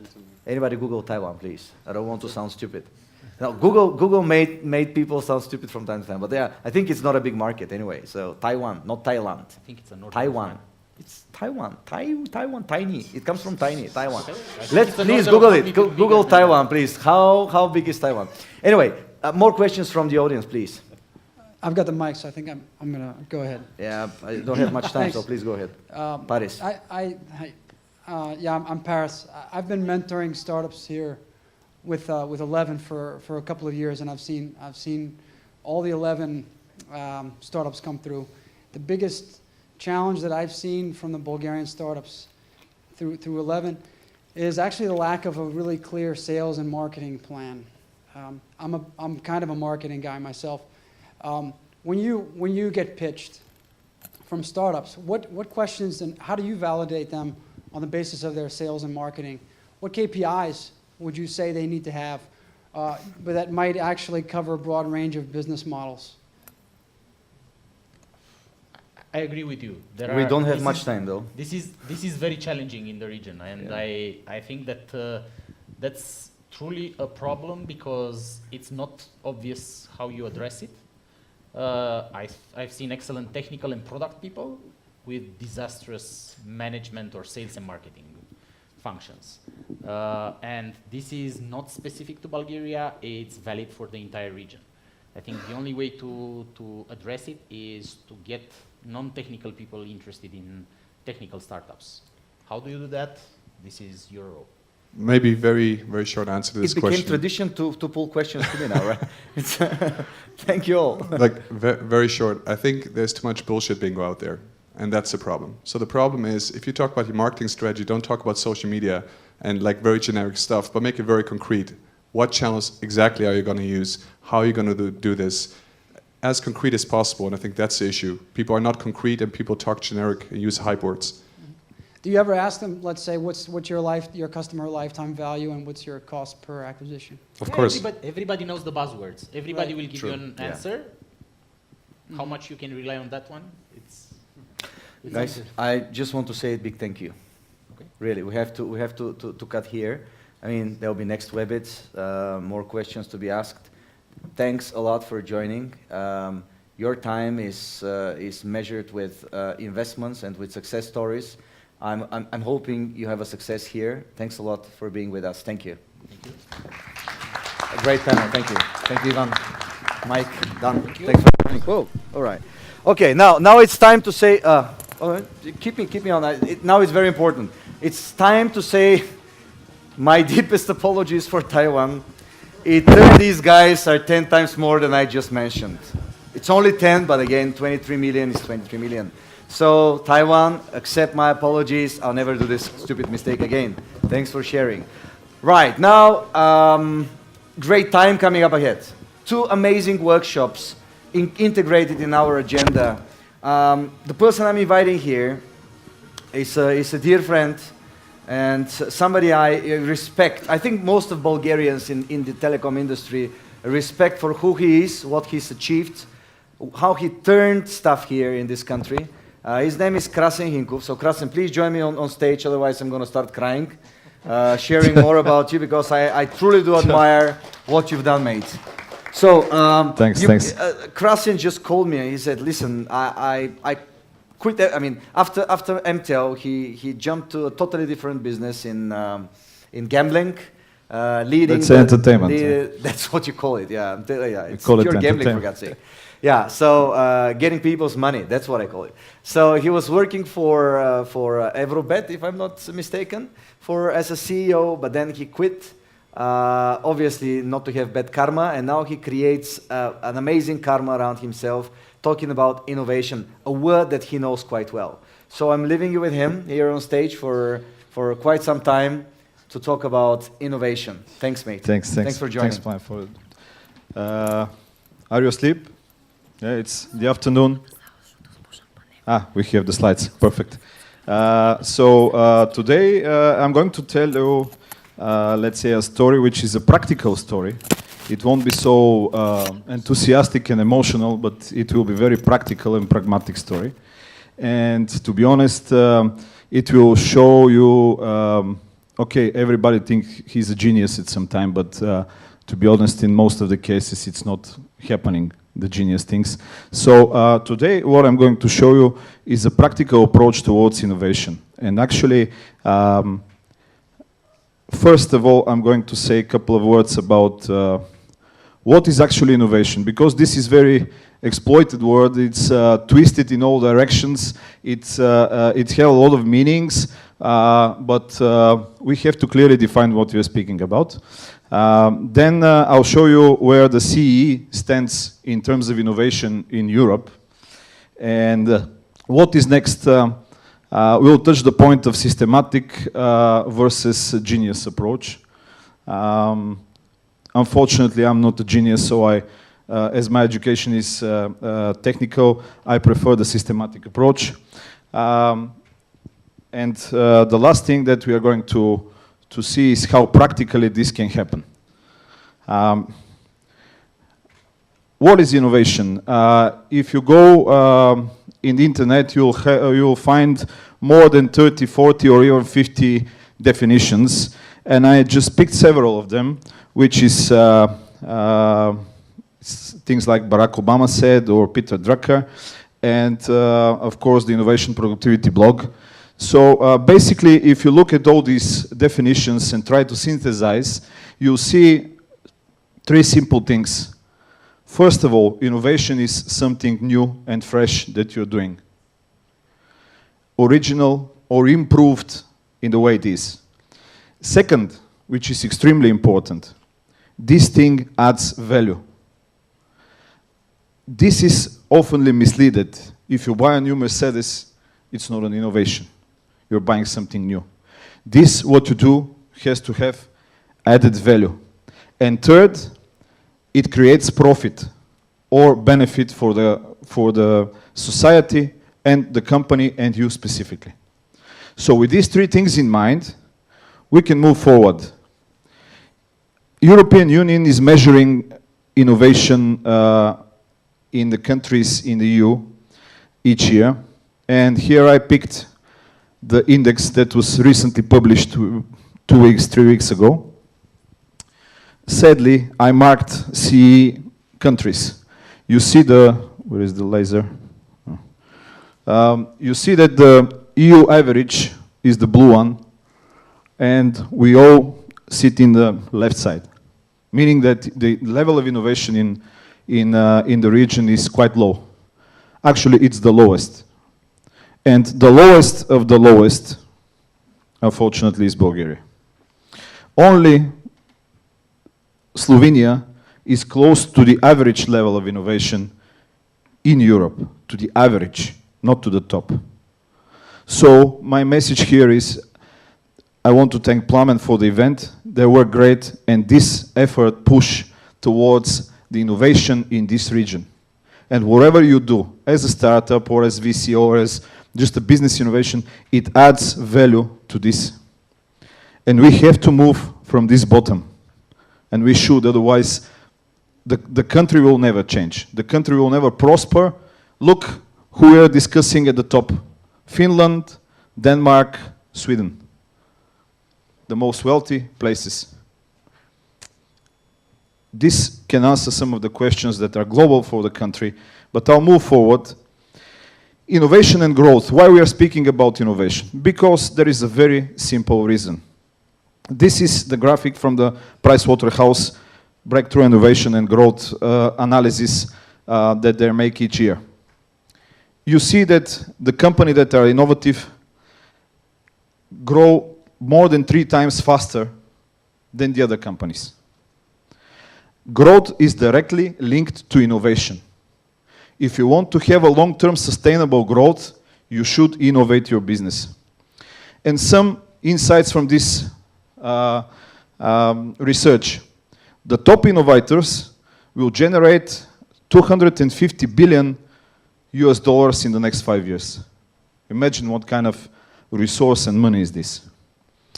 51% of the companies, for them the innovation is competitive necessity. If you don't innovate, you will die from your competitors. They will eat your lunch or breakfast or even the dinner that you have. 75% of the most innovative companies have a well-defined strategy for innovation. And here I want to make a short test. Who of you think that innovation is important for their companies? Can raise the hands.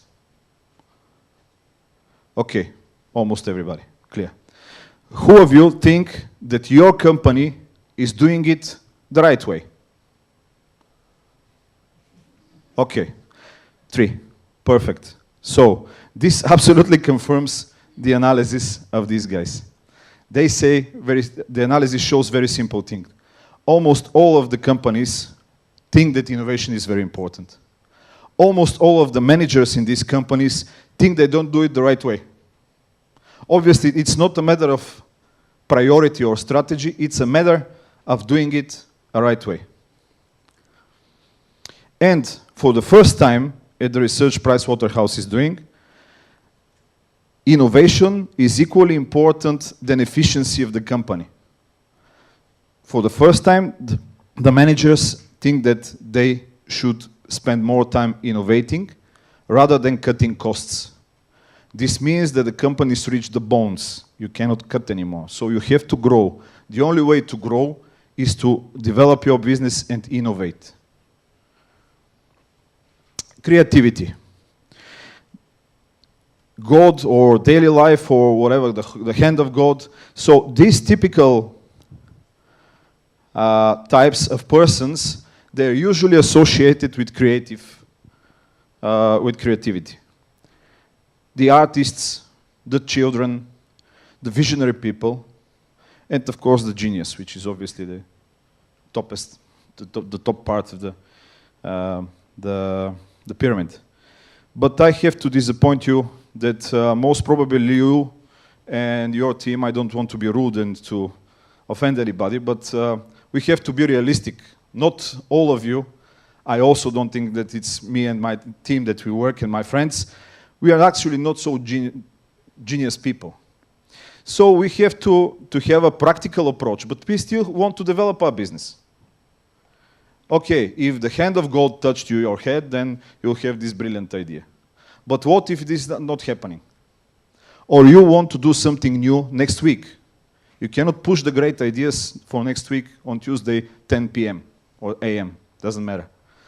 So there you need a practical approach how to really develop innovation. So here comes the whole story. There are methodologies that can help you build innovation. These theories are developed in the last 20 or 30 years. Some of them are much older and now found a new development actually. And of course, theory for inventing problem solving, design thinking, which is very popular, systematic inventive thinking, but also you have lateral thinking, creative problem solving, Osborne-Parnasse process. This may sound a little bit academic, but this guy Osborne, I think you know. Do you know who is he? He is the guy from BBDO. The O from this agency, creative agency, is this guy Osborne. So they made the process of systematic creativity, customer-driven innovation from Intuit, and a lot more methodologies. What I'm going to show you today, I'll focus on only one, because we have only 30-40 minutes. But actually, all this spectrum gives you a systematic approach towards developing new stuff. Why systematic inventive thinking? Because it's very practical, it's very systematical, and you can do it tomorrow, and everybody can do it. The fundamental idea. The fundamental idea is very simple. Some, now I can say genius people, found that you see one and the same patterns when you solve different problems. When you reach to solve, when you go for a problem-solving task, the more times you go through this task, you see a pattern of problems that appear. So these guys come up with a simple idea. Let's analyze these patterns and see what kind of tools we can apply so that we can solve this problem or create this new stuff. This guy, Altschuler, quite a known guy because obviously he's unknown because he lived in Russia, actually Soviet Union, in the communist times. He tried and started scanning patents that are officially inventions that are patented. And he studied more than 200,000, some say 400,000, maybe a million patents. And what he found is that there are patterns inside of these inventions, that there are schemas that you can find in all these patents. And he found 39 common engineering parameters, 40 inventive principles, 70 standards, 400 physical effects. So basically, he created a huge and very complicated theory explaining how new stuff is born. And this is the theory that he created in mid-60s, I think. Of course, just let me, okay. This theory was very hard to apply because it was very complicated. So another bunch of very intelligent and genius people took this complicated theory, simplified it, unified it, and applied one very simple principle. All the components that you need are sitting in front of you.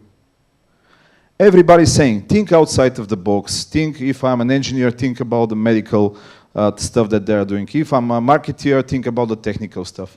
This guy said, no. Think within your yard, within your backyard. Everything is there. Think inside of the box.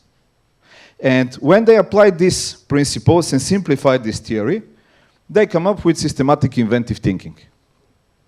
This thinking, this method, or this theory, has 5 principles that are followed, mandatory, and 5 methods that you apply to create new stuff.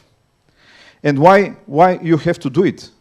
Because there are 3 very simple advantages. You work with only existing resources, so you don't, everybody can say, okay, we have to develop this, we have to buy this equipment and invest in these companies and acquire these resources, and it will cost 100 millions. We heard here 100 or 200 or 500 million. No, you focus on your existing resources.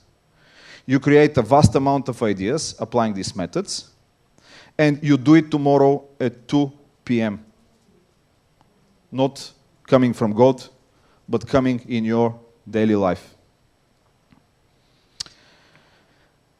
I think we have a video here, which is explaining actually what's it's all about. It's very short, I think around 2 minutes. Can we launch it? You know that if there's one thing that can streamline your business, gain more clients, help you stay neck to neck with the competition, and take the lead, it's probably innovation. Big word, innovation. Innovation.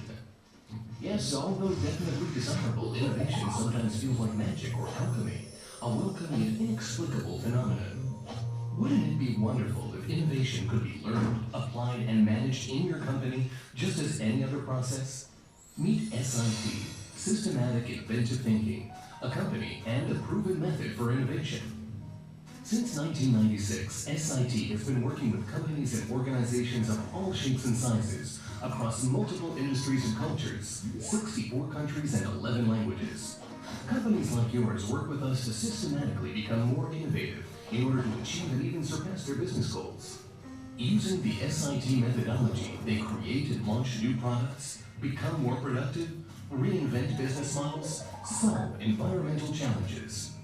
With our assistance, they create portfolios of novel ideas with clear action plans to implement them and generate innovative solutions for here and now, and also for tomorrow. And here's one more thing. The SIT method leads you to generate innovation based on the people and capabilities you already have. We call it innovating inside the box.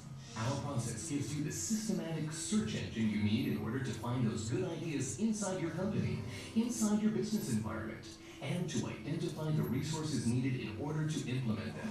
And because it is systematic and can be learned, the SIT method can be applied by you at all levels in all areas of the organization.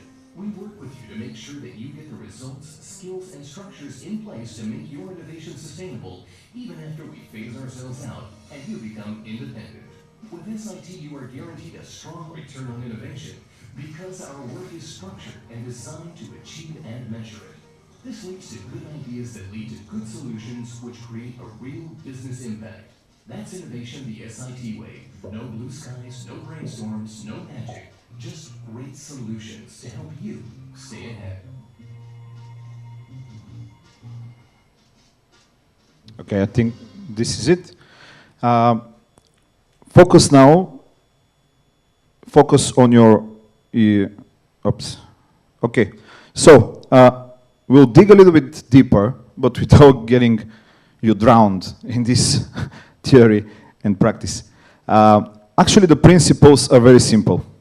They may sound strange because here we're thinking about startups, about free your mind, about genius ideas and whatever it is. I don't question this approach. I'm saying that when you want to do it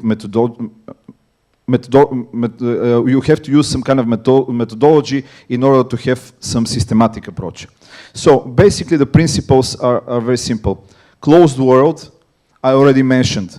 All the building blocks for your answer, for your problem, are sitting in front of you. You have to look at your backyard. Second, qualitative change. If you change something or do something, make sure that the change that you do changes the parameters, but also the whole product and the whole project. Path of most resistance. Yeah, it's very simple to use the path of least resistance, to find the easiest way to go.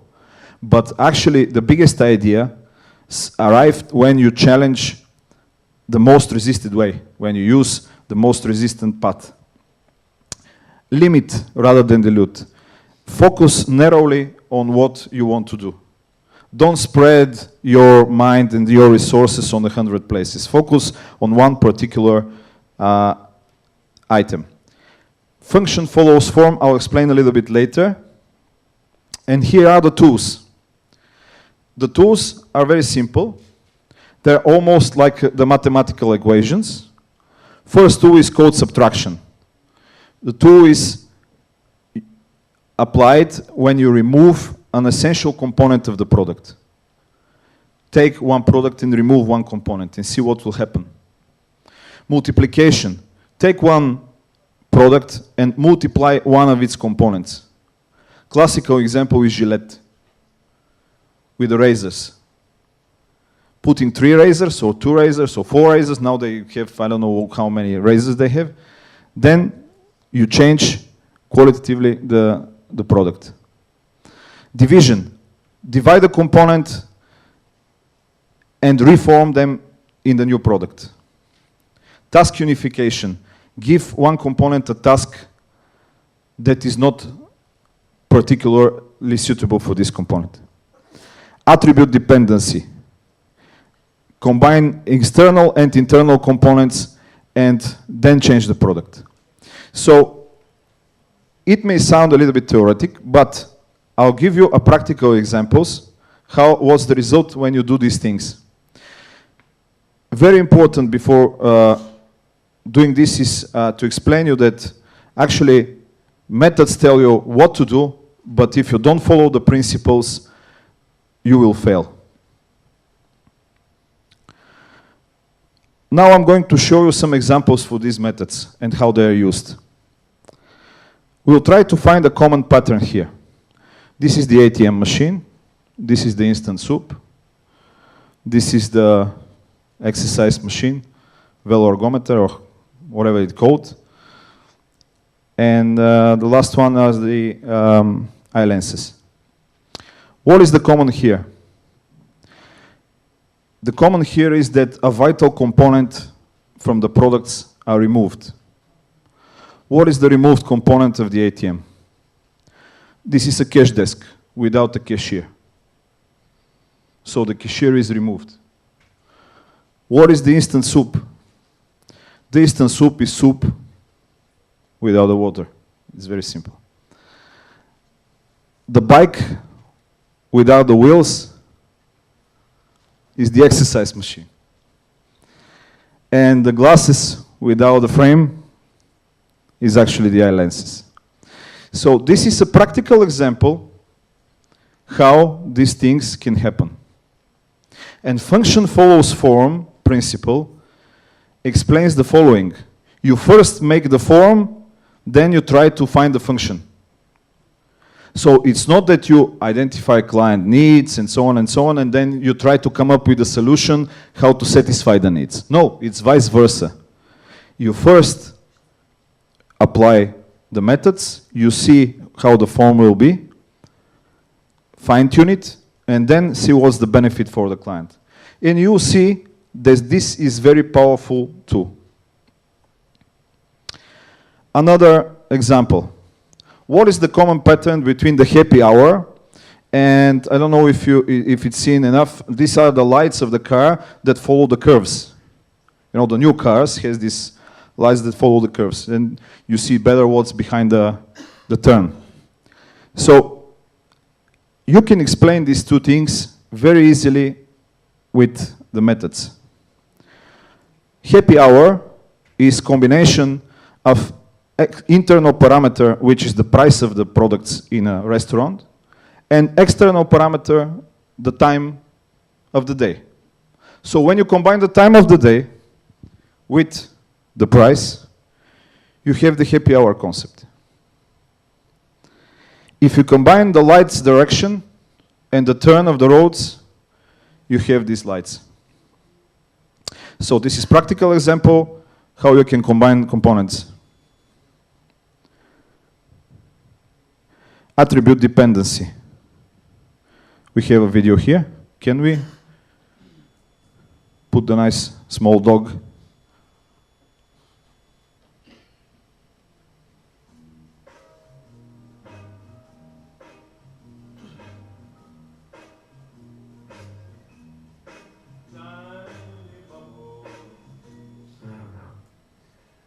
Lately I've just been feeling a little small.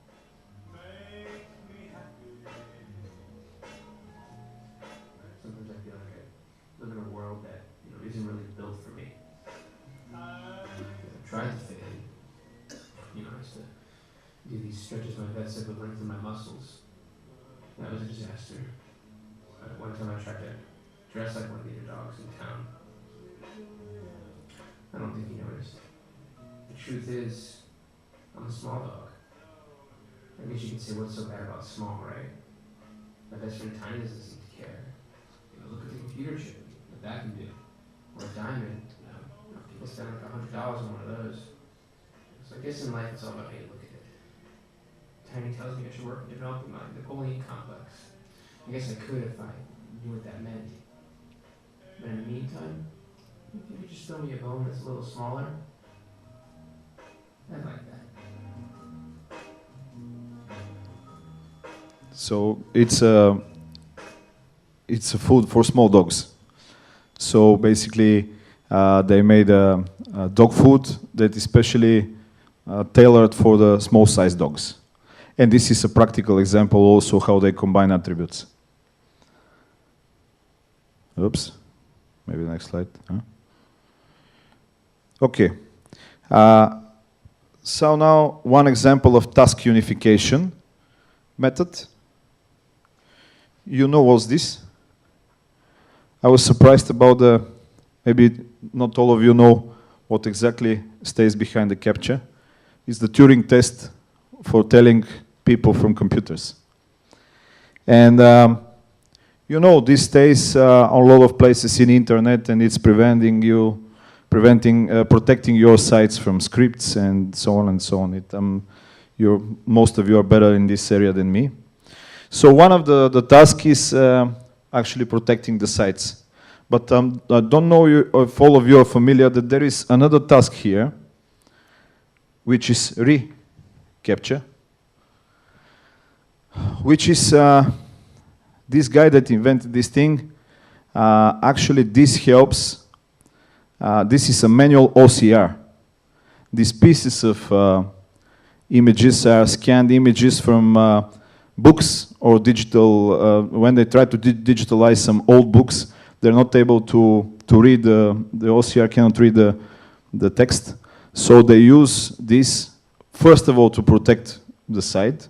And second, the people, when they enter manually, they actually OCR manually the text.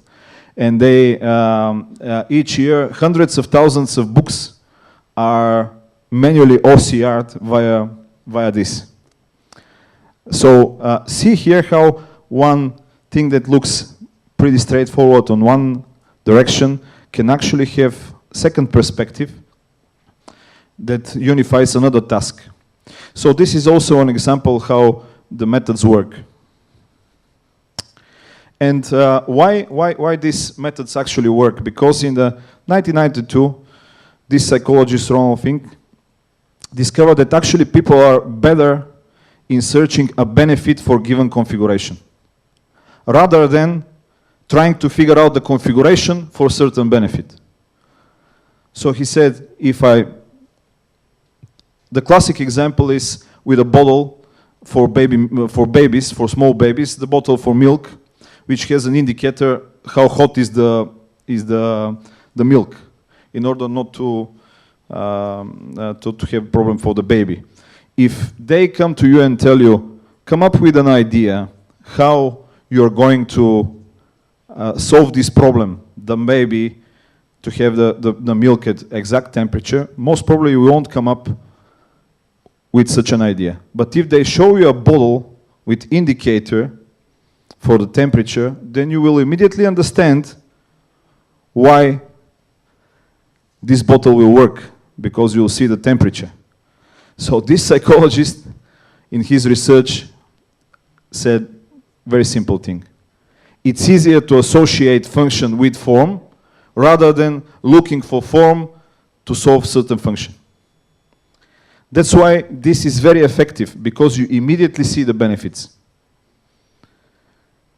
So for my presentation, some keynotes at the end. Innovation. As I mentioned several times, growth is directly connected with innovation. In the long-term run, it's not possible to sustainably develop your company without making something new. So, build something fresh, create value for your clients, and ultimately you'll create value for your company. Systematic. Take the systematic approach. Don't wait the apple to fall on your head like on Isaac Newton's head to discover the next big idea.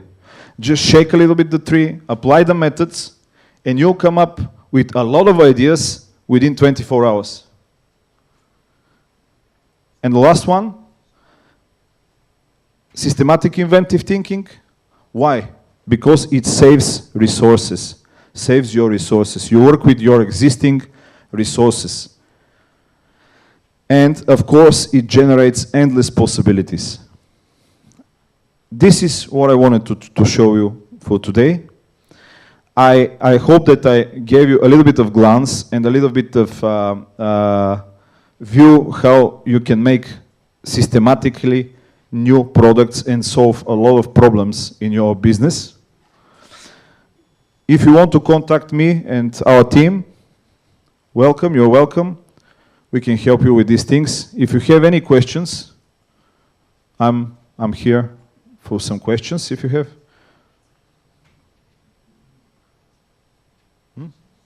Okay, we have one question.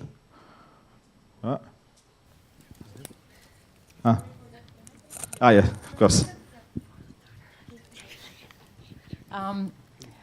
Could I challenge you and ask you, in fact, if you could help me, because I'm into innovation of management, innovation of leadership, and the way companies are managed. So could we apply this together? Because I run a concept called new management, and I want to fill it with content. Yeah.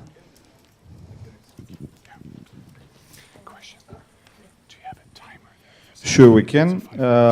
This concept is not limited only to new product development, but it's easily explained, and most in the cases it's used for new product development. Actually, this concept it was built for problem solving and for changes and all these things that you want to do. So it's a universal concept. The methods and the principles can be applied to any ecosystem or system. So it's perfectly viable to do it with management. Yeah, sure. Let's see how many participate. Everyone can join. Some other questions? No. Thank you. Oh, but they need many. They need many of them. Each person needs 30. Okay, so we're moving forward again with Mike. Mike, can I have your attention, please? Sure. Yeah. Mike will do a workshop on how to get your clients personally, or? Customer persona. Customers personally. Clients or customers, Mike is here. Sure. Okay, thanks. This should work, I think. Yeah. I'll just hand over them. I give this to Salim, actually. Then you have it in a little bit. All right. Can I have the slides? Let's see how it works. All right, guys, so it's the end of the day, so I want to actually try to keep this also short, but most important, interactive. Very short, what I'm going to do today is I'm going to give you a very, very short introduction. It's just going to be a few minutes, and then going to zoom right into the workshop. But this is going to be an interactive workshop. So this is not going to be the kind of workshop where you can sit and write down. You know, this is the kind of workshop where you're going to actively participate and actually build your customer persona. So maybe right now asking, so how many startups are sitting here? Who's working on a startup? Can I see hands? Okay, that's good. That's enough hands. How many of you are alone here? Can I see hands? And now how many are in a group? So a startup group, like at least 2 people. That's 1, 2, 3. Okay, all right, good. I have a bit of an idea. All right, let me quickly start, and then we're going to go into the customer persona thing. So very brief. Seth Godin, he wrote a book. It's called Small is the New Big. And what he wrote was that in an economy that is increasingly changing and accelerating in change, small players will have a more and more competitive advantage. And the big players will have a harder and harder time to stay flexible, to stay ahead, and to compete. So, clicker works. So when we look at small countries, I hear a lot of people complaining we're from a small country. In this case, for instance, Bulgaria, you know, the population is not very big. We have a disadvantage opposed to guys in the US. And actually, that's not necessarily true. So right now, I live in Estonia since 2 years. It's a tiny country, 1.3 million people. But at the same time, they have the highest amount of startups per capita in whole Europe. So there's a shit ton of really successful startups coming out of Estonia. And I think the reason for, I mean, there are many reasons, but one reason is that they think global from day one. They use their market as a pilot and very, very quickly go to their target markets where the most customers are. So you have to think global from day one, at least if you want to build a global company. And a key success is being lean. And there's always, when I talk about lean, there's one question I think is at the very heart of lean startup, which is, I wish I knew this sooner. It's all about learning. So many startups are out there essentially guessing, shooting in the dark. So it's all based on assumptions. And what lean startup really does is it teaches you to not base on assumption but on data and facts. And essentially make more validated choices to get to your goal faster, to learn much faster, and essentially to succeed faster.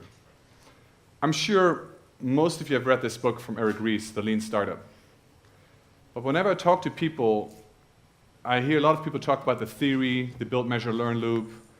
That will give me all kinds of theoretical approaches about lean startup. But if you talk about lean startup, at the very core, it really is about the, next one, it's about the customer. So lean startup is really about the customer validating and learning very fast iterations to learn as fast as you possibly can. So with Wise Guys, what I do is the first weekend we start our accelerator, we do a lean startup weekend.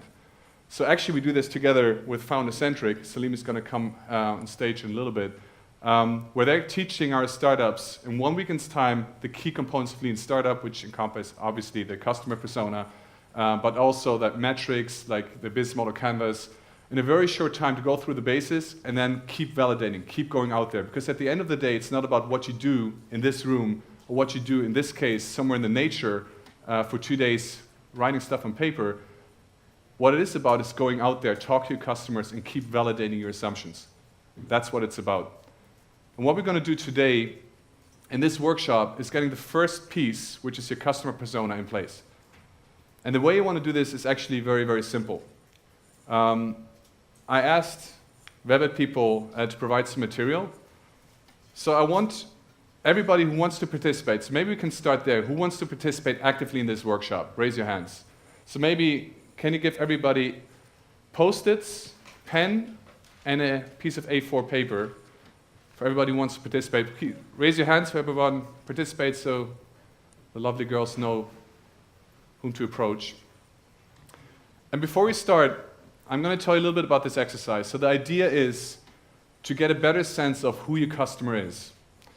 And the reason I think, even though this is an incredibly simple exercise, the reason I think this is so valuable is mainly because it's a great communication tool.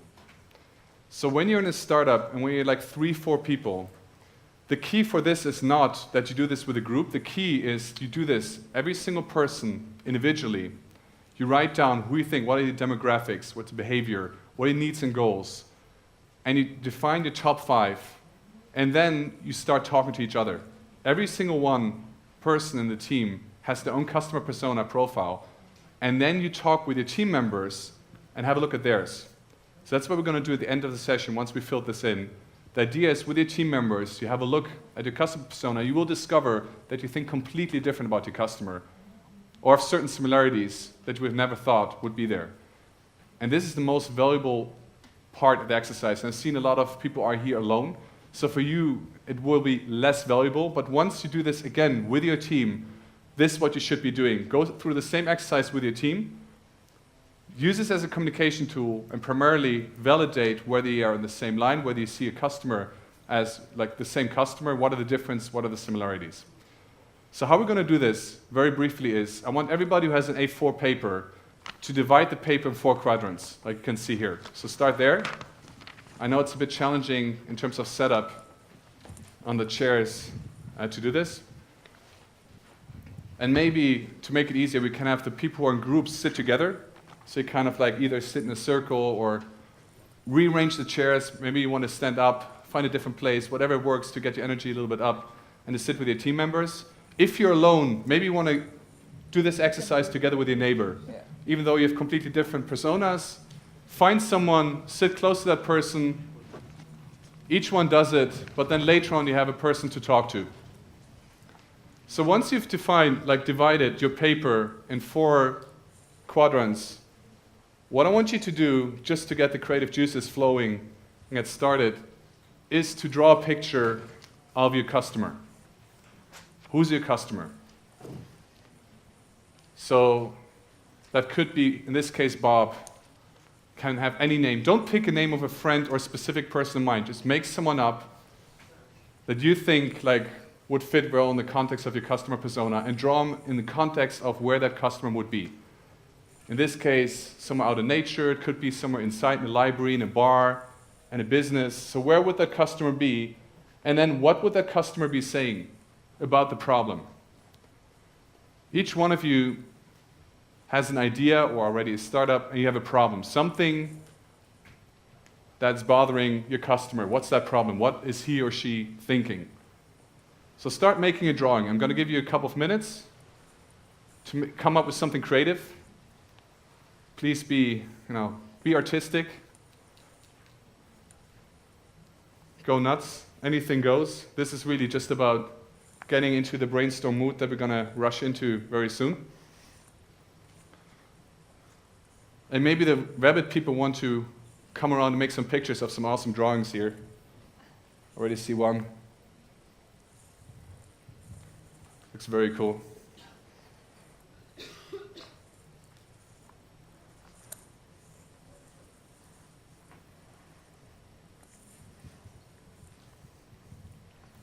So anything goes. It can be as detailed as possible. If you want to, you can draw little birds in the background, whatever works for you. Makes sense. I see mountains here, the sun. Where's your customer? Yeah. Draw him. I don't see him. Is he hidden behind the mountain or? On the mountain. Climbing the mountain. Great. Writing down. Make notes. All right, so once you've done the drawing, and I assume that most of you have finished by now, what we're going to do, is the mic still working? What we're going to do is, for each of the 3 quadrants, so the demographics, behavior, needs and goals, we're going to do a brainstorm. So all of you should have post-it notes, sticky notes, right? So I'd like to ask every one of you to take them out. If it's like still in the package, rip the package open, take the post-it note out. And we're going to take 5 minutes to brainstorm about each category. The way we're going to do this is you're going to grab 10 post-it notes and you're going to write down top 10 demographics. Essentially any demographic that come in mind. So when I talk about demographics, we really talk about who is your customer? What's the age? How old is your customer? Where does he live? I'm sorry, what? They're big, so maybe we rip them up. Sure, yeah, they're big. I mean, it doesn't matter. We're going to write them down later anyway. If you want to rip them in half, if you want to be eco-friendly, that's fine as well, as Sal said. But either way, grab 10 of them, and each one write down one demographic. So it can be age, it can be where that person lives, it can be about education, what's the education level of that person, what's the job, anything. Write down 10 things. And if once you start doing 10 things, keep writing down things, even in the case to be in the mood of the brainstorm. Because this is not about right now finding the most relevant ones, this is about creating quantity. So just make sure you have 10 at the very least. So keep writing. Once you get stuck, write something down. Even if you write down banana, just to get to the next one.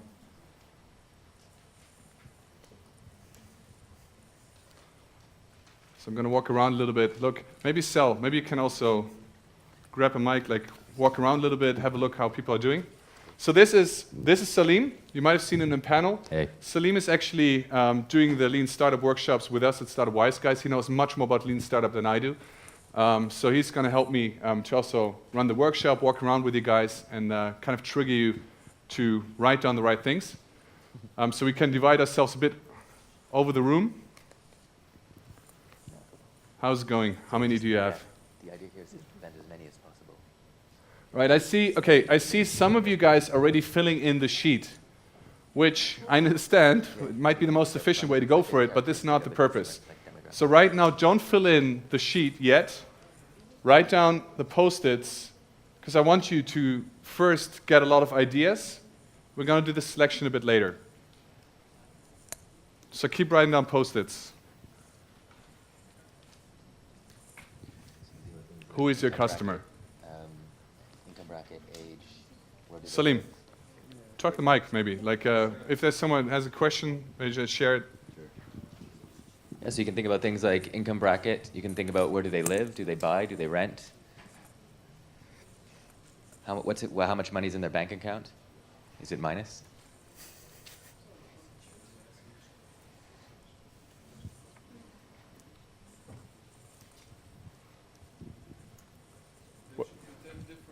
Yeah, exactly. 10 different.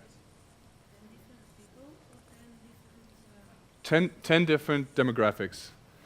So it might be the case, for instance, if you have a marketplace, you might have different set of customers, which is fine, but for now focus on one customer segment. So this is, we're going to do one sheet for each customer segment. In case you have multiple ones, then later on you can do the other ones as well. For now, focus on your top one that you want to choose and define it. So, should we discuss this? No, just do it individually for now. Yeah.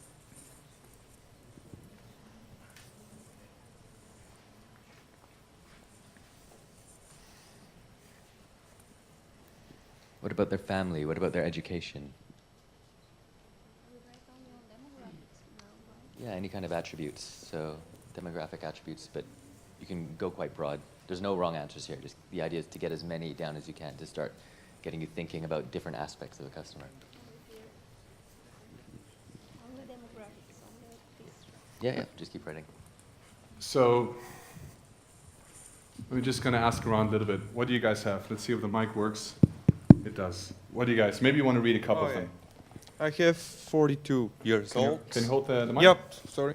I have 42 years old, customer from New York, which is manager, unmarried, and that's about it for him. Cool. Okay. Try to come up with a couple more ones, right? At least would be great if you can get 10. How about you? I live in Amsterdam, has lived in Lisbon, went to school in Miami, did exchange in Mumbai, India, is gay, is in a relationship, makes 30k euro per year, is a barista, and loves surfing. Love it. See, now that is specific. Does he smoke joints as well? No? I suppose so. He's from Amsterdam. Great. Great work. How about you? I have very general ones. Age 30-35, working professional, has a partner or married, is eco-friendly, uses internet, Facebook, has already bought ones, hates offline shopping, lives in a remote place, family doesn't matter. Okay, perfect. Great. Okay, so now take 2 minutes to look at your 10 post-its, or however much you have. Write down your top 5. Have a look at them and write down on the piece of paper your top 5 demographics that you find are most relevant for you. Fill in the sheet of paper, and then we're going to do the exact same thing for the other 2. Iterate through first a brainstorm, and then a selection. So I'm just going to give you 1.5 minutes to just put it on your paper.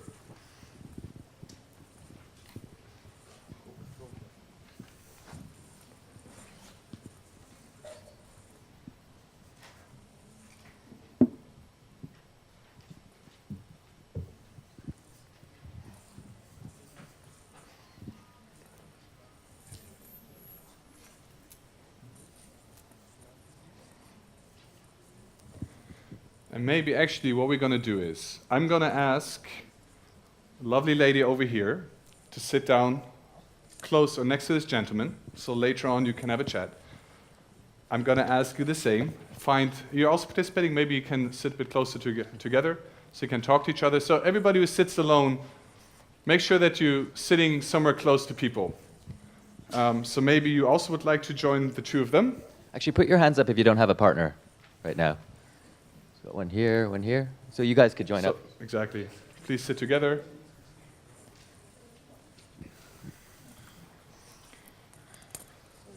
So again, this exercise is really meant for startup groups to work in a team. But again, for you, this is a great start just to have an initial idea of your customer. And if you can later on, do the same exercise with your team. to get into this alignment? No, no, no, no. Do each your own, but for later on, what I would like you to do, even though you don't have your team members, which would be relevant, but then you can just engage and just ask questions. Say, oh, okay, why this person? You know, can you explain a bit more? Understand each other's customer persona. So you talk about your customer persona, you talk about yours. Yeah.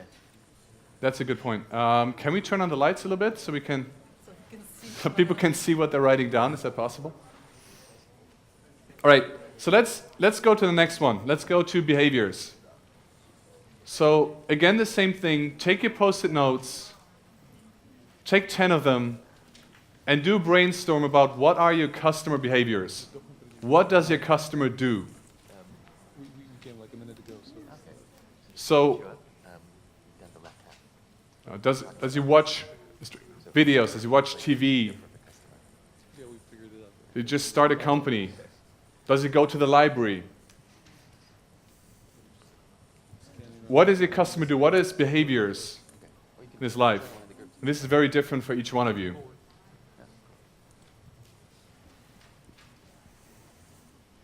Does he go to conferences? Go to events like this? So again, do this on Post-its first. Yeah, please write Post-its first, not the A4 paper.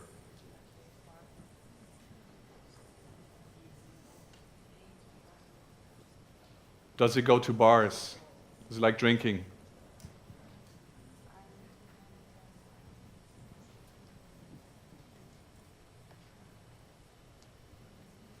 Does he smoke joints? Live in Amsterdam. Are there any habits that are like yearly? Are there certain holidays, or does he go visit family?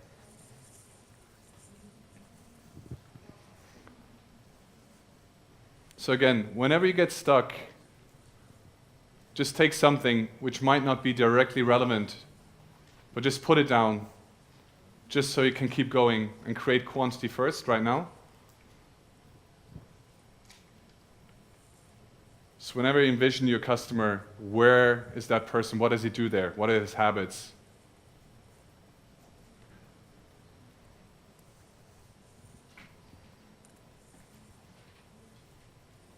Think about his problem. What's his behavior related to his problem that he wants to solve? If he wants to learn something, does he read a lot of books about it? Does he watch a lot of videos? Does he read articles online? What is his behavior related to the problem he or she has?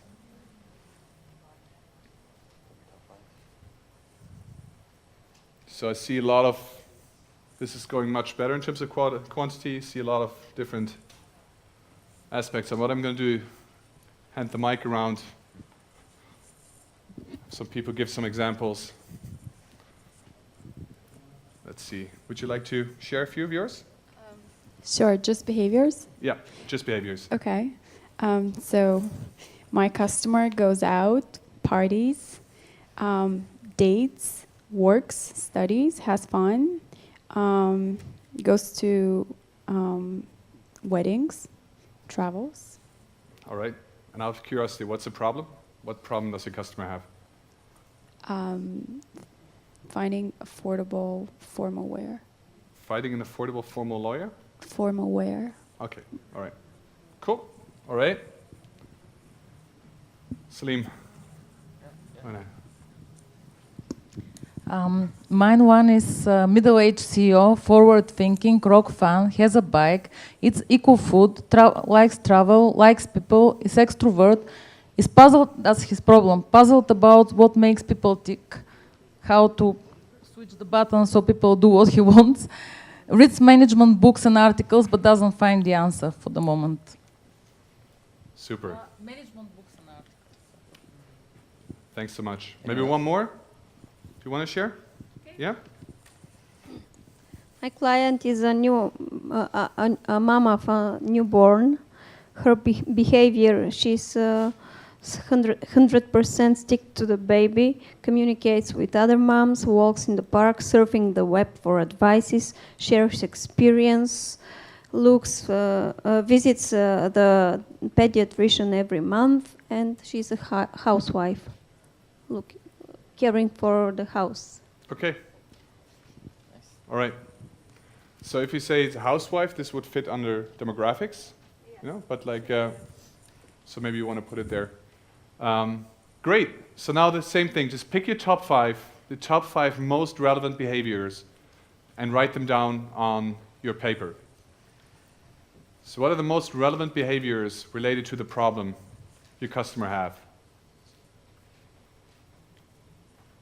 Again, I'm going to give you 1.5 minutes to quickly write them down before we're going to do the last one.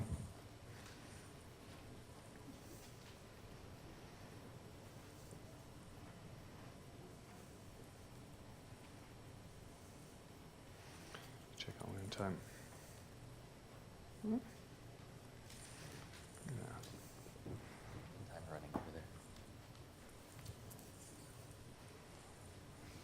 All right.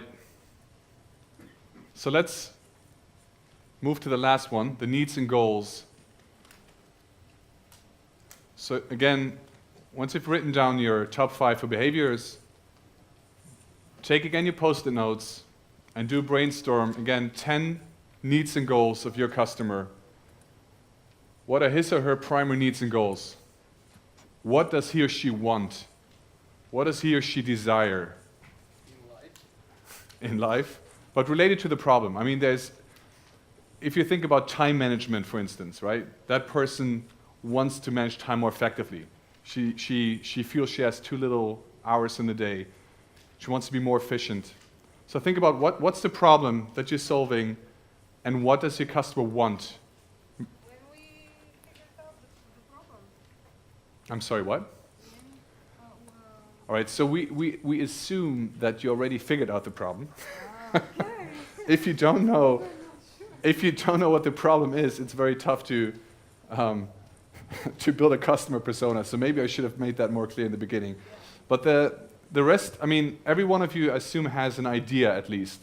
So the question is, you know, what's the problem your customer faces in terms of that idea? Why do you do what you do? That's the real question. So this is not so much to identify the problem, this is to identify your customer persona. Think about the words that they would use talking about their needs to their friends, for example, or to their colleagues.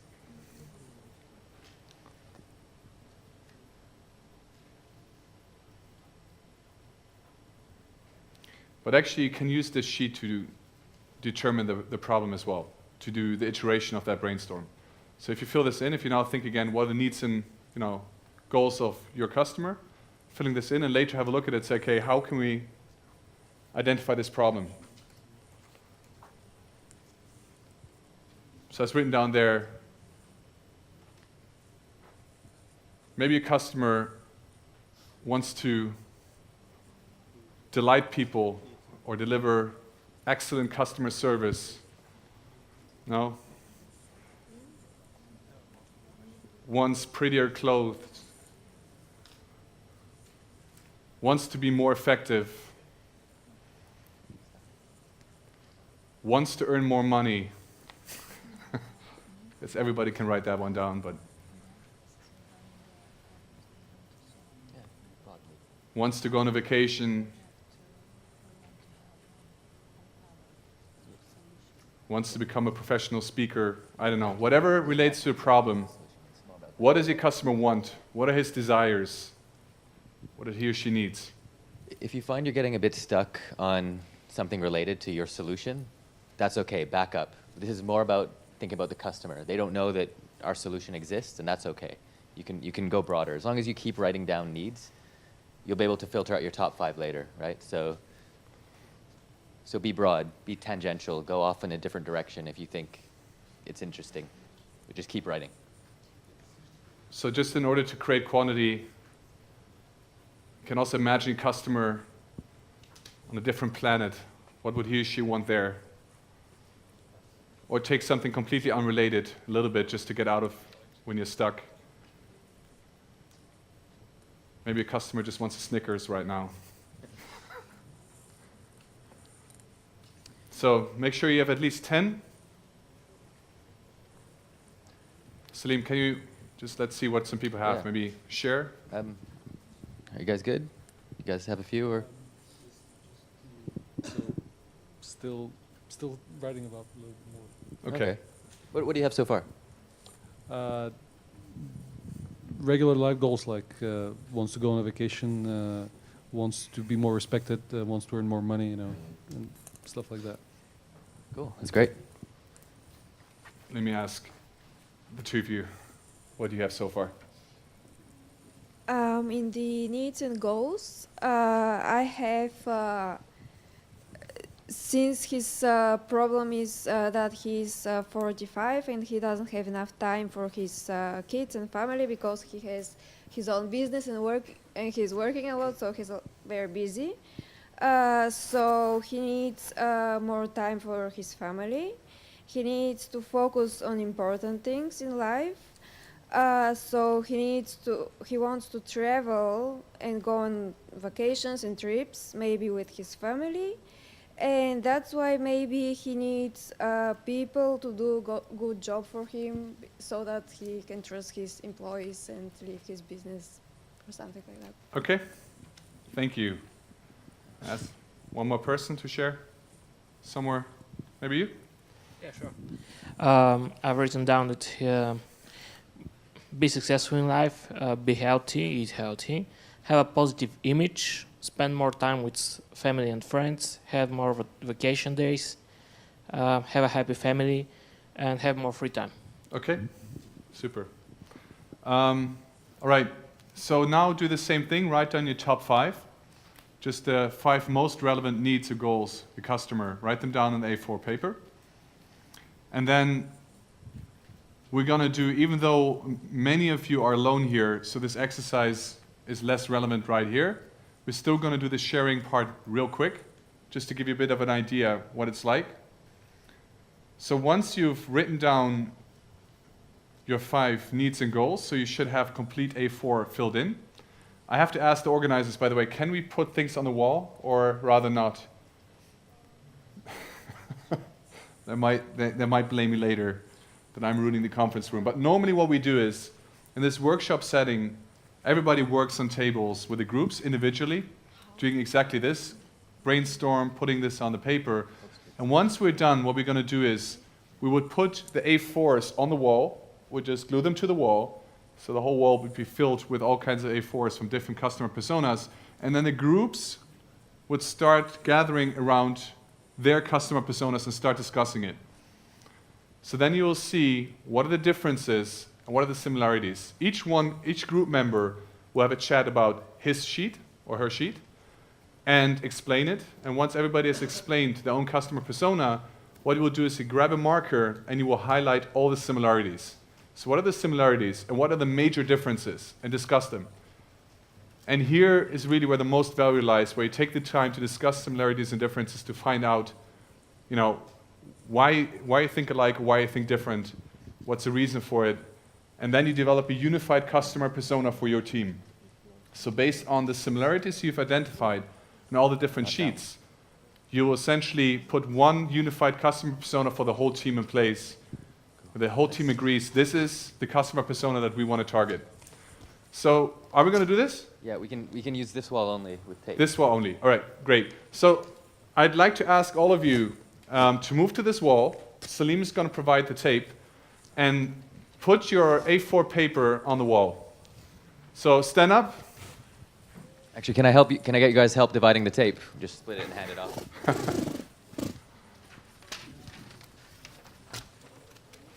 Exactly. If we have more people putting small pieces, I'll also help. So take small piece of tape. Here is one. There you go. There you go. There you go. All right. Who needs some piece of tape? Here. Here's one. Who else needs one? There's more on this chair. So don't be shy. Come over. I'm going to give the two of you as well, each one, piece of tape.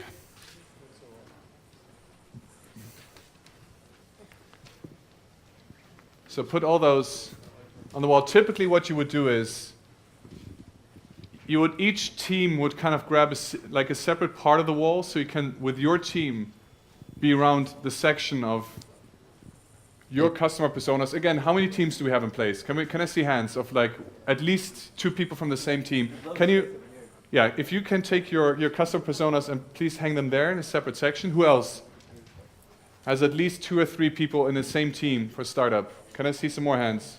Previously there were more. They run away. All right. So what I would like to do now is go to the person next to you, ask that person about his or her customer persona, and let that person explain, and just walk through it. What I'm going to do is I'm going to go to the team, work through it with them, and then very briefly go to you guys, see what you've been doing. The idea is explain why you've chosen your customer persona in such a way, why you put the demographics, behaviors, needs and goals in as you did, and see where that makes sense to the person next to you. Does the person next to you understand your customer persona? Does it create an image? Does it say, okay, I see where that person would be, who that person is? So go ahead, explain it, talk to each other. I'm going to go to the one team in the corner. Do you guys have a... We're alone. You're alone? We're doing the conversation. No, but that's perfect. But why don't you hang it up? Still, grab a piece of paper. Just do the same conversation. Talk to each other. I can do this real quick and then we can move on. Just for them to have an idea. How much? Yeah, just let me know how many minutes I have. Let's ask organizers. So we have, it's now 50. It was supposed to be until 1:15. How long do you want to take? What I can do, we can wrap this up in 10 minutes. Yeah. 6. Then we have max 50 minutes. How long do you want to take? Do 15. Yeah, do 15. I'll take a couple of minutes to wrap up and then that's it. Cool. All right.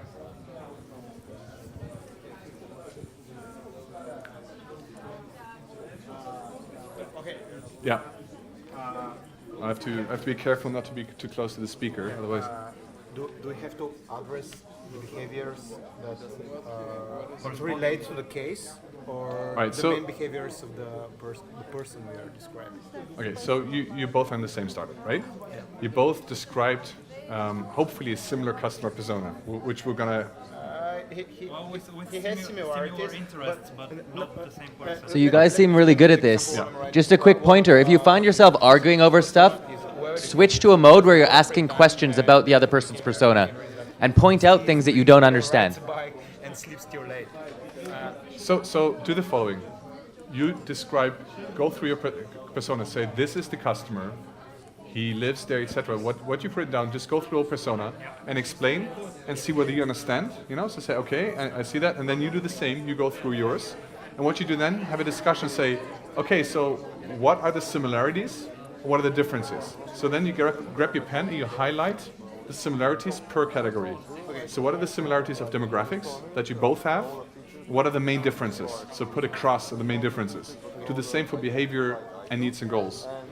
And then you want to have a discussion about this so you understand why you have the differences and why you have the similarities. And then you want to get to one unified, so a new piece of paper where you're going to write down the same things based on what you both agree on. Yeah? Okay. Do you want to make some pictures of people doing the stuff, or? Yeah, so it's I think it might be fun for. It doesn't really matter actually.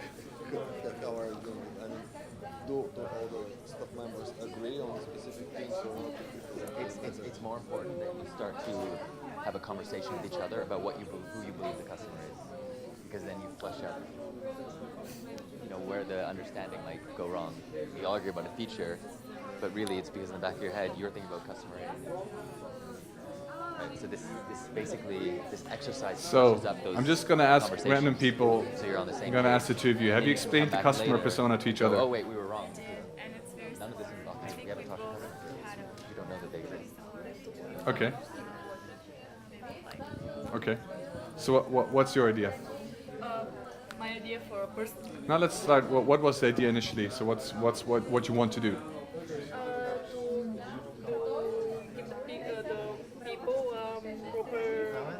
Formal wear. Okay. Formal clothes. So who's your customer? What's his or what's her name? Her name is Katya. Katya. All right. Yes, she's a woman. She's 22 years old. 22 years old, woman. She's living in the city. She has internet connection and she's single. All right. She is ambitious. She manages her money. She thinks outside the box and don't conform. She is outgoing and she is easy. She wants to have more friends, wants to be successful, wants to live properly, be different, and do not waste money or wardrobe space. Yeah. Okay. Cool. And for you? Okay, so my customer is Elena, and her main problem is that she needs a new outfit wherever she goes. She can't wear the same one. And the demographic is a woman between 18 and 35 years old, who's single, a student or graduate, and is fashionable. And she likes to go out and to party, to date, and have fun, and go to formal occasions. And she needs to look beautiful, to wear different outfits all the time, be fashionable and feel more confident in the clothes she wears, and to spend less on things. Okay. Cool. So with every single, so normally if you would be in the same team, what you would now do is unify the two, right? So you would look at what are the similarities and what are the differences, then talk about them, understand why you think similar, why you think different, and then put the two together. So you would take a pen, essentially underlining the ones that are similar, so which are here similar to here, which behaviors are similar, which needs and goals are similar, and then you would look to get one unified sheet for your startup, essentially, for your team. In your case, I mean, you're two different teams, right? But you say there's some similarities here. But this is essentially what you would do with a team. And with every single category, you would look, is this specific enough? Can I make this more specific? Now, if you say, person lives in Australia, is that specific enough? Or is it really about the person living in Sydney? You know, like, so constantly think, can I make it more specific to be more relevant? That's a constant question. And the idea of this is to keep iterating, because what the real issue, and that's what I'm going to talk about in a little bit, this is really about going out to the customer, talk to the customer, understanding, is this the right customer actually? It appears that it's not about 18 to 35, which is, by the way, very broad. Let's say, okay, this is typically 26, let's say, age. So say, it's actually not person's 26, but it's actually person's 40. Maybe this is what you discover. So, okay, change. Actually, person's not single, but is in a relationship. So you will keep, by talking to these people, you will discover that the persona changes, and that the initial assumption, you will keep validating, you will get into much more refined and accurate customer persona. How do you reconcile this whole idea of persona with having, for example, several marketing segments, which in this case, I think of this as my whole addressable market, but I could have separate segments within that, depending on the specific case uses. For example, the 18-year-olds are only going to use this type of product, or maybe one. So it's very simple. And the others are going to have The answer? usage, but I think of them as like separate. The answer is very simple. They're separate customer personas. Okay. Right? So for each segment, I have a separate. Exactly. Exactly, because it has to be as specific as possible. So the moment you feel, let's say, oh wait a minute, we're talking about different people here. You split it and you make a separate persona for each, and until it's most specific. But then you have to think, if you have 10 personas with 10 different customers, you think, wait, that's too much. So who is your most attractive customer? That's the question then. And then you can define your marketing strategy and how you want to approach them, etc. But that's the idea. I'm gonna. All right, guys. We have limited time, so what we're gonna do is we're gonna slowly move back. All right, guys, let's get back to our seats. Let's sit down for a little bit longer. Thanks a lot for being this active. Thanks a lot for hanging all your personas on the wall. If you want to take them down, take them back home.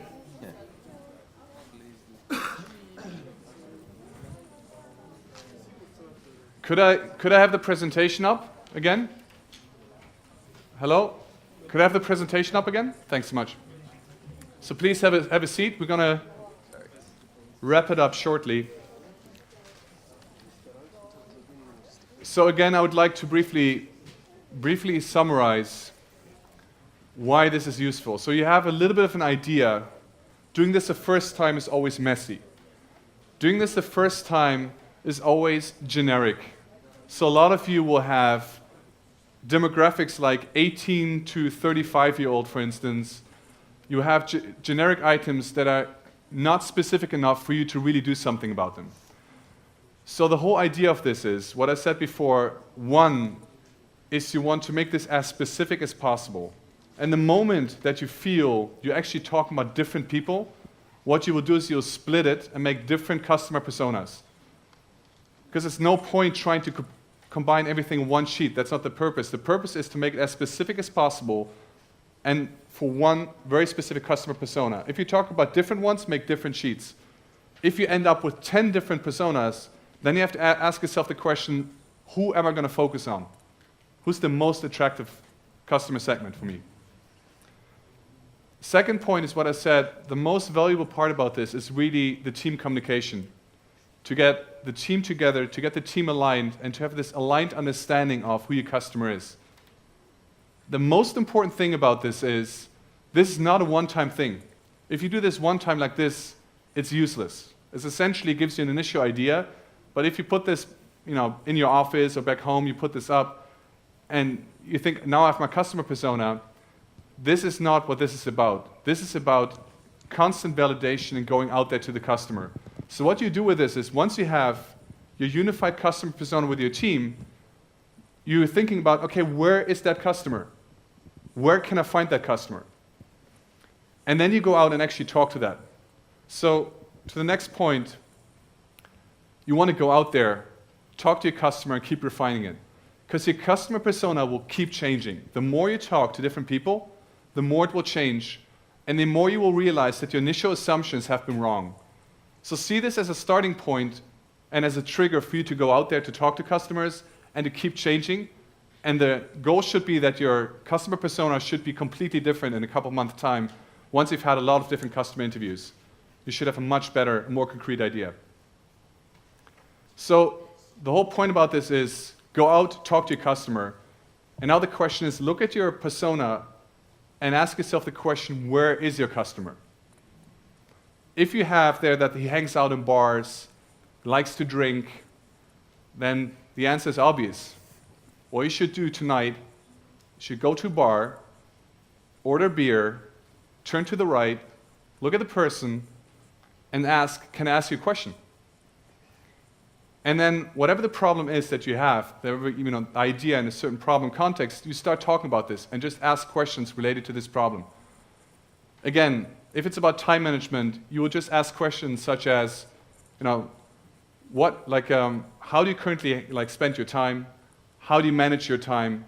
What have you done in the past? You will ask very specific questions just listening to that person in order to get an understanding what your customer is thinking and whether it is actually your real customer. And that's what you keep iterating. So you keep iterating the questions, you keep iterating customer persona, and it gets smarter and smarter. And only then, in a later stage, you think about marketing. Because the thing about marketing is pointless if it's for everybody.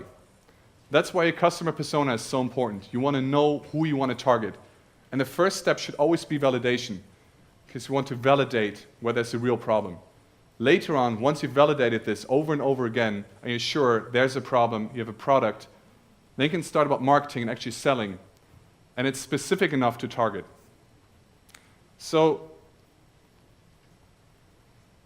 what I very briefly want to do is, I want to give it a start by saying everybody will tell you your idea is great if you bother the person long enough. And it's actually been the Founder Center guys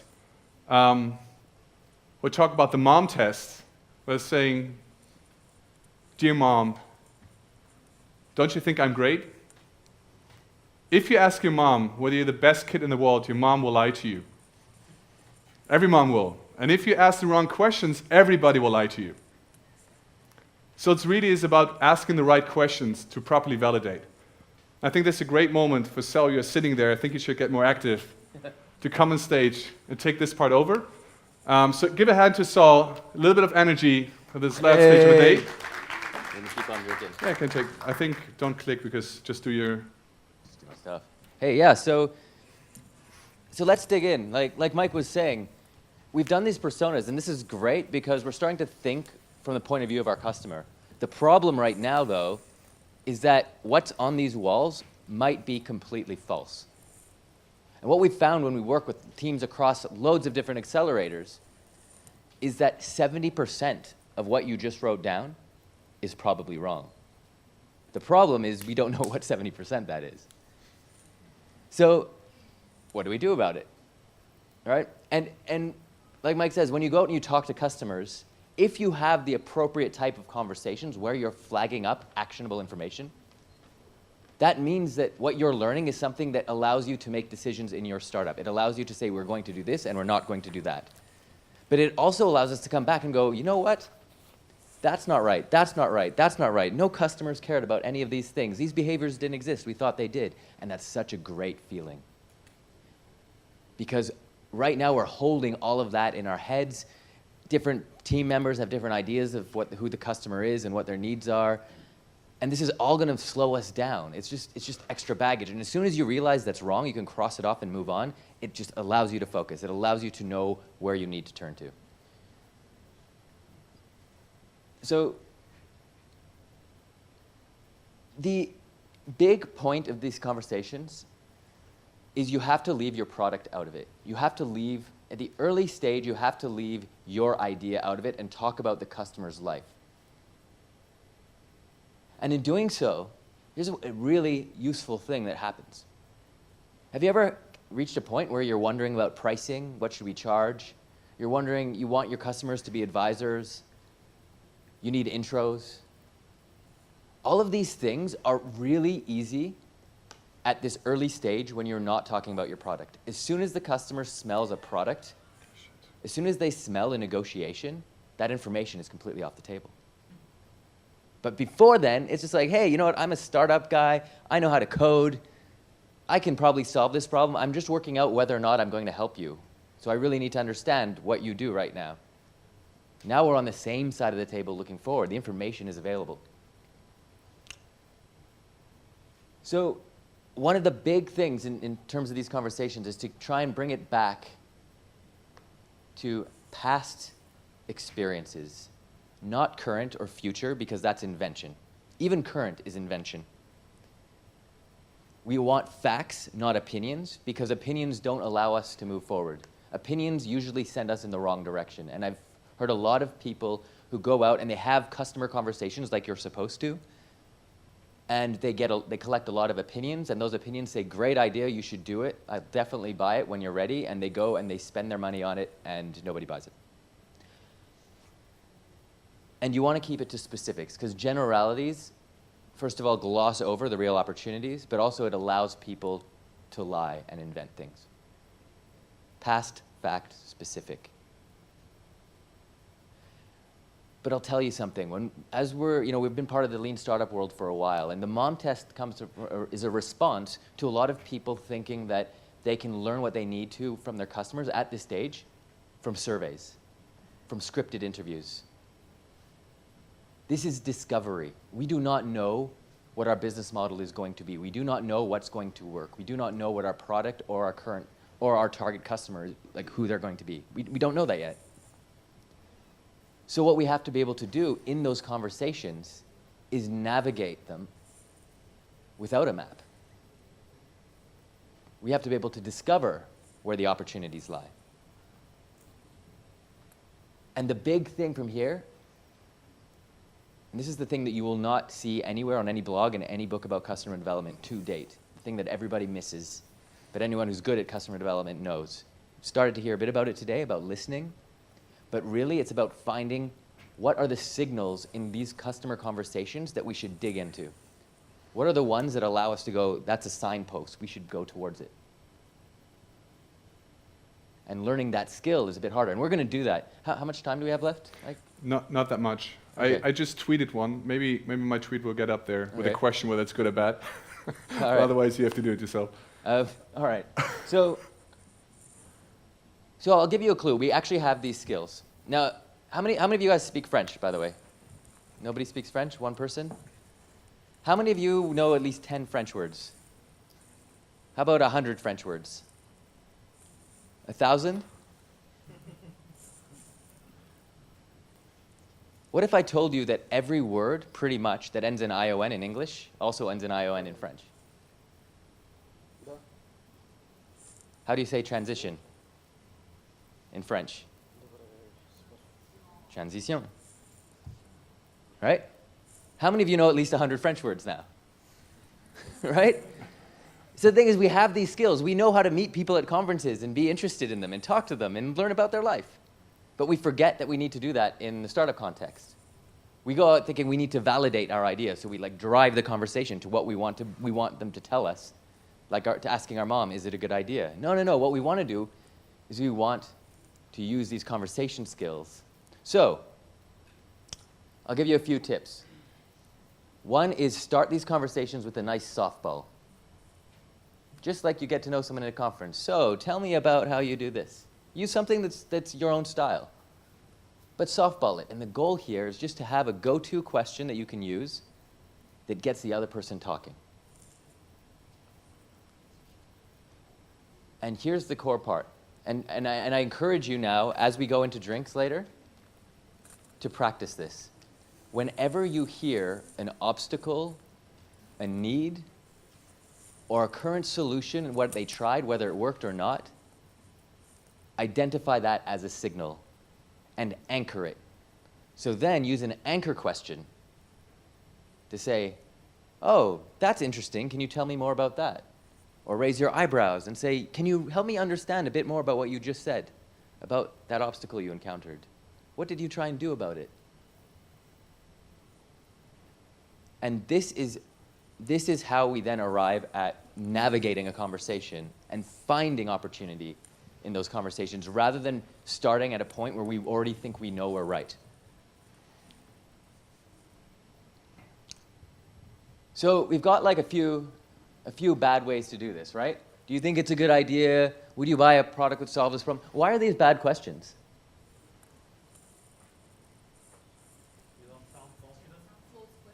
You don't sound confident? Sorry? Asking for opinion, right? And sorry, somebody else? Or was it you, Tess, speaking? So look at the wording. What words do you see? What? Yeah, you're leading them towards an answer. We know what we want them to tell us. And the problem here is that we're naturally geared as entrepreneurs to ignore when people tell us we're wrong. And we're leading them. But let's go back. What's the mom test again? What were the 3 things we look for in the mom test? Does anyone remember? So we want them to talk about their life, not our idea. But more particularly, past, right? Not current, not future. Yeah, fact, not opinion. And past experiences, not generalities, right? Like specifics, not generalities.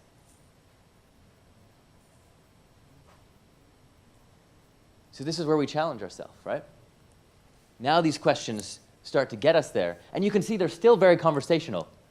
They don't come across as wooden. It's not like a script that you're reading from. But the difference between this and this is that they get to tell us about their life and we get to learn. And that learning is actionable. When we write that stuff down and we go back to what we used to believe, this is where we can actually know where we were right and where we were wrong. And we can course correct. We're getting information that helps us avoid, like Mike said, I wish I knew that sooner. We want to avoid saying that, and these are the questions that get us there. So, what about this question? Would you buy something that solves this problem? Who thinks this is a bad question? Hands up. Who thinks it's a good question? Okay. So there were more bads. Why do you guys think it's a bad question?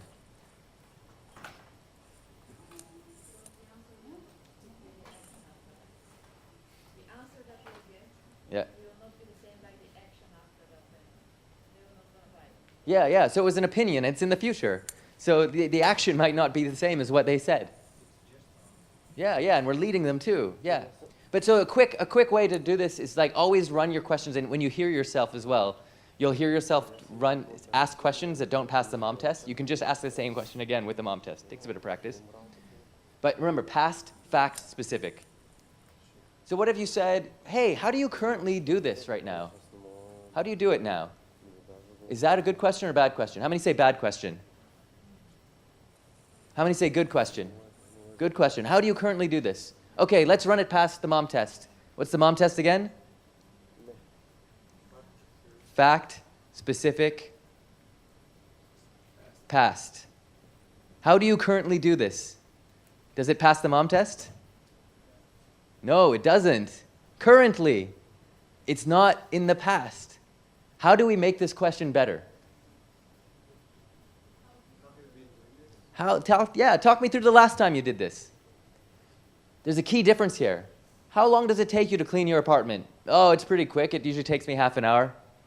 Oh, really? What about last time you cleaned your apartment? Oh, no, my mom called, so it actually ended up taking a bit longer. Oh, and the time before that? Oh, no, I ran out of vacuum cleaner bags. I had to go to the store. The time before that? Oh, yeah, I ran out of something else. Time before that? My girlfriend said she'd help, and she didn't, and we ended up watching a movie. So how long does it take you to clean your apartment? Oh, actually, it takes a couple hours each time. Right? Like when you get people to talk through those past experiences rather than current, you get a different story, and these are the actionable facts. What about what makes this go off track?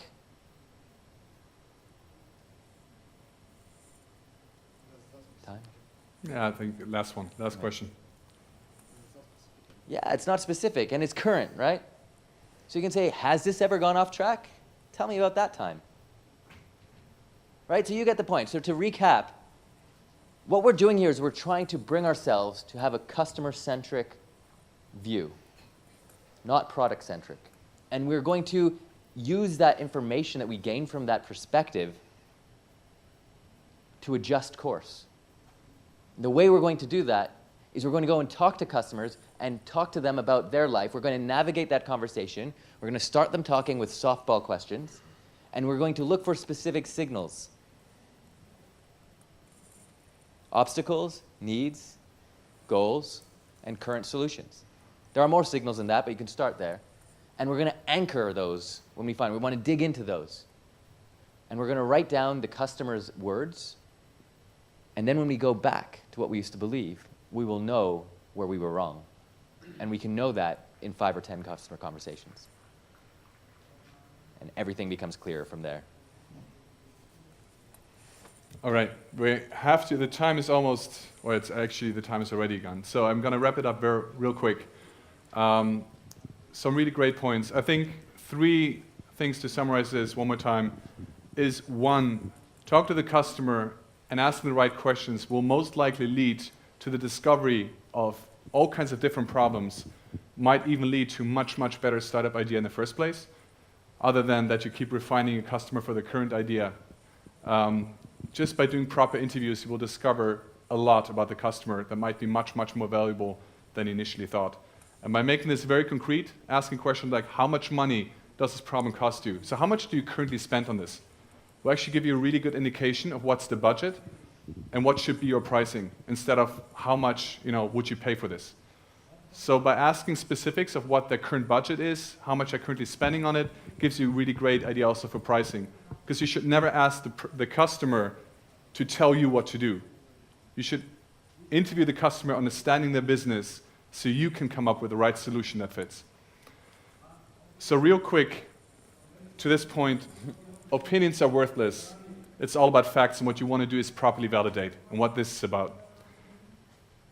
Then, really quick, I'm not going to take much time for this, but once, and let's take B2B as an example, once you go to do customer interviews at companies, and you want to essentially understand whether you've done a good job, you get feedback like, it sounds great, I love it, brilliant, I would definitely buy this, is complete bullshit. It doesn't tell you anything. It again boils down to the mom test, but everybody will tell you what you want to hear. It's the same thing as you walk into a shop, you have some clothing, you don't really want to buy it, but the salesman comes up and and keeps asking, keeps insisting, and you say, well, let me think about, I want to buy this, but I just want to go to this other store. I'll come back in 5 minutes. You already know that you won't buy this. But people are really hesitant to say no. So keep close look at what type of feedback, what people are actually saying. You want to have something very concrete, because what you really want is you want permission to contact again. You want to have a follow-up meeting.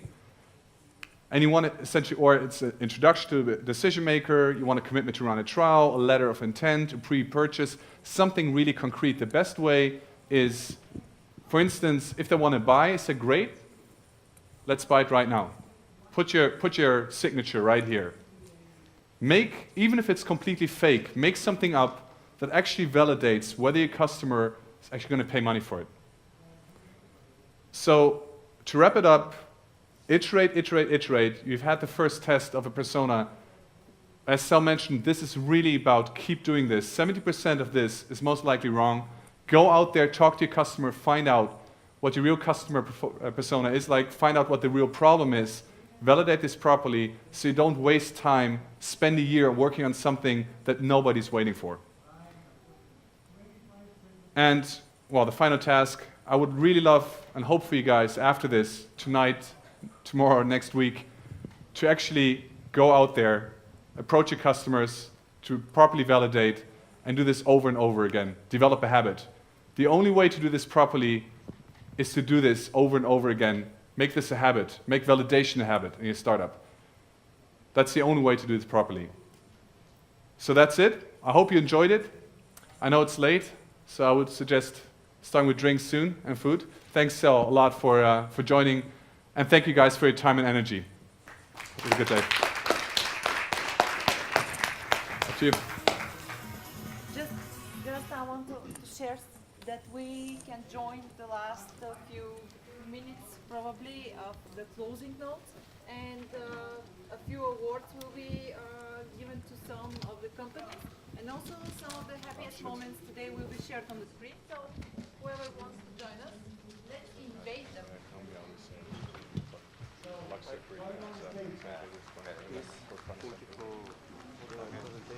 Just wanted to ask you something. Can we take the people that like the Facebook page as a potential customer? First. It's a guarantee.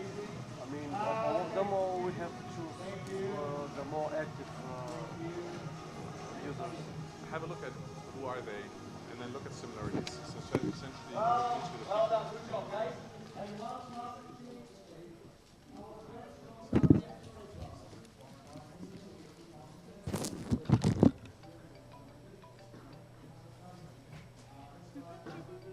Слушам. Здрасти. Нищо. Добре, какво правим сам? Вижте, аз в момента съм в Paradise Mall и го знаеш къде е. И съм тук още известно време, не знам дали ти е удобно тук някакъв път. Примерно, да речем колко е 6:20 до 7, ако имаш път. Добре. Ама не работи тогава. Аз съм направил страховката, валидно ще бъде. Ако днес не ти е проблем, може да си видим утре нещо. Не, вижте, не е проблем.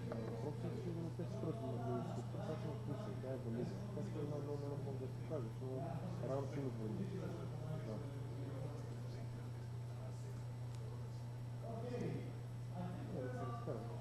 Ти кога се вириш?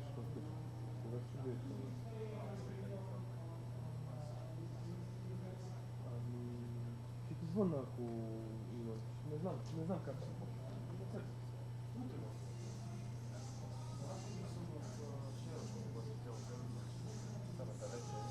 Добре, ще го мислим. Добре, не се притесняй.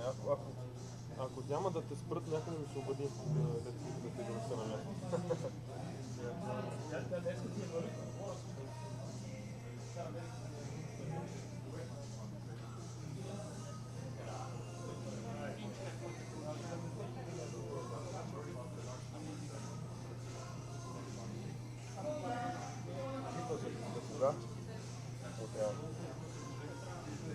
Сега ще купуваш. Добре, чакай да погледна тогава, сега ще видя дали няма опция той за безплатно, защото не знам къде ми правихме звука си това време. Защото ако е фармеец, не сега го отварям, той е пред мен компютър. Така отвори вода, ако е фармеец, трябва да се доплаща обаче за зелена карта. Фармеец е момент, да, 2014 март, точно така. Не, това е новата. Чакай сега. Да, фармеец е. Значи за зелена карта на фармеец се доплаща също така. Тя еднократно се доплаща за цялата година. Момент да видя колко е. 50 лева е точно. Тоест, тя се плаща и се изкарва до края на полицата. Полицата изтича чак другата година март.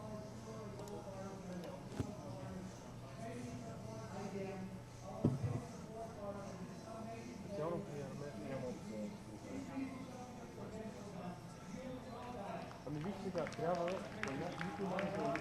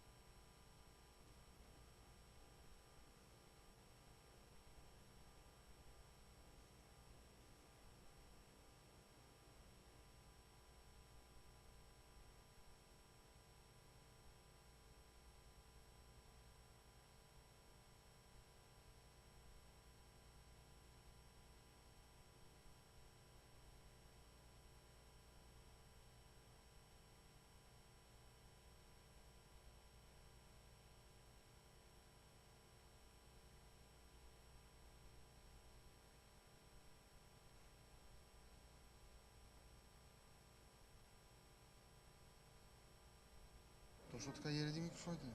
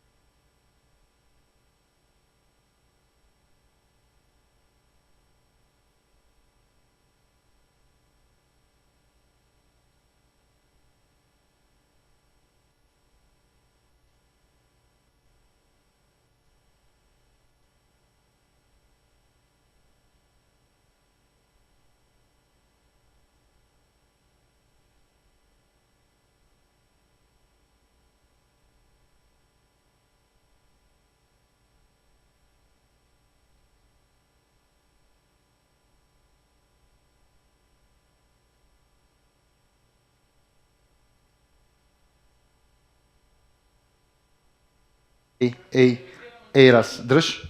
Дръж. Ще свирне, дръж. Дръж. Завърти я към стената завърти. Завърти я към стената. Тук ще свирне. Го е. Ема, сега ще премести тази колона. Тази колона я махаме настрани.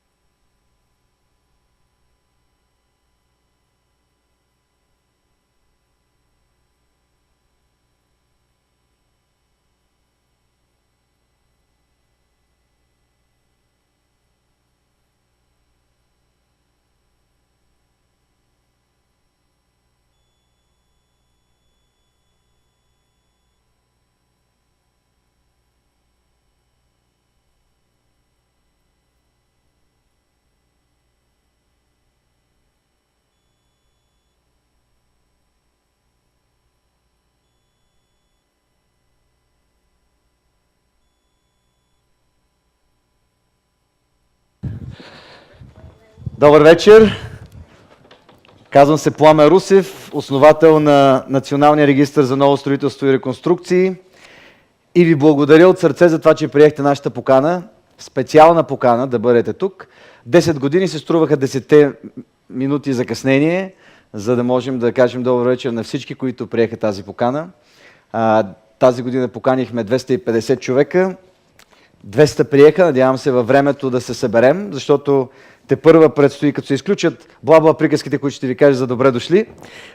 После ще говорим много за пазара, изключително детайлна и актуална информация за това какво се случва в България през последната година. Превръщаме в традиция тази среща. Всяка година Националния регистър за ново строителство и реконструкции представя доклад и отчет за това какво се случва в страната ни с възможно най-достоверната и актуална информация. Повечето от вас са наши партньори, клиенти за последните 10 години. Надявам се в това не се съмнявате. Това, което ние добавяме всяка една нова година е допълнителни възможности към системата, така защото тя да бъде още по-лесна, още от ваша гледна точка, още по-достъпна като информация и като анализ, който вие да получавате от нея. Аз искам да помоля да ми включите тук сега на екрана сайта за не повече от няколко минути. Благодаря. Ако и мишката работи. Може би някой да ми помогне с мишката? Окей, всичко е наред.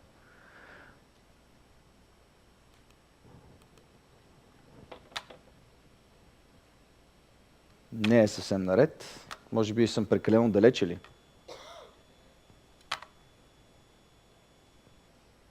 Окей. Към настоящия момент в нашата система има информация за ето този брой и за тези обеми. 10 000 строителни обекта, 11 000 строителни обекта, от които 1322 са в етап проект, 1734 са в етап строеж и 7009 строителни обекта са вече завършени през годините. Общият РЗП, който съществува в нашата система към настоящия момент са 76 милиона, от които 22 са в етап проект, 16 в етап строеж, 37 завършени. Онова, което е интересно и което миналата година споменах, че правим, вече е направено, има детайлни, както може би част от вас знаете, има детайлно търсене по градове и съответно в градовете квартали, което беше много важно за нас да успеем да канализираме цялата предходна информация, която имаме в Webit и да започне да работи с съвсем актуална информационна база данни. Така че вие може да търсите по всеки един квартал вътре в системата. Пепи, аз ще те помоля да дойдеш тук, за да правиш ти демонстрации, за да не гледам в компютъра. Може да търсите по квартали, може да правите анализи по квартали и тези от вас, които имат годишни абонаменти, имат достъп и до пълни статистики, които са по отделни региони, по типове строителства и разбира се по участници. Да речеме, избери един голям град, Сливен е най-големия, само че трябва да влезеш отново, защото виждам, че сесията ти е изтекла. Трябва отново да въведеш име и парола.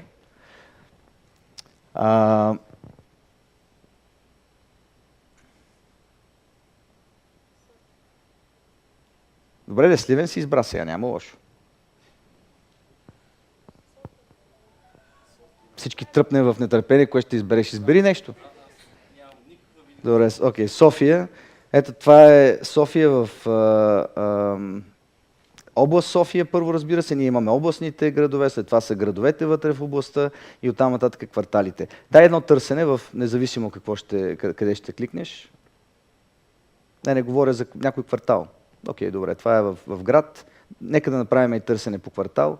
Имате абсолютно пълно разпределение на на всеки един строителен обект, независимо по кой проект, по какъв етап ще го търсите. Дали строеж, дали завършени СМР и разрешително за ползване и съответно вече разделени по всяка една зона. Това го направихме, защото обратната връзка от нашите клиенти беше, че вие по този начин създавате продуктовите си листи, селс листите в вашите компании, което разбира се за нас беше много важен фидбек и затова работихме изключително много, за да преструктурираме цялата база данни и да я разпределим по този начин, така защото да работите изключително лесно с нея. От тук нататък, ако вие имате други идеи за това какво още ще облегчи вашата работа в намирането, в това вие да сте първи, които ще оферирате, в това да сте първи, които ще знаете какво се случва на пазара, ние сме тук, за да го направим за вас. Зад тази система стои работа на един немалък технологичен екип, който поддържа нивото й, такова каквото е, защото данните стават все по-големи и по-големи, а нашата цел е, когато влезете с едно натискане, без да чакате, защото това са хиляди, милиони квадратни метра РЗП, които вие знаете, че поддържаме по име на архитект, по име на инвеститор, по име на изпълнител и така нататък. Тоест има толкова много взаимовръзки вътре в тази система, че ние работим постоянно в посока натискането, от момента на натискане на какъвто и да е критерий за търсене, до получаването на информацията на вашите екрани, времето да бъде минимално. Надявам се, че това е нещо, което оценявате и което ви добавя стойност. Спирам до тук с системата, защото уверен съм всички вие познавате, уверен съм всички вие знаете каква е стойността и като бизнес инструмент за вас. Това е бизнес инструмент, това не е маркетингов инструмент, но за сметка на това пък сега ще ви дадем доста маркетингова информация, защото върху това скеле на 10 години вече ние извеждаме изключително много информация, която е полезна и би трябвало да бъде полезна за вас. Надяваме се отново, след като приключим разговорите, ще имаме удоволствието да поканя тук на сцената за кратък дискусионен панел хора, които определят имиджа на този пазар към настоящия момент. Ние сме отвън заедно на кратък коктейл и нашия екип е на ваше разположение за всякакви идеи, които бихте желали да обсъдим. Сега, разбира се, очи в очи. Вие знаете пък, че ние полагаме максимум усилия вие да се чувствате добре и нашия екип е винаги на ваше разположение, било то по телефон или по имейл. Нещо, което стартирахме миналата година и за което сме изключително щастливи, че успяваме да поддържаме и да развиваме, класацията ни метър на квадрат. Тя, както и миналата година, отново прави оговорка, че по никакъв начин не показва нищо друго, освен количество. Ние нямаме и не искаме да имаме каквито и да било претенции към това да поставяме параметри на пазара. Ние само следим пазара и го показваме такъв какъвто е. Така че това, което сега ще видите, е истинската, реалната, актуалната снимката на пазара. Започвам с поредност.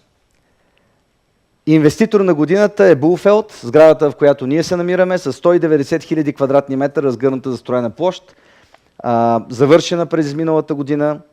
Затова на база на този резултат компанията Булфелд е инвеститор на годината.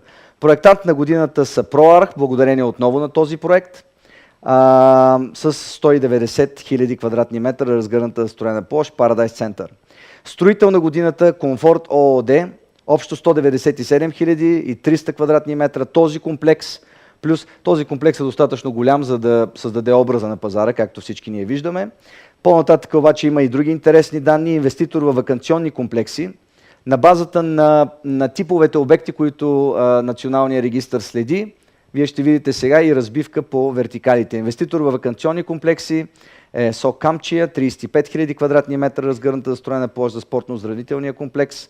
Проектант на ваканционни комплекси, Вечна дружба, архитект Виктор Бузев, общо 35 000 за същият комплекс.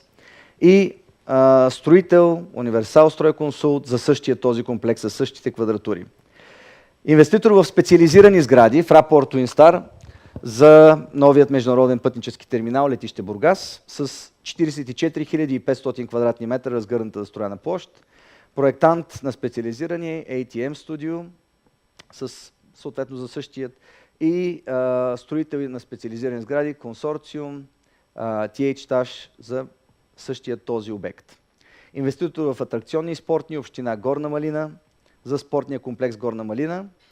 проектант на атракционни Геоком М за стадион Христо Ботев в Криводол и спортен комплекс Трявна.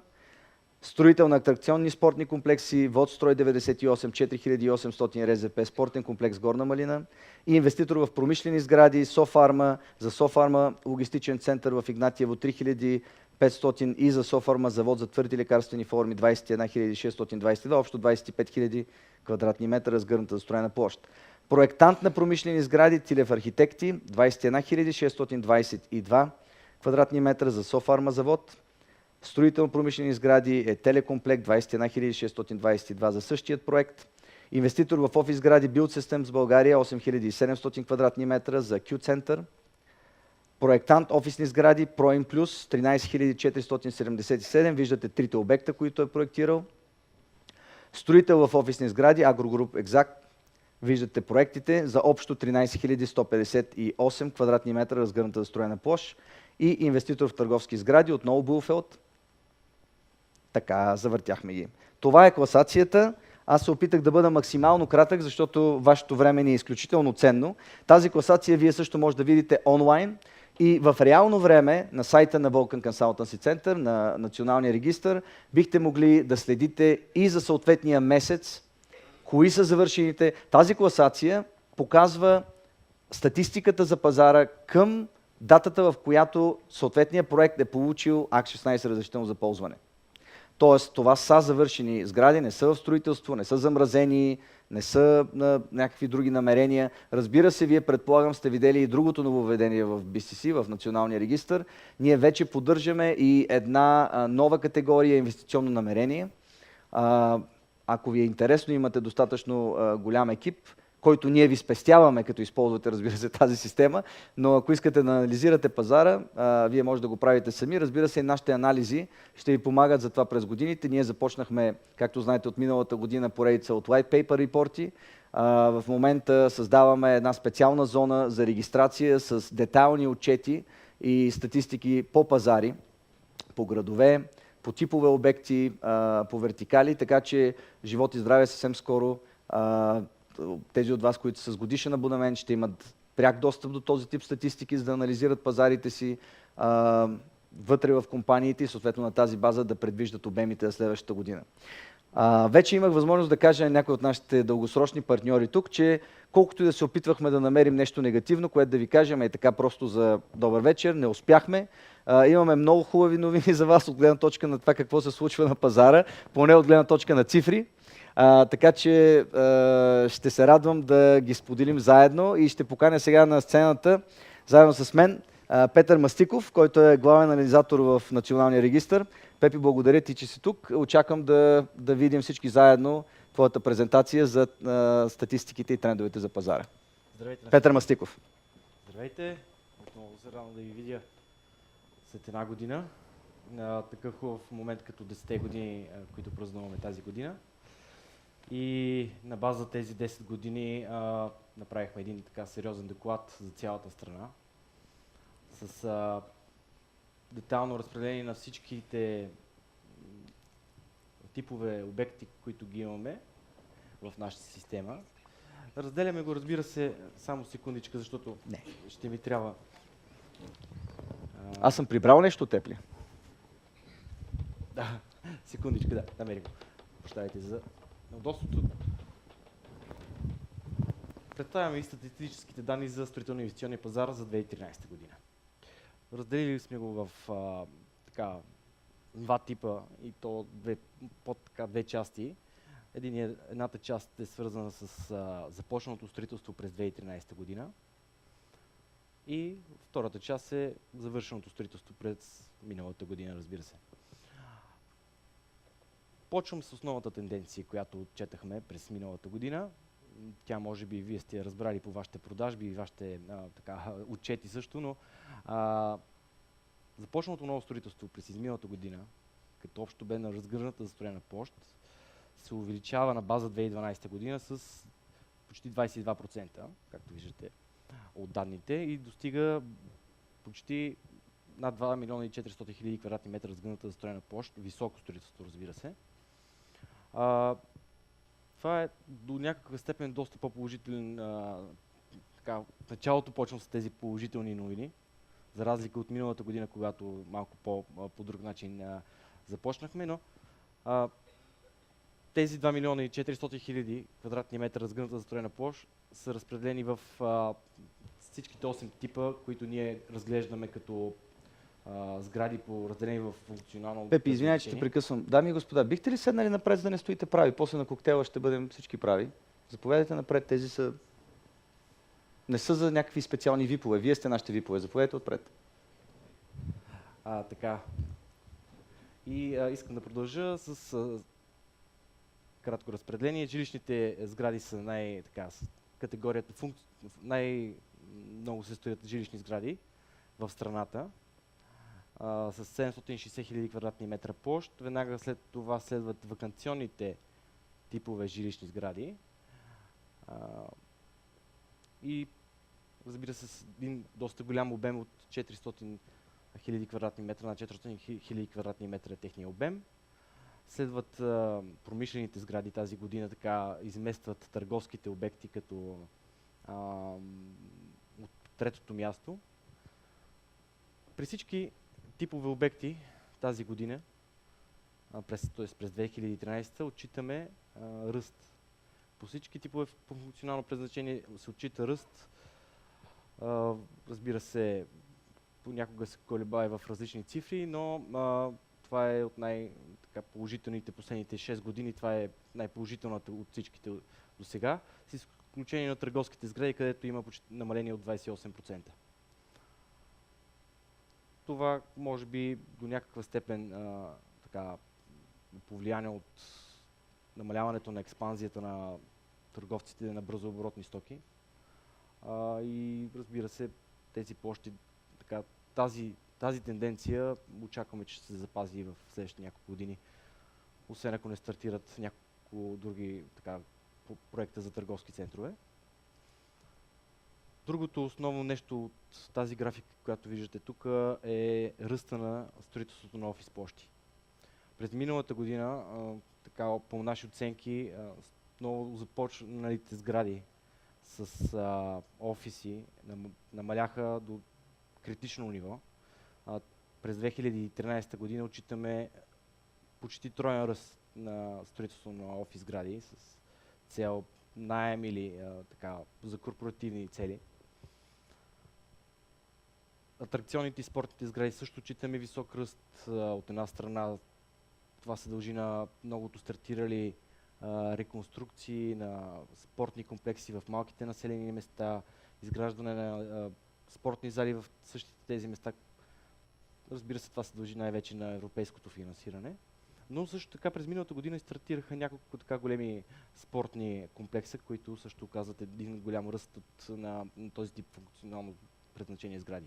И четвъртия тип, който е важно да отбележа в този случай, са специализираните сгради, т.е. включваме на болници, училища, учреждения, детски градини, където също има голям ръст от близо 50-60%. Искам да обърна внимание малко на самото разпределение на всички тези обеми, които говорим в момента, по региони. Тенденциите са следните. София град през 2013 година отново си върна първото място, като най-голям обем започнало строителство през годината. През 2012 година Бургаска област беше беше топ на първо място по най-много стартирали сгради като обем квадратни метри разгъната застроена площ.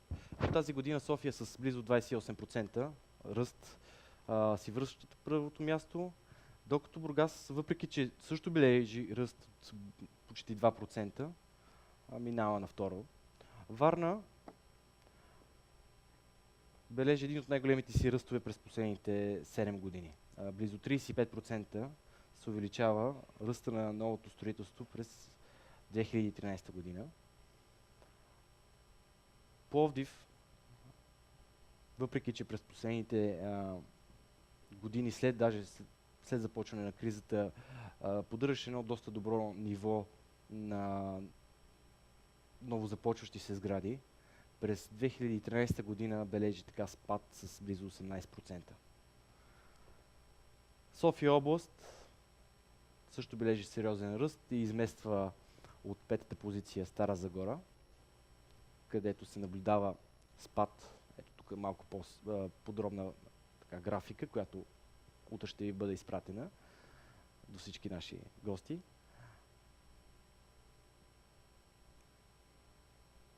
Това е графика на база стартирало строителство през 2013 спрямо 2012 година. За да имаме повече време на коктейла, минавам директно към следващата част. Тук изследваме, се опитах да направя едно изследване на база 10 годишната история, която имаме, и да направя една графика на това как се движи строителството през последните 10 години. Освен положителния ръст, който отчитаме за 2013 година, искам да покажа и тази специално крива, която е важна да се види. 22% увеличението за миналата година, което е най-голямото увеличение през последните 6 години. След започване на кризата от 2007, т.е. най-високия ръст на новозапочнало строителство, което е регистрирано през 2007 година. Това е първия, през 2011 е първия по-висок ръст над 21%. Виждате колко резки са спадовете след 2007 година. На пръв поглед 2013 наистина така ни дава малко повече положителни нагласи, но ако се замислиме погледнем малко в така една историческа перспектива, виждаме следното, че през 2013 година е започнато едва една четвърт от това, което е започнало през най-силната 2007 година. Даже по-малко от 25%. И наполовина на това, което е стартирало през 2004 година като строителство. Но все пак имам усещането, надявам се да се оправдае, че 2012 година нашия бранш удари дъното като най-ниско ниво на нови сгради, новостартирани сгради. И от тук нататък се надявам да продължим в възходяща линия.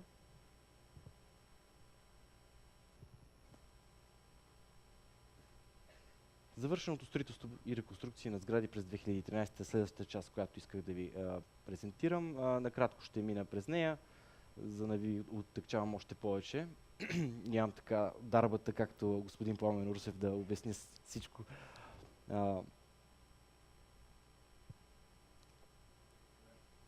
Чудесно, нали? През 2013 година завършените сгради намаляват с 2,70%, като достигат общо обем на завършени сгради с АК-16 2 милиона 320 хиляди квадратни метра площ. Жилищното строителство в страната бележи ръст въпреки общото намаление с близо 3,46% и общо обем от 124 хиляди квадратни метра. Ваканционните сгради бележат спад като завършени с 26% близо. При търговските, които са на трето място като от общ дял на завършено строителство, пак се бележи спад с 12%. Промишлените площи също бележат спад с доста сериозен процент от 42%. Офис площите удрят критичния минимум 105 000 квадратни метра, т.е. едно от най-ниските нива на завършени офис сгради през 2013 година. Същото това нещо, което ви казах, е разпределено спрямо от 2012 и 2013 година, като единственото положително е специализираните сгради. Завършени са повече специализирани сгради през 2013 година, т.е. болниците, училищата и детските градини, където инвестиционни интерес и европейските фондове и общините успяват да вдигнат този обем както и хотелите. При тях също има така доста сериозно завършен обем като квадратни метри разгъната застроена площ. На база региони в София има спад от 0,86% завършени нови сгради, в Бургас е 26% спада, във Варна се регистрира ръст от 15% и в Пловдив също се регистрира слаб спад от 1%. Кривата, която преди малко показах за започналото строителство, тук е също 10 годишна, на база 10 години. Интересното е, че тя е малко по-мека като спад, но и освен това е с една година изоставане спрямо започналото строителство. Положителното в случая е, че през 2013 година за първ път са стартирали повече квадратни метри разгъната застроена площ, отколкото са завършени. През 2013 са започнати над 2 милиона и 400 хиляди, както споменах преди малко, а през 2013 са завършени 2 милиона и 300 хиляди, т.е. тази тенденция на завършено строителство да е по-малко от започнатото, която беше до 2007 година, за първ път се забелязва през 2013 година. Надявам се, разбира се, и другата година започнато ново строителство да изпреварва завършеното. Положителните тенденции, които наблюдаваме, на база първото тримесечие на 2014 година, спрямо първото тримесечие на 2013 година, имаме положителен ръст от близо 6,13%. Надяваме се този ръст да се затвърди и да се увеличи до края на годината, разбира се. И такива са и нашите очаквания. Разбира се, стига да няма резки промени в макроекономическата рамка. Също така отчитаме, че през последните месеци стартираха или стартират доста мащабни проекти, които са за предимно ваканционни комплекси по морето, но и в големите градове започват отново да се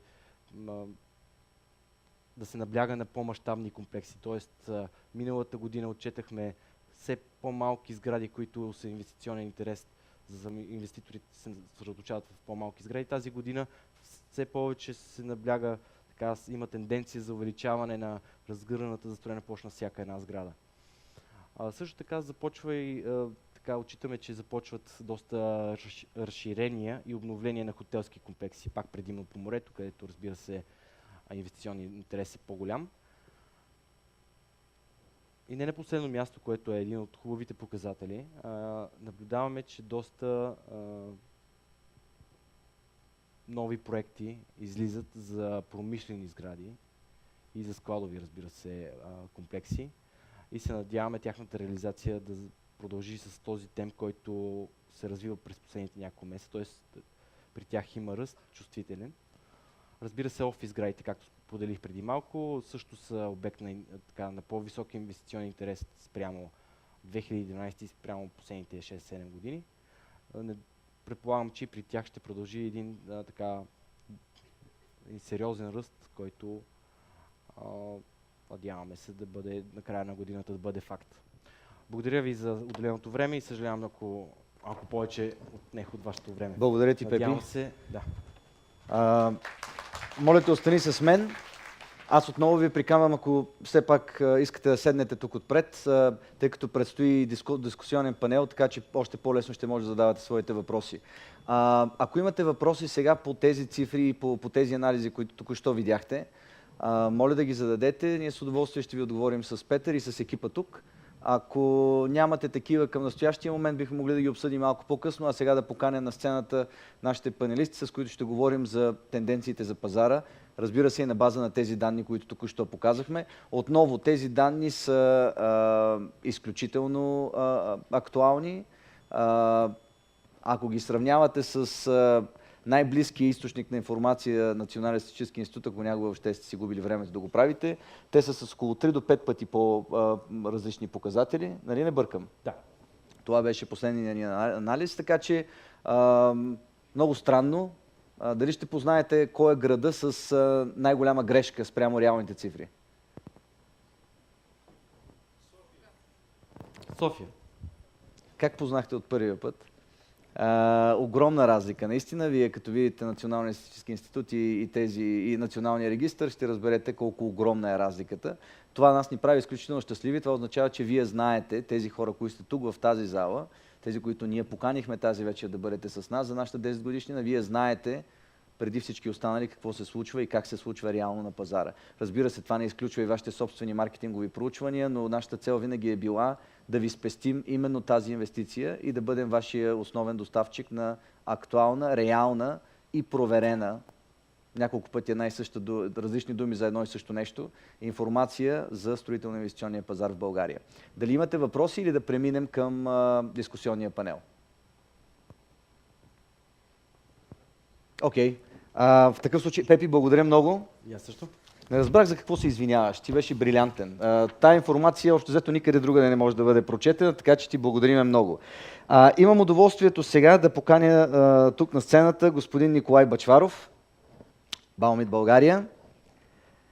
Вече сте уморени, никой не му се пляска. Разбирам напълно. Края на деня е да бяхме почнали с малко вино, за да даде тон в тази посока. Благодаря ти. Господин Йенс Тирфелдер, Ксела България. Господин Йенс Тирфелдер, заповядайте. Господин Цанко Миланов, Винербергер. Господин Диан Господинов, Строймаркет Господинови и архитект Ангел Захариев. Защо сте написали архитект Ангел Захариев? Не е ли господин? Господин архитект Ангел Захариев. Ангел, добре дошъл. Благодаря ти отново, че и ти си сред нас. Много от лицата ще видите, че се повтарят от миналата година. Добре дошъл. Добре дошъл. Welcome. Седнете тук. Добре дошли. Ники, радвам се да те видя. Приятно ми е. Здравейте. Отново здравей, Ангел.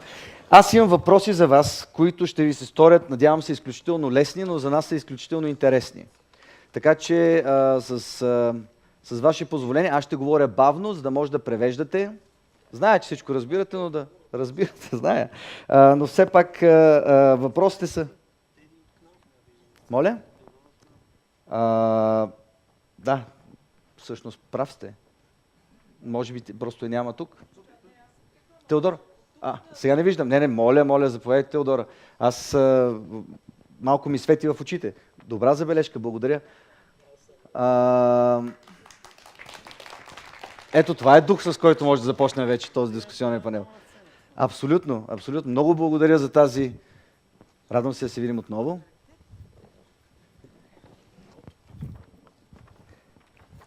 Спрели са нямато кюто, само на нули стои, да. Няма кой друг да подсказва. Благодаря. И така, 6 въпроса за краткото време, с което разполагаме, вашето време. Някои от тях са повторения на добрите прогнози, които направиха миналата година. Други са чисто нови. Създадохме ги заедно с журналистическата гилдия в България и разбира се изводите, които правиме от проучването. Започваме с първия. Има ли ръст строителство през миналата година в сравнение с предходните? Какво се промени? Видимо има. Какво се промени? Да спазим традицията и да не казвам кой да отговаря. Просто вземете микрофоните и какво се промени и защо? Откъде дойде този ръст? На какво се дължи? Какви са вашите анализи? Ще казвам. Господин Бъчваров. Работи ми. Би трябвало да работи. Пробва. Ето този работи. И този работи. Да, има ръст. Има умерен оптимизъм, не толкова голям, както тук се представи. Нашата фирма отбеляза така един скромен ръст някъде в рамките на около 7-8% спрямо 2012 година. Интересното е, че пазара започва да се сегментира. Мога да кажа, че ние ударихме дъното от 2010 година и от 2010 година, но до сега ние всяка година по-малко, между 7 и 10% бележим един ръст и то при един падащ пазар. което означава, вие знаете, че Webit е в сегмента на висококачественото технологично строителство, или това, което мога да кажа, че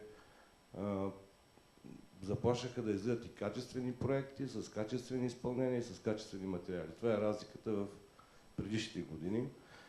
Сега това, което мога да допълня, нали, което не се наблюдава в тази статистика, говорим и въобще за строителния пазар, че ние наблюдаваме и малките еднофамилни къщи, ние наблюдаваме и санирането, наблюдаваме това, което се случва по различните програми, регионално развитие, жилищна политика, екофонда и така нататък.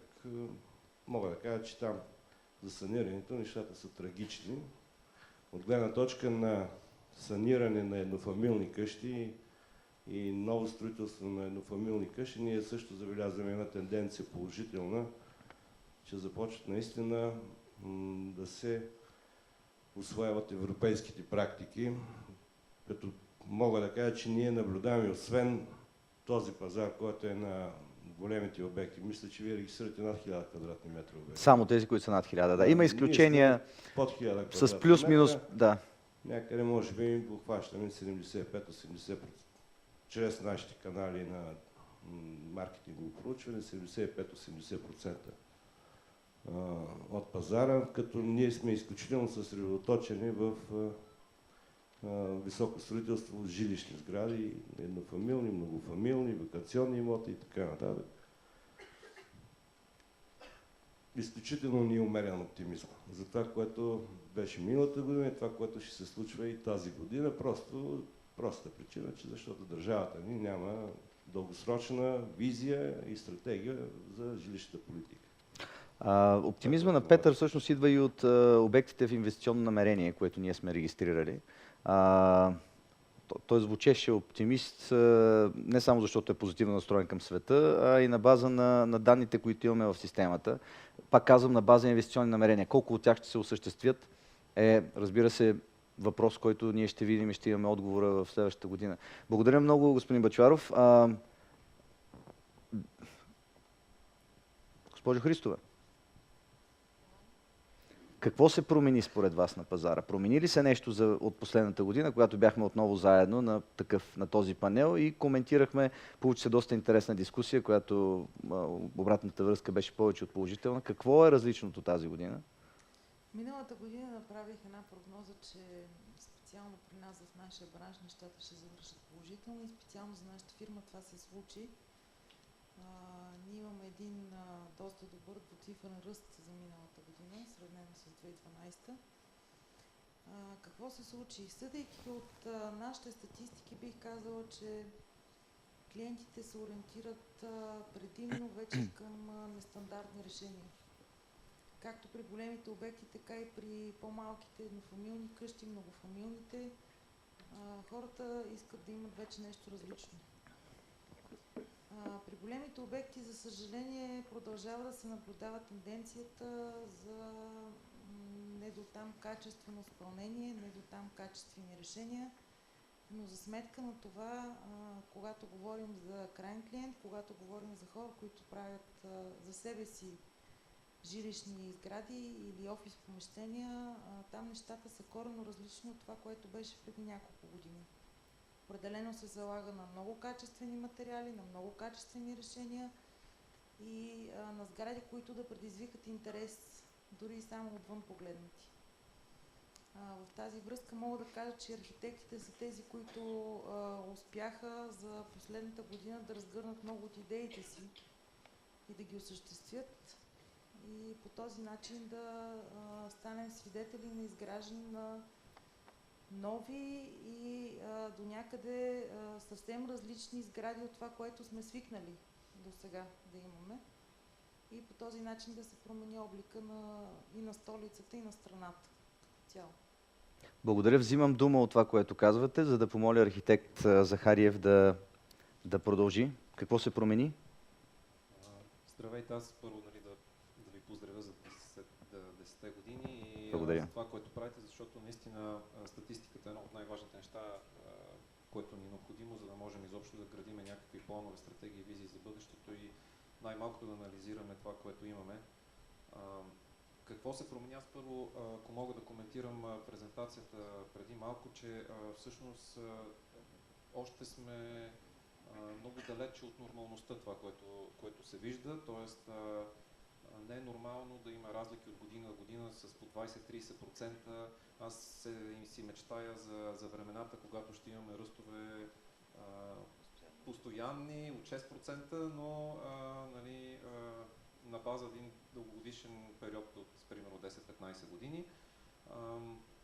Защото всички тези колебания означават едно единствено нещо, че нещата все още не са в равновесие и има много сценарии за развитие от тук натам. Безспорно тази година, мога да кажа от наша гледна точка, от гледна точка на проектантите и това, което съм коментирал и с колегите архитекти и инженери, че е по-добра от гледна точка на обемите на строителство и на проекти, които ние правиме, и по-добра от гледна точка на това е нещо като продължение, т.е. пак може да направим на равносметка, защото това го споменах и предишната дискусия миналата година, че критериите и изискванията към проектите са вече съвсем различни от тези години, които виждаме през 2005, 2006, 2007, 2008 година. В момента проектите и инвеститорите, и пазарът, и строителните технологии са в такъв процес на развитие, че нещата върват към едно доближаване към световните стандарти. Това, което и колегите казаха, че когато в тази сложна обстановка хората, които инвестират, те все повече се грижат за своята инвестиция с мисъл за бъдещето и затова залагат и на по-добри проекти и на по-добри строителни материали. Все още обаче има какво да се желае, защото има една инерция и това, което се мъчиме да преборим, е точно тази инерция дори в начина, по който работихме като проектанти предишните години в големия строителен бум. В момента се вървиме към едно нормализиране, т.е. какво означава това? Означава това, че усилията на проектанта по време на строителството в нормалния свят са горе-долу около 60%, 50-60% от цялото усилие по време на проекта от началото му до края. Това, което беше през годините на строителния бум, ние произвеждахме едни хартии, едни бумаги, които след съответния печат в общините заминаваха към строителните фирми и те оттам нататък се оправяха. Докато в днешния ден мога да кажа, че участието на проектантите по време на строителството вече взема своето нормално място и това е една от причините вече да имаме и по-качествени сгради, сме да твърдя последните години. Благодаря ви. Дали има някой, който да добави нещо по този въпрос, различно? Бих искал да кажа няколко думи от гледна точка на фирмите, които се занимават с организация и доставка на строителни материали към търговските обекти, към строителните обекти. Първо аз да благодаря за поканата и за чудесното мероприятие. Благодаря ви, че приехте. Да ви честитя за годишнината. Напълно съм съгласен с колегата по отношение на това, което каза за качеството на материалите, които трябва да се влагат в производството на строително-инвестиционния процес. Той всъщност това е строително-инвестиционен, защото е дългосрочен и в крайна сметка е интересен на всички, особено на инвеститорите, той да бъде по-дълго трайно ползван. Но за какво забелязваме ние като хора, които се занимават с доставки на строителни продукти? Забелязваме, че зависи кой прави избора. Ако избора се прави от инвеститора, там задължително се правят много по-малко компромиси. Тоест, подбират се качествени продукти. Но ако избора се остави да се направи от изпълнителя и ако не е изрично зададено от архитекта и не се съблюдава за влагането на предписаните продукти, тогава се търси единствен критерий и цена. Тоест, там има къде да се работи и какво да се направи така, че да се подобри качеството на строителния продукт. Благодаря. Благодаря ви. Аз искам само да добавя какво се промени. Според мен това, което се промени миналата година е, че от началото на прехода се събраха толкова пари в банковия сектор, колкото никога до сега. И лихвите по тези кредити паднаха на нивата от преди кризата. това, което забеляза, както Ники, е, че ръста на еднофамилното строителство е доста положителен, но не само сегментация на пазара, има, но и сериозна поляризация. Какво им предвид? Региона на източна България, където са ваканционните комплекси, много по-бързо расте, отколкото останалата част на страната. За съжаление, там е изцяло частната инвестиция, т.е. изцяло зависимо от частната инвестиция и, както каза Ники, липсата на държавна политика ни поставя в ситуация, в която вероятно след 4, 5, 6 години, ако продължаваме с двуцифрените ръстове, ще получим следващия балон.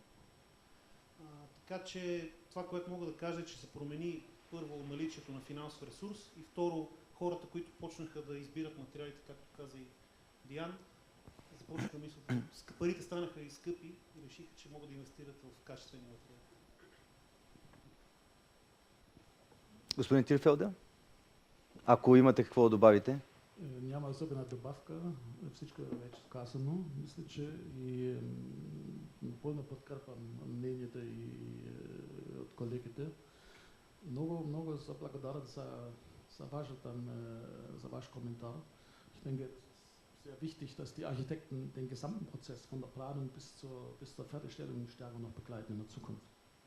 Считам, че е много важно в бъдеще архитектите да присъстват на целия процес от самото начало до края. Благодаря ви. Kollege Gospodinov sagte auch in Bezug auf die Dolgotreibers, die Dauerhaftigkeit der Lösungen und auch der verwendeten logistischen, technologischen Lösungen. Ja. А също и това, което господин Господинов каза по отношение на качеството и дълготрайността на използваните материали и решения. Данке. Мисля, че пропускаме обаче един сегмент. Говорейки за еднофамилни къщи, там сме сигурни, че човек ще избере най-доброто за себе си. Принципно човек така е устроен, да иска най-хубавото за себе си. По негова преценка, да. Архитекта си върши отлично работата, има прекрасни идеи. Производителите на строителни материали се опитват да направят всичко възможно, за да има материали, с които да се осъществят тези идеи. И когато се случи това, че на един проект няма достатъчно контрол как се изпълняват тези строителни работи, всичко пропада. Не само архитекта, неговата работа, не само на конструктора работата, на производителя на строителните материали, всичко най-накрая резултатът е нула. Така че аз мятам, че тук, освен нашите умни глави, трябва да присъстват и хора от надзора, тези, които би трябвало да следят как точно се изпълнява цялата идея от началото до края. Изключително полезна забележка. Ние знаете, че поддържаме в тази система и информация за надзора, консултанти и надзор, така че до година със сигурност на нашата 11 годишнина ще добавим и тази гледна точка тук на сцената. Благодаря много за това. Моите впечатления са, че тези хора може би не осъзнават точно каква е тяхната роля и че тя всъщност е най-важната в този процес. Тоест ще ги поканим, за да им разкажем. Надявам се. Благодаря ви за този изчерпателен отговор и шестимата участника. Защо сте сложили този провокативен въпрос? Стигна ли високото строителство дъното и кога се случи това?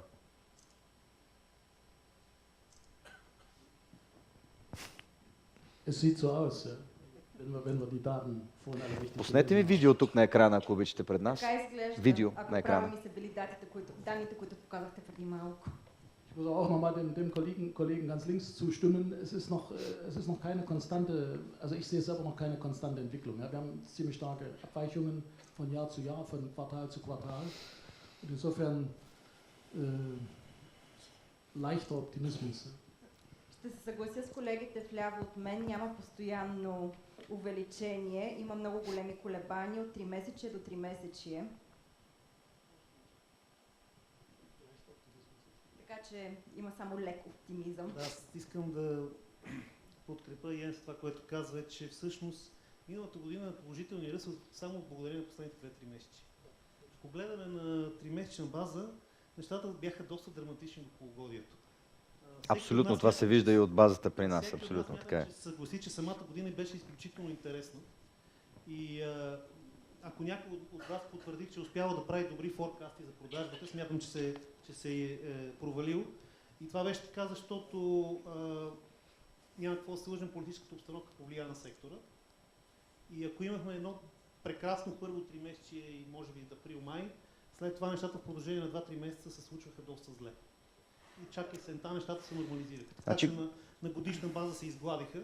Но аз имам така една препоръка към вас, за да разберете дали е стигнало дъното. Направете един разрез на това колко жилищни сгради въобще сгради са стартирали през годините и особено през последните години на база на населението, на 1000 жители.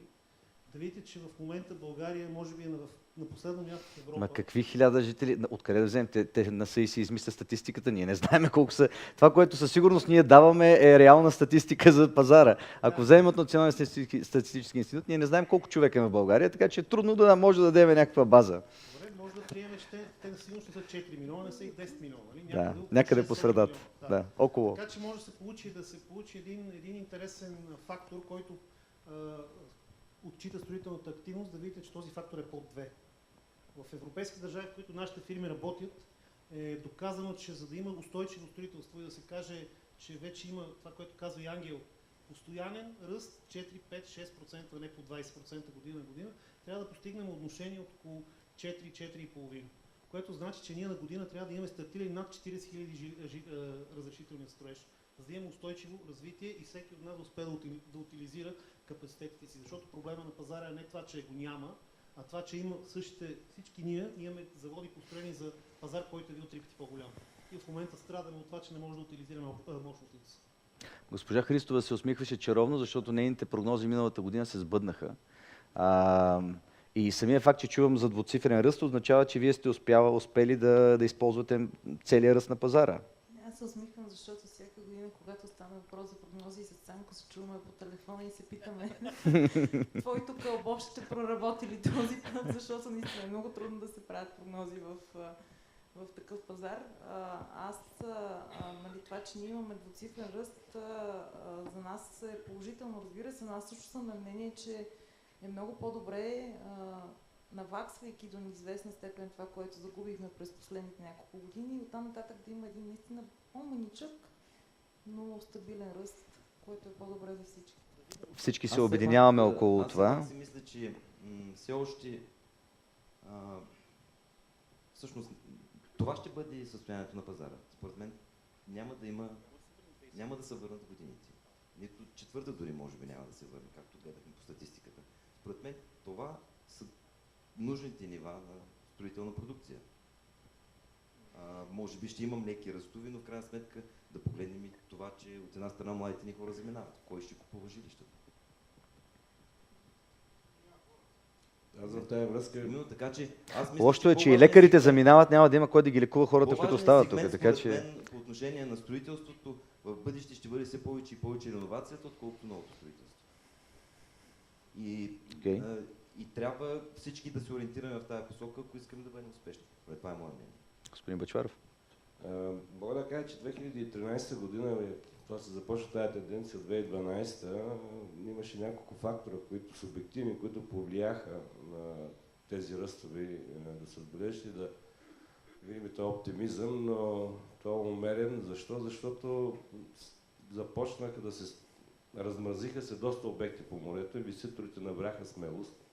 Проекти, които са правени 2006, 2007, 2008 година, се реализираха 2012-2013 година.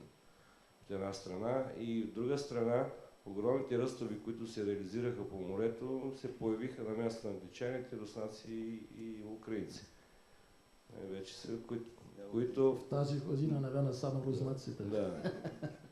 И ние, предвид събитията, които в момента текат в Украйна и в Русия, не може да пророкуваме доколко тая тенденция ще продължи. Дали ще дойдат украинци или ще дойдат руснаци. До кога най-голямата бензиностанция в света, дегизирана като държава, ще продължи да бъде източник на нови клиенти тук в България? Това е, нали, което даде един положителен тласък, но общо като покупателна способност на населението, като желание за придобиване на ново жилище, на нова къща, на реновация, нещата, пак казвам, че няма да помръднат. Нали? Няма да се случи нещо интересно. Да, твърде оптимистично. Добре. Ако може само да добавя, повод за оптимизъм и повод за тревога на база на статистиката, която видяхме в презентацията преди малко. Повод за тревога е точно това, което колегата каза току-що.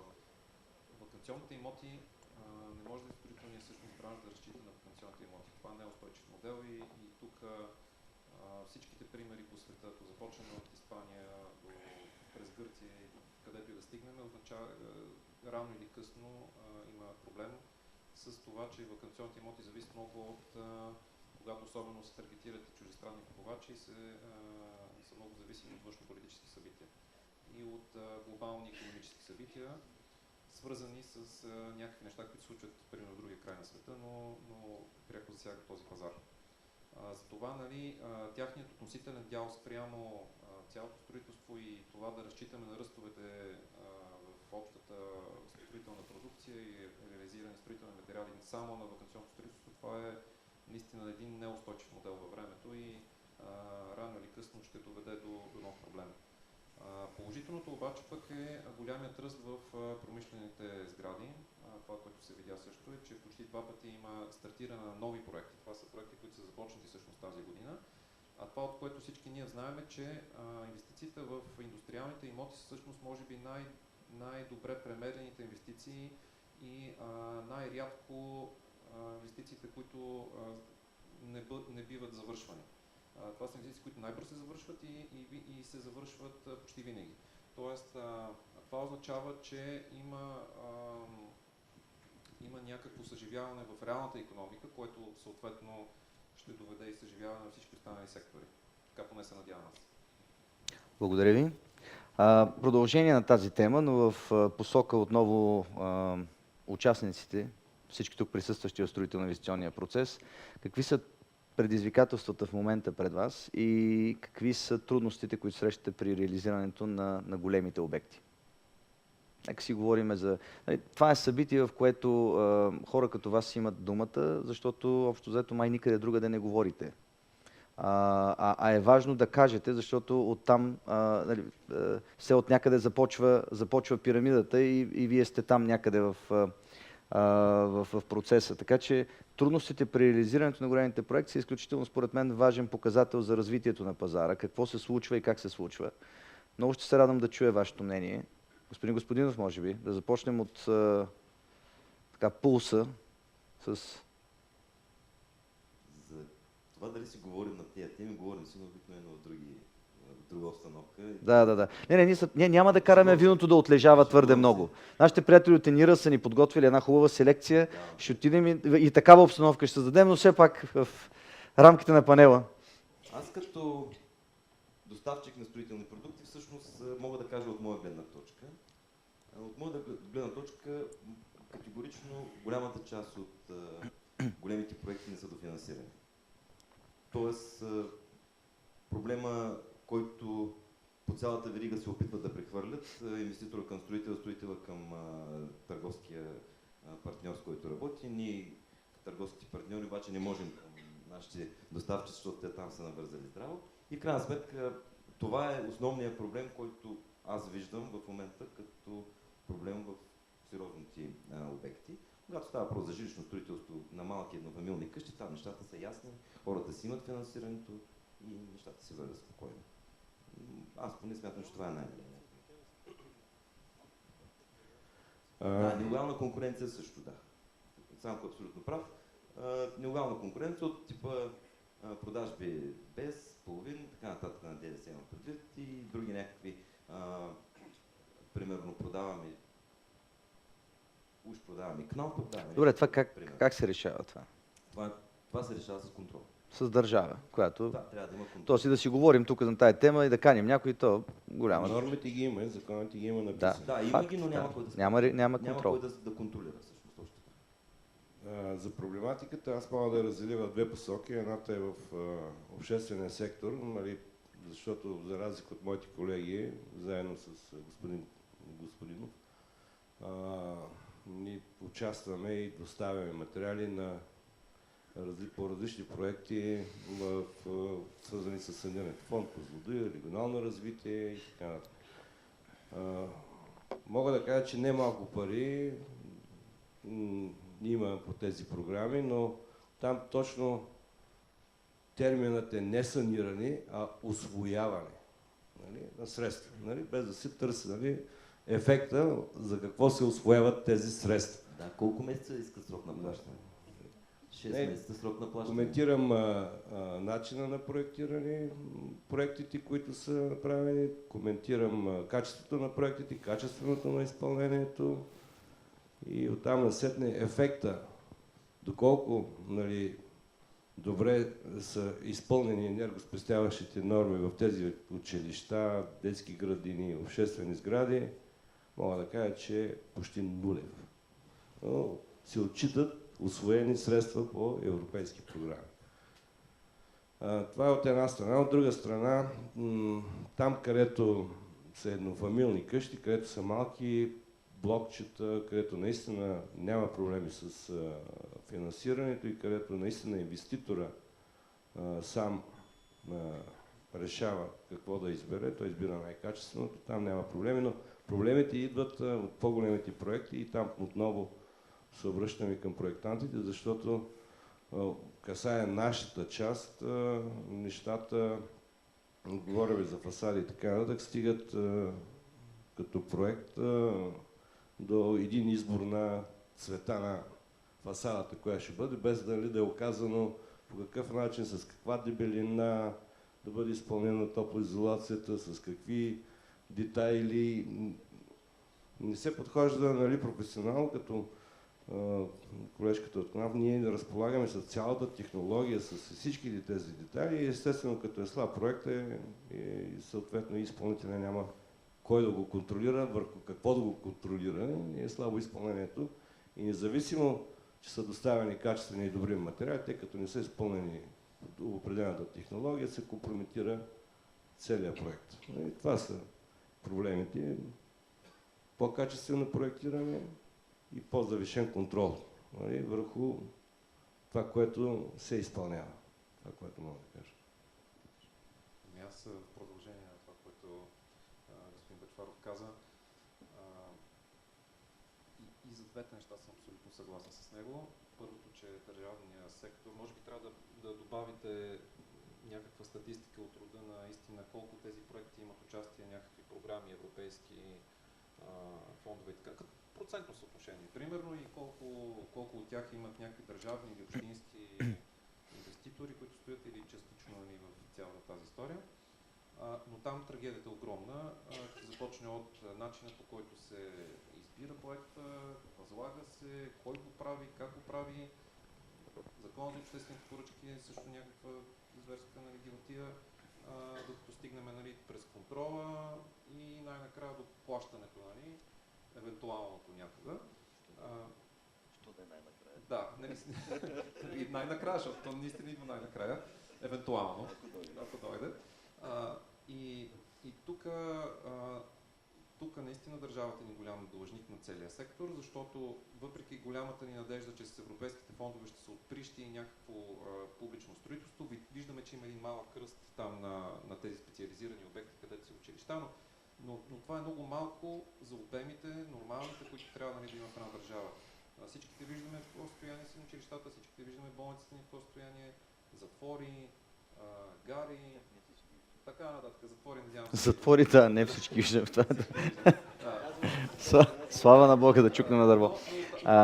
Но въпросът е и за проектантите, само да кажа две неща. Тук огромният проблем, това е наследството от много години погрешна практика на голяма част от нашата гилдия, че проектът свършва с тъй наречената безумна фаза технически проект, където се удря съответния печат и оттам нататък се оправят всички останали по веригата. Проектанта реално тогава започва, пак казах, над 50% от работата от този момент нататък. И това трябва всички ние да го знаеме, както инвеститорите съответно да го знаят, че означава, че те трябва да се предвидят бюджети за тази част от проектирането. Може би в това се корени голяма част от проблема, че не пристигат на строителната площадка годни за изпълнение проекти, защото съответно няма финансиране за тази работа на архитекта и на инженера. Но има го и другия проблем, че голяма част от нашата гилдия просто не е подготвена и не познава технологиите, не познава материалите, най-малкото не познава процеса, защото аз съм сигурен, всички тези хора, които са на тази маса, те винаги са ни помагали, когато ние имаме такъв установен диалог за избор на някаква технология, материал, така че ние да може да си свършим проект. Въпросът е, че все още тази традиция е в процес на установяване. Значи, архитект Захариев, само да... тук... Да.